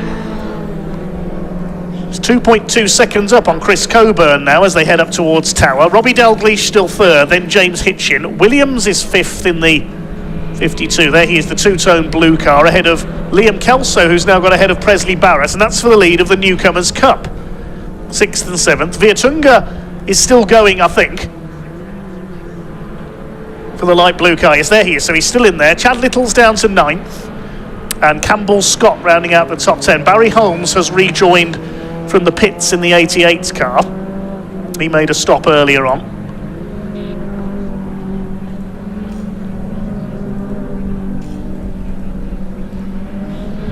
Here's the battle for fourth place. James Hitchin says, excuse me, Michael Williams. Michael Williams didn't try and go around the outside at Sunny Inn there, did he? I think he did. You're never going to get round there. So he'll try the complex instead. Here they come. What can Michael Williams do here? James Hitchin took the inside line there, so Williams drops back into the clutches of Liam Kelso. Is he going to try a move on the hairpin? Not quite. really is intensifying again in the midfield. 4.5 minutes of this still to go.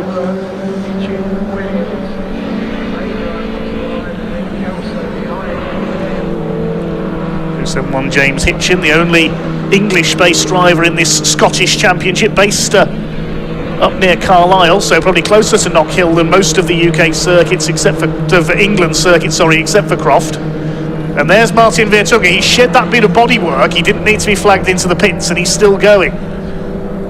Chasing now Presley Barrett as he tries to recover up the order. Chad Little must be quite a way further back. Yes, he's 4.5 seconds back on this lot. There's the yellow machine. Michael Williams up the inside on Liam Kelso, trying to attack James Hitchin. The fight for fourth really intensifying now. Up towards the Jim Clark S's. Careful through here, you can't go side by side through there. There's our leader. Still Jack Irvine ahead of Chris Coburn. It'll be Dalgleish through next. He's been able to pull away in third place. And here comes the fight for fourth. What's happened to Michael Williams? Williams has dropped back. Where is he? Because Viertunga's fifth. Barrett sixth. There's Kelso. We've lost Williams. I think Williams went off coming out of the Jim Clark S's. There he is, the 52. Yeah, he must have gone off coming out of the Jim Clark S's in a brief blind spot there. And he's got some damage, I think. So he's heading for the pits. Didn't quite see what happened, unfortunately. Still Jack Irvine sliding through into Clervaux. Yep, you can see the telltale mark on the side of the car there. He's rubbed door handles and wheels with, I would imagine, this man, James Hitchin, because they were battling into the Jim Clark S's. They just disappeared from our sight briefly. Michael Williams has got some damage as a result of that, and he comes into the pits.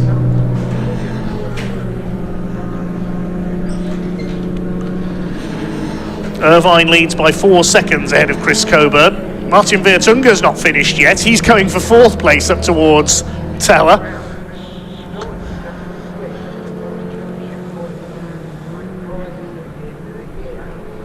What a crazy race this has been. And they do it all again tomorrow, of course.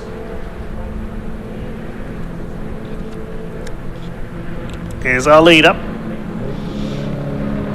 He has just lapped, I think that's Barry Holmes, the 88, who has rejoined from the pits. There he is. It's Coburn second.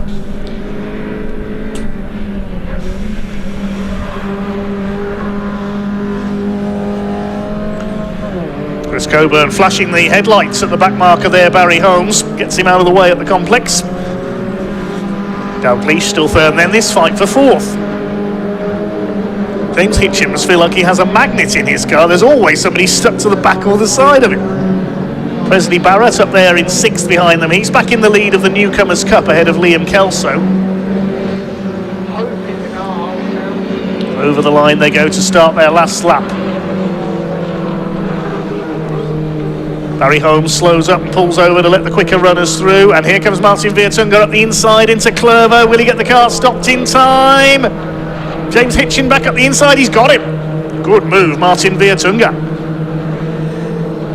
But James Hitchin back up to the inside at Hawthorne. They can't go side by side through the chicane. Viertunga has got that fourth place away. Good recovery after he was involved with that incident at the hairpin earlier on that saw him disappearing off into the infield. It does show what a crazy race this has been for the Scottish Mini Cooper Cup.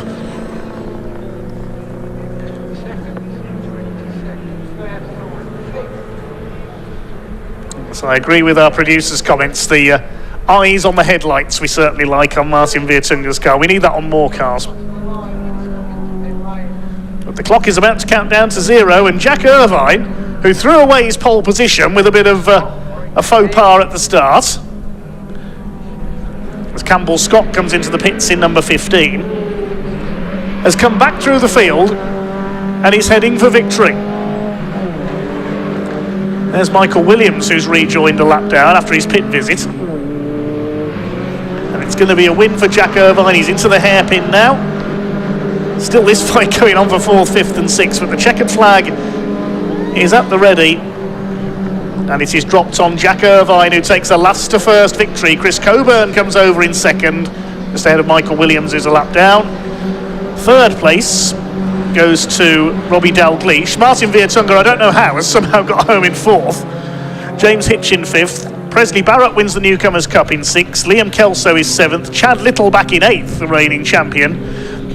9th will go to Michael Williams. And Barry Holmes is still running as well. Here he comes. In 10th place, because we lost Campbell Scott there into the pits on the final lap.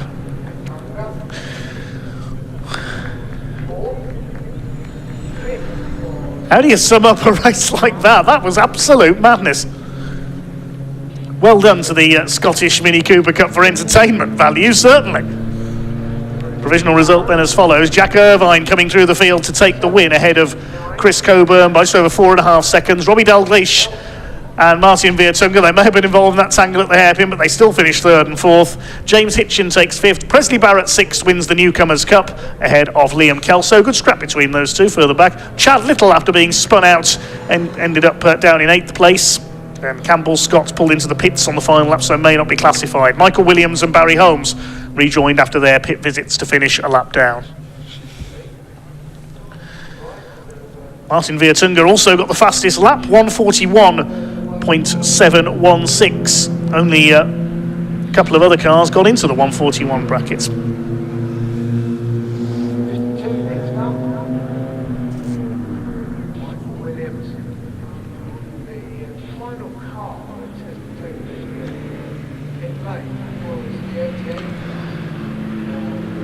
Waiting for the cars to make their way into Parc Fermé. We have one race to go today here at Croft. It is the Track Action Racing Club. We hope that full complement of cars makes it back out for that one. Started from the back and agreed to 5th place at the end of lap 1. We know we won't have the pole sitter because that was Chris Coomer. He set the grid for that race set by the second quickest times in qualifying. Chris Coomer would have been on pole, but we know he's not coming out for that one we heard earlier. Anyway, let's head down to Ian in Parc Fermé to find out not only the thoughts of our race winner Jack Irvine, but what on earth was going on before the start.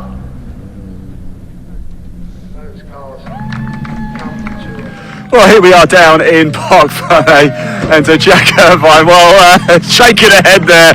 Talk about doing things the hard way.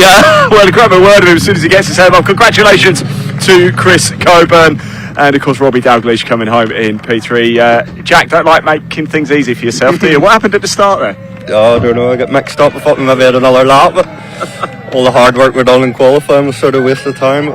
We got a good start and out through them there and seemed to get away. So I bet it was quite good fun though in the end, wasn't it? Now we can look back and smile at it. Yeah, I had to win the race for. I couldn't have went home to Kyle with that result, or front station for that matter. Look, no, happy with the one. Well done, congratulations, Jack. Really happy for you.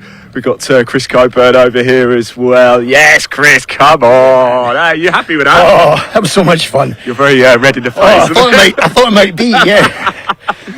What is it about these Scottish minis that are so entertaining for us? I can't even imagine what it's like behind the wheel. We're just all so closely matched, and we put on a good show. We raced respectfully, and it was just so cool to just come through and get gifted a place at the start was a help. So yeah, it was great. How hot are you, by the way, I'm very hot. right now? If I shot you in the face Do it, man. with that. There you go. That's better, isn't it? Well done, mate. Well done. Good luck tomorrow as well. Let's go grab Robbie over here as well. Have a quick chat. A very eventful race, wasn't it, Robbie? Eventful, huh? Stock car racing, I think. Just some of the driving standards is appalling. People just crash into you for the fun of it. That seems to be the main target every time. Hey ho, Must be the red car, red for danger. I think. That's it, red for danger. So yeah, we're driving like that for half the race, but managed to bring it home in third. So yeah, you got a little pot, and look, more racing tomorrow. That's it. Yeah. Good luck. Thanks for talking to us, Robbie. Do appreciate it. There we go. More cars coming. Let's just quickly grab a quick chat, shall we? Let's go have a quick chat with Presley. How we going, my friend? Are you all right?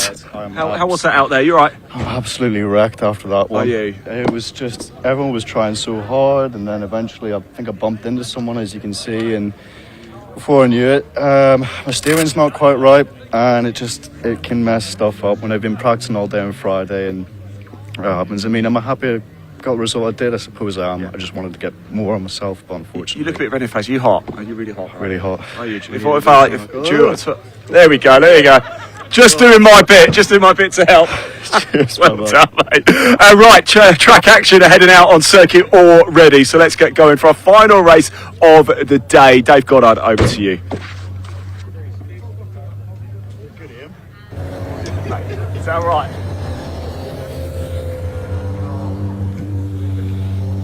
Well, I'm not sure what that was all about at the end of Ian's piece there, but anyway, time for our final race on day one here at Speedfest North here at Croft with the BARC. It's race 2 for the Track Action Racing Club with their mixture of saloon cars. Now, we know we won't see the driver who's qualified on pole. We were told earlier that Chris Coomer had problems in race 1 and would not be out in this one, so I don't think he's going to be there. We hope Marshall Groves in the Vauxhall Vectra is going to be there. He's the other driver that's qualified on the second row, because this grid decided by the second quickest time for each driver from the qualifying session. Josh Hughes on the second row, the Nissan 350Z, spun while challenging for the lead on the last bend of race 1. That's alongside Nick Tasker's VW Scirocco. Row 3, the winner of race 1, Lee Bull with the Renault Clio, suffering with understeer in the first race, he told us, starts alongside the other Clio of Rob Buckland. Row 4 is Adam Croft, the double winner from Donington earlier this season in the Scirocco, alongside Dave Beecroft's Saxo. Row 5, Katrina Gray in the Mini Cooper S and Bailey King's Audi TT. And I think I saw as the cars were heading round that Mark Robinson has made it out this time in his Scirocco. Didn't get away in race 1 in the backup Scirocco. We normally see him in a Golf, for that got damage at Cadwell Park last time out. Well, no Chris Coomer, but Marshall Groves has got back out in the Vectra. That's good to see. Just checking that everybody else is there who should be. Yes, it looks like they are. So we've got our full complement with the exception of Chris Coomer. They get ready for their green flag lap. Track Action Racing Club.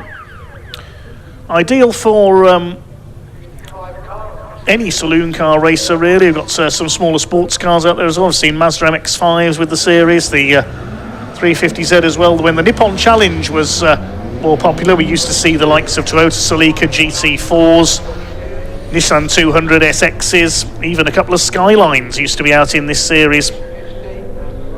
James Janicki, who's now in Classic Thunder Saloons, used to run his Skyline with the Nippon Challenge. The Tricolor Trophy has always been mainly Clios. We see the 206 GTI Cup out as well, but none of their drivers here this weekend. They're busy elsewhere, as we heard earlier. And then the Deutsche Marks Cup becoming more popular, the VWs and Audis in there.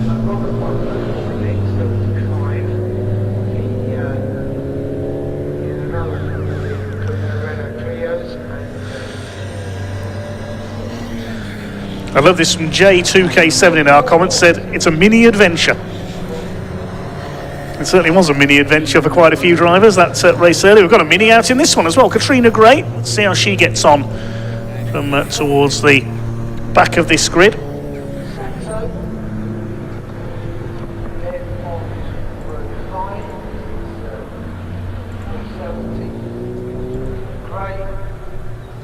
This will be another 15-minute race.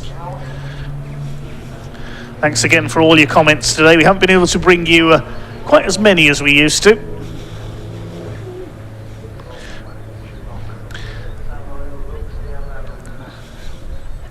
I do like one comment from Codename 47. I won't read it out, but I can see who you're quoting there. That's all I'll say. Very droll.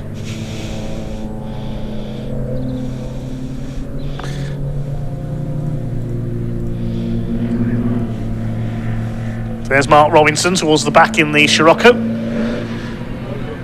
Marshall Groves in the white Vectra. Had to pull up at the complex while leading in race 1. He's got the bronze and black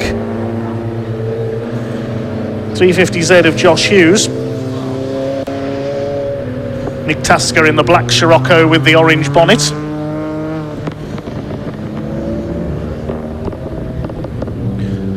Lee Bull in the silver Clio. Can he come through and make it a double from 5th on the grid alongside the blue Clio of Rob Buckland? Adam Croft in the orange and white Sirocco further back. Struggled in qualifying. Dave Beecroft in the Saxo alongside the boss of Track Action, promoter of the Junior Saloon Car Championship as well.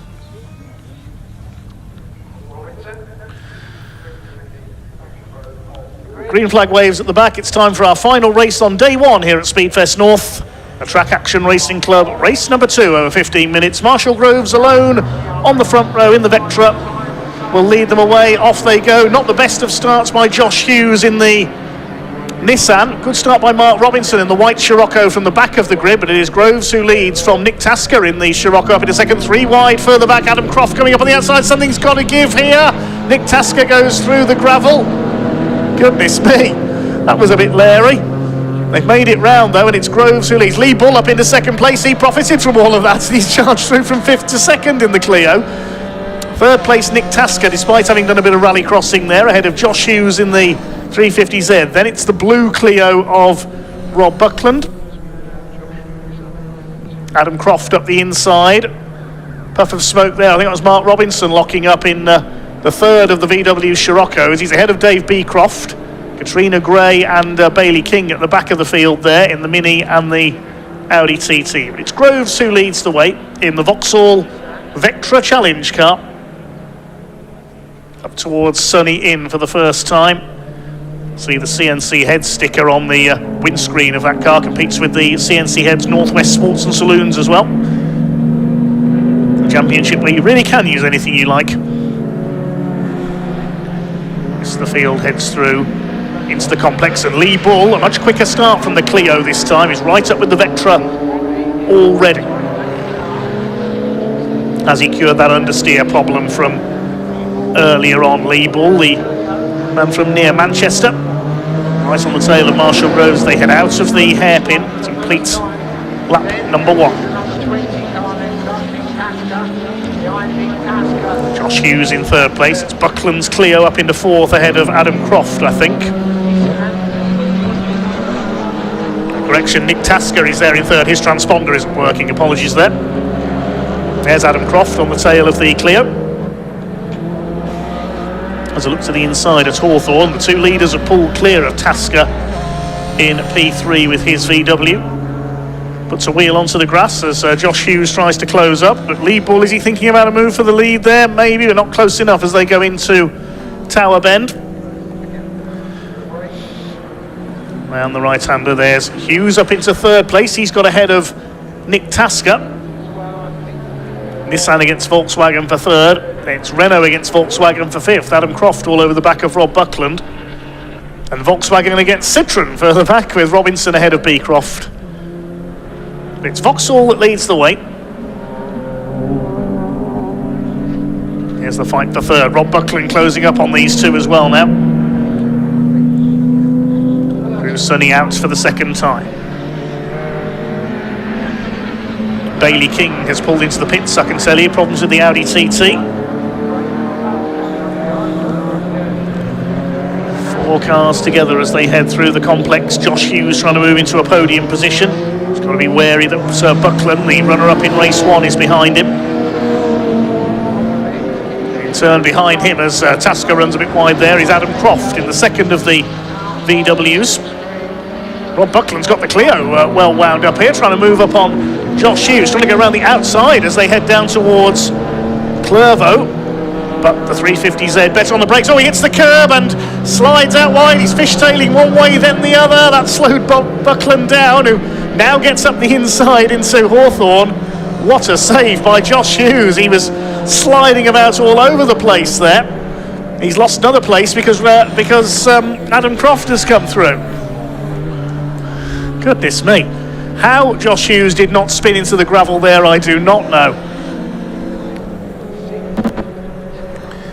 Towards Tower they come, so that's left Tasker in 3rd, Buckland 4th, and Croft in 5th place with Josh Hughes down into 6th. But here's our leader. Marshall Groves missing all the fun out in front as he looks for his 3rd Track Action win of the season. He scored a double at Cadwell. He's pulled away a bit from Lee Bull in the Clio. Now it's a three-way fight for third until Josh Hughes, and I'm sure he will, catches back up again.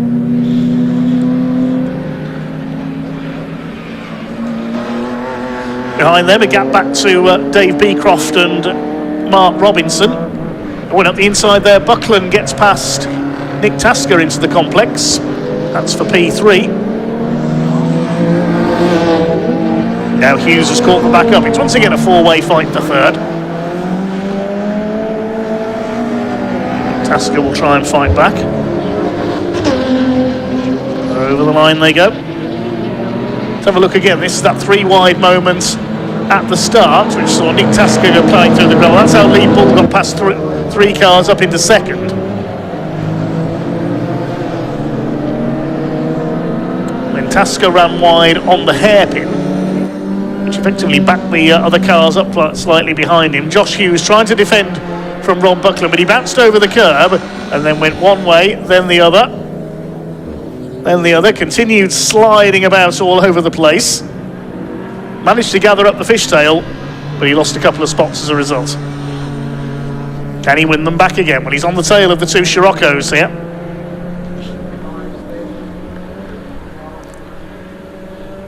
Through the Jim Clark S's, then up towards Sunny in and Sunny out. Groves continues to lead from Lee Bull. The gap was just over 2 seconds last time through as Adam Croft up the inside of Nick Tasker, and Josh Hughes tries to follow. You don't very often see overtakes like that into Sunny in. I wondered if Nick Tasker had a problem there, but Adam Croft has charged through and he's pulling away from him, so I'm wondering if Nick Tasker does have a problem. Hughes attacking him as well. Buckland had already gone through in the Clio. So he's up to third place now. Now for Josh Hughes to attack Nick Tasker. Adam Croft taking his chances there at Sunny in. Was able to get through on the inside. Hughes trying to muscle his way through as well, but it didn't quite work out. Just over 8 minutes of this race to go.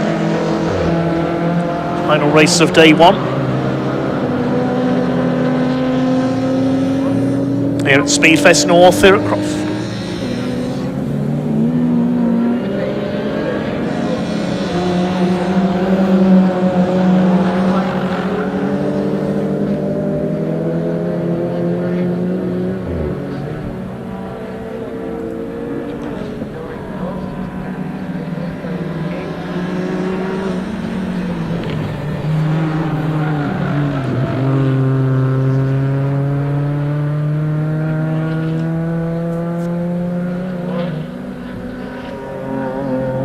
So we reach half distance in this second and final race of the weekend from the Track Action Racing Club. They're not in action tomorrow. Here's the fight for fifth, and Josh Hughes again trying the inside on Nick Tasker for fifth position. Up over the little rise there towards the complex. Adam Croft's pulled away from them now in his Scirocco.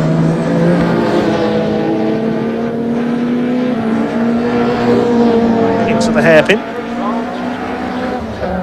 Well, here's our leader.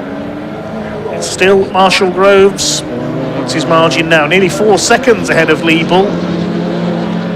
Just be hoping the Vectra doesn't let him down this time. There's Bull in second place in the bewinged Clio.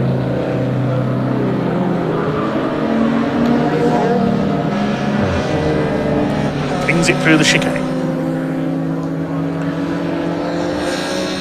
Well, Buckland took a couple of seconds out of Bull last time around. They're just over 3 seconds apart, the two Renaults. Then Croft, Tasker and Hughes. Hughes getting a bit frustrated here, I think, behind Nick Tasker. He has a look on the inside. No, you don't, says the VW pilot. Further back behind them, Beecroft is over 10 seconds back in 7th place. And Robinson and Gray round out the field.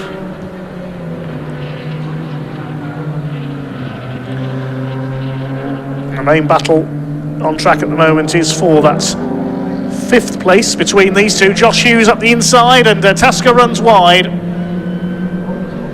Gets it back together again, but he's lost the place. He struck earlier that time, Josh Hughes, coming out of Croft. A brave place to go for an overtake. And Nick Tasker ran wide onto the runoff area.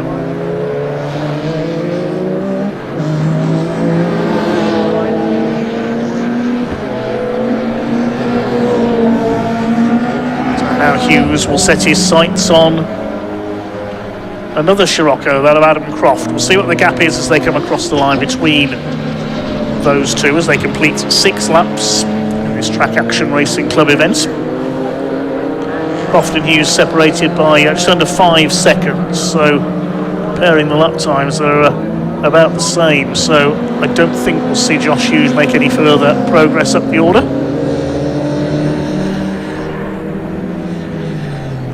There's Katrina Gray in her Mini, running at the tail of the field. A bit of a slow opening lap, I think, for the 470.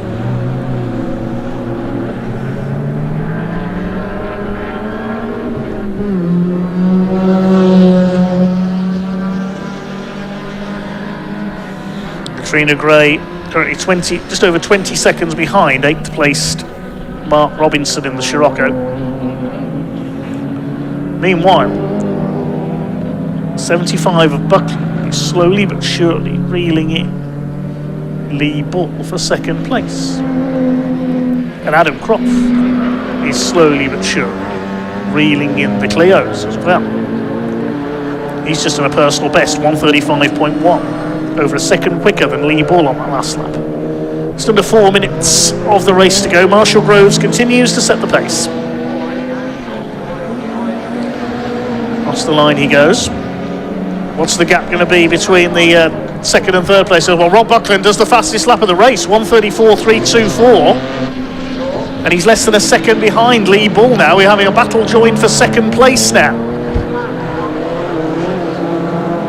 Saw the Clios 1st and 2nd in race 1. They're 2nd and 3rd in race 2.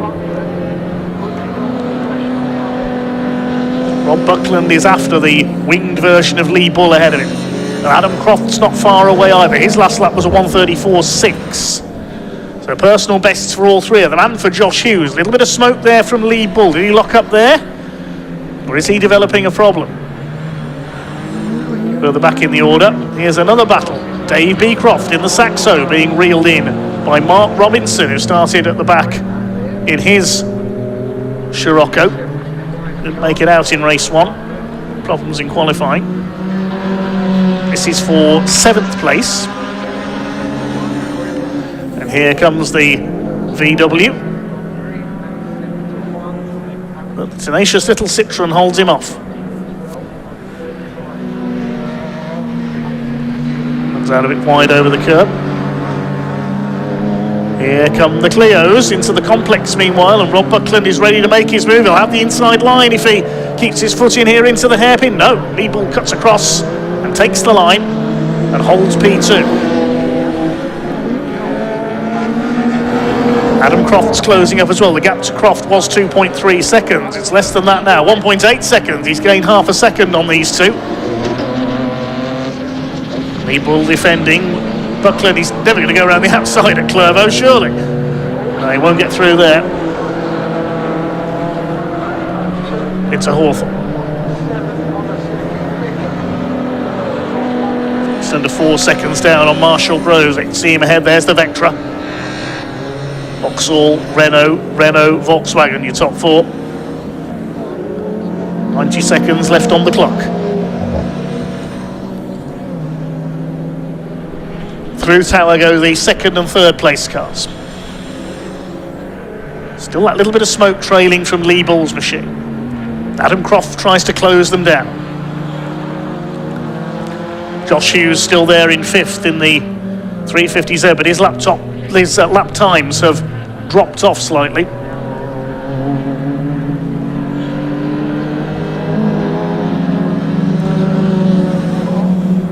Out of Sunny out.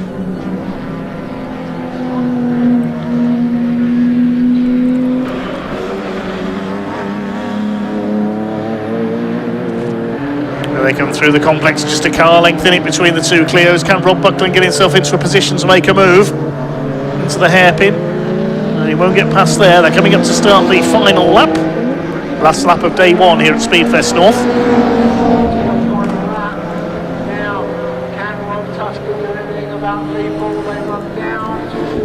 Still Lee Bull who leads there, again using his straight line speed advantage. We saw this with Josh Hughes in the first race.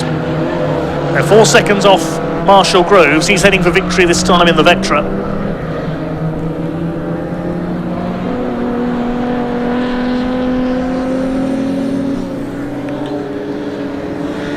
Still Buckland's got the fastest lap of the race, 1:34.324 from a few laps ago.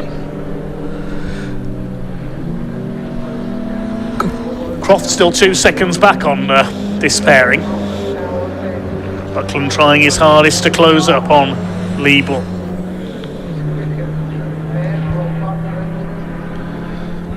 Josh Hughes nearly 5 seconds back on Adam Croft now.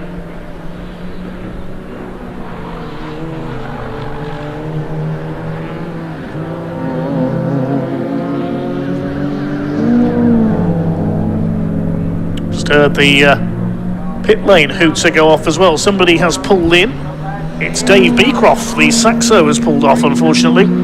As we concentrate on our second and third place battle, here comes Buckland looking determined in the final couple of corners. It's going to be a win for Marshall Groves, but who is going to be second?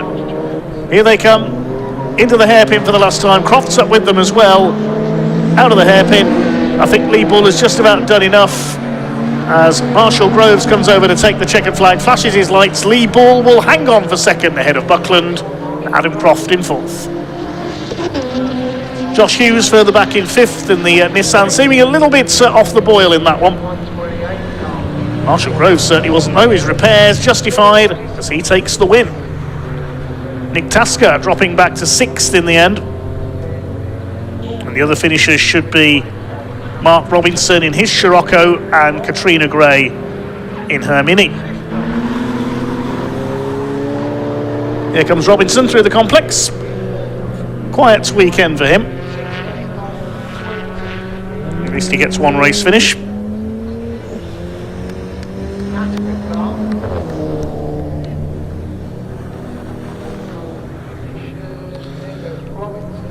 Here comes Katrina Gray in the Norfolk Cars Mini.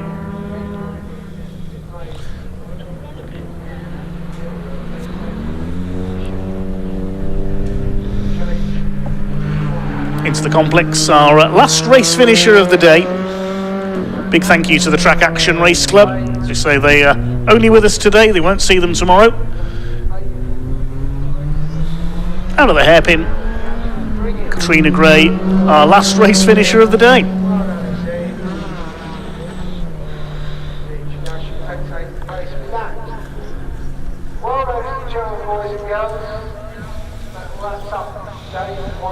Provisional results then as follows. Marshall Groves takes the win by 3.7 seconds in the Vectra. Lee Bull holding off Rob Buckland in the Battle of the Clios for second. Adam Croft not far behind them in fourth. And a gap back to Josh Hughes ahead of Nick Tasker in his Scirocco, Mark Robinson's Scirocco and Katrina Gray in the Mini. We lost Dave Beecroft and Bailey King into the pits. And of course, Chris Coomer's Golf didn't take the start. That wraps up day one then here at Speedfest North.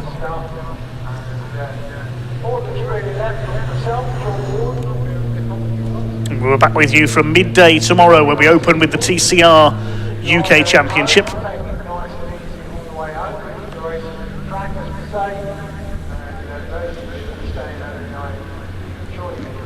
And we can shortly hand down to Park Ferme. We see the cars coming in on their slowdown lap, waving to our marshalling team. Big thanks, as always, to the Orange family, to all our other staff and officials here at Croft today for their services.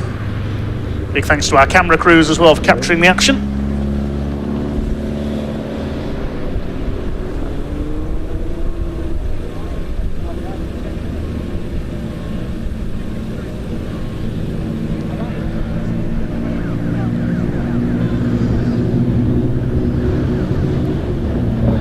And we'll shortly hand down to Ian in Park Ferme to hear from Marshall Groves and a few of our other drivers.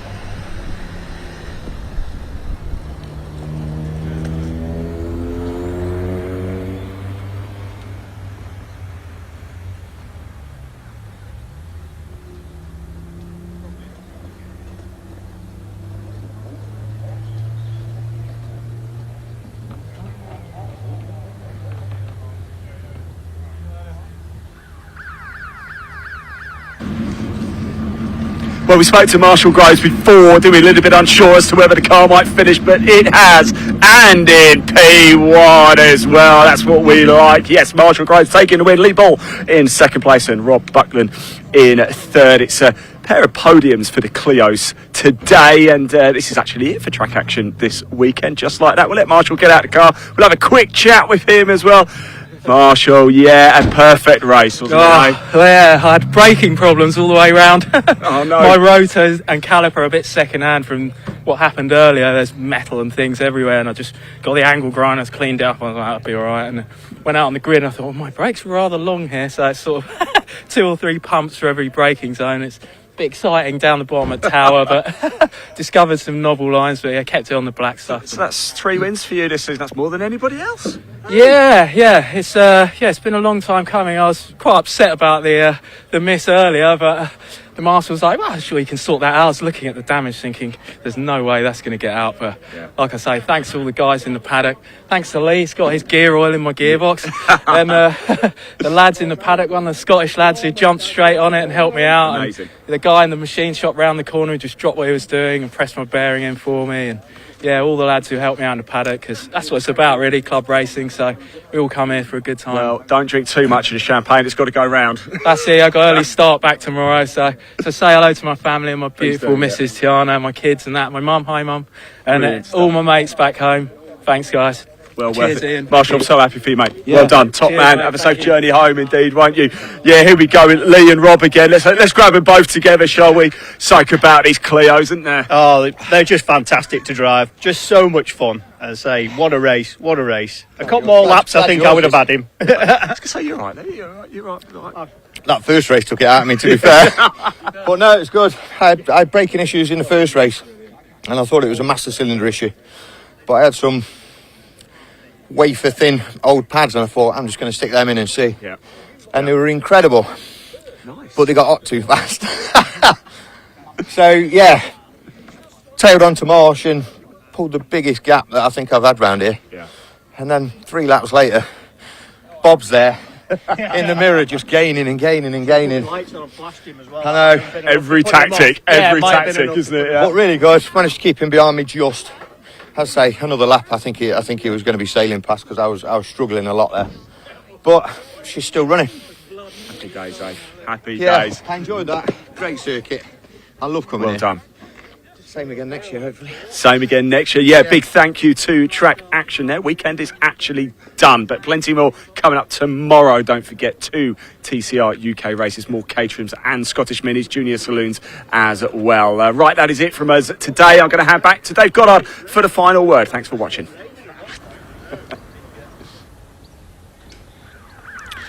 Thanks very much indeed to Ian and Sam down in Parc Fermé today and in the assembly area.